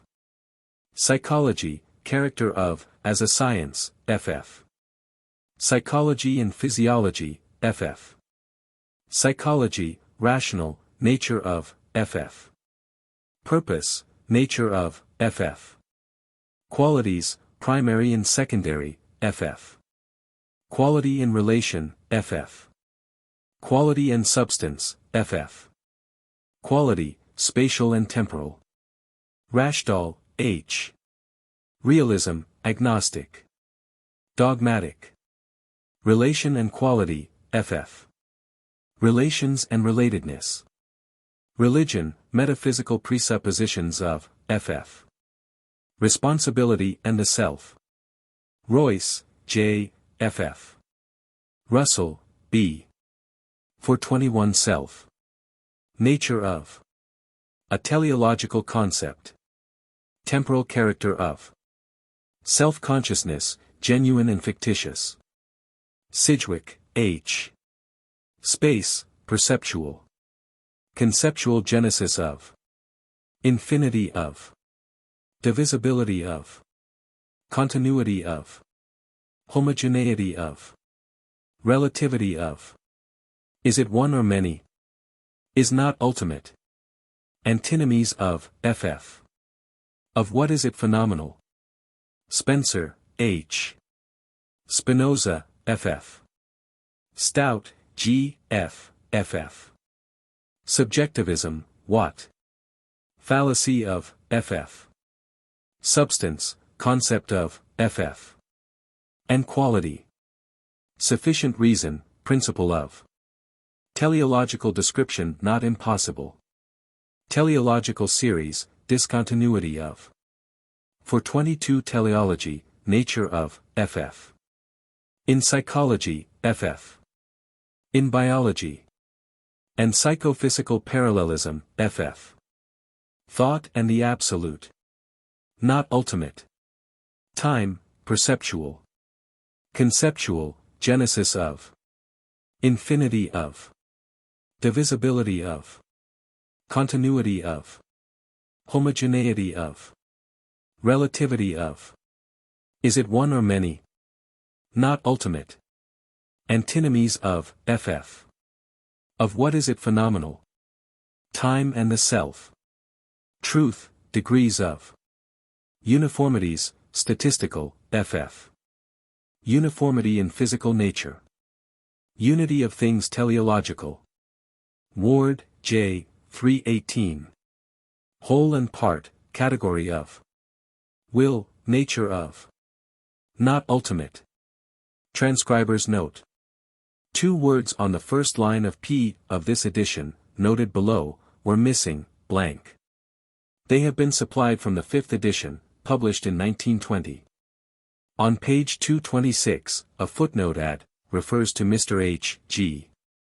Wells's tale, The New Accumulator, which is certainly a reference to his 1901 tale, The New Accelerator.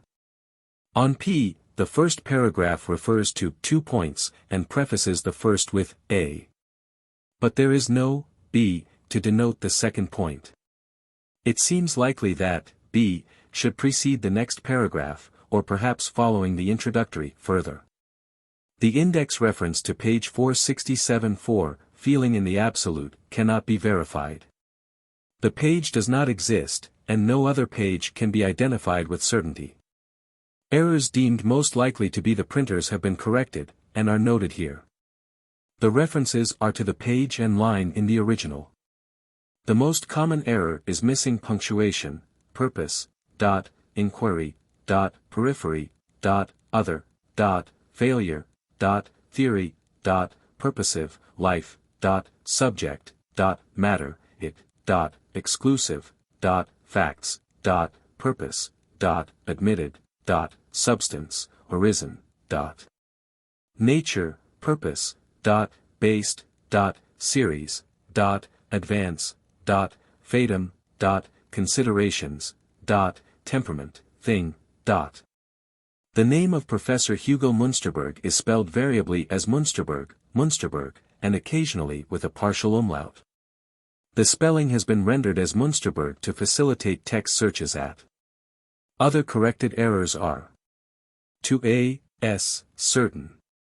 Inserted. The concept of evolution. Restored. Carry out OU/T/R program. Replaced. Grunz, U/U, G-Eater psychology.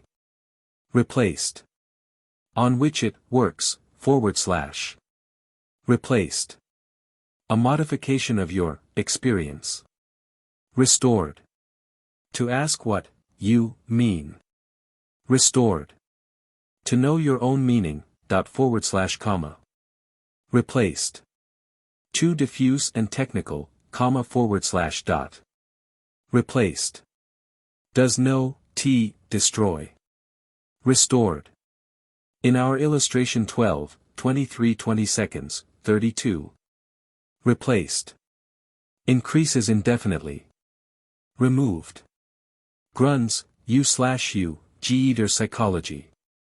Replaced. J. Ward. Removed. Deal only with the problem, /, dot. Replaced. The physical order was const, r, ucted. Inserted. H, O/O, fding. Replaced.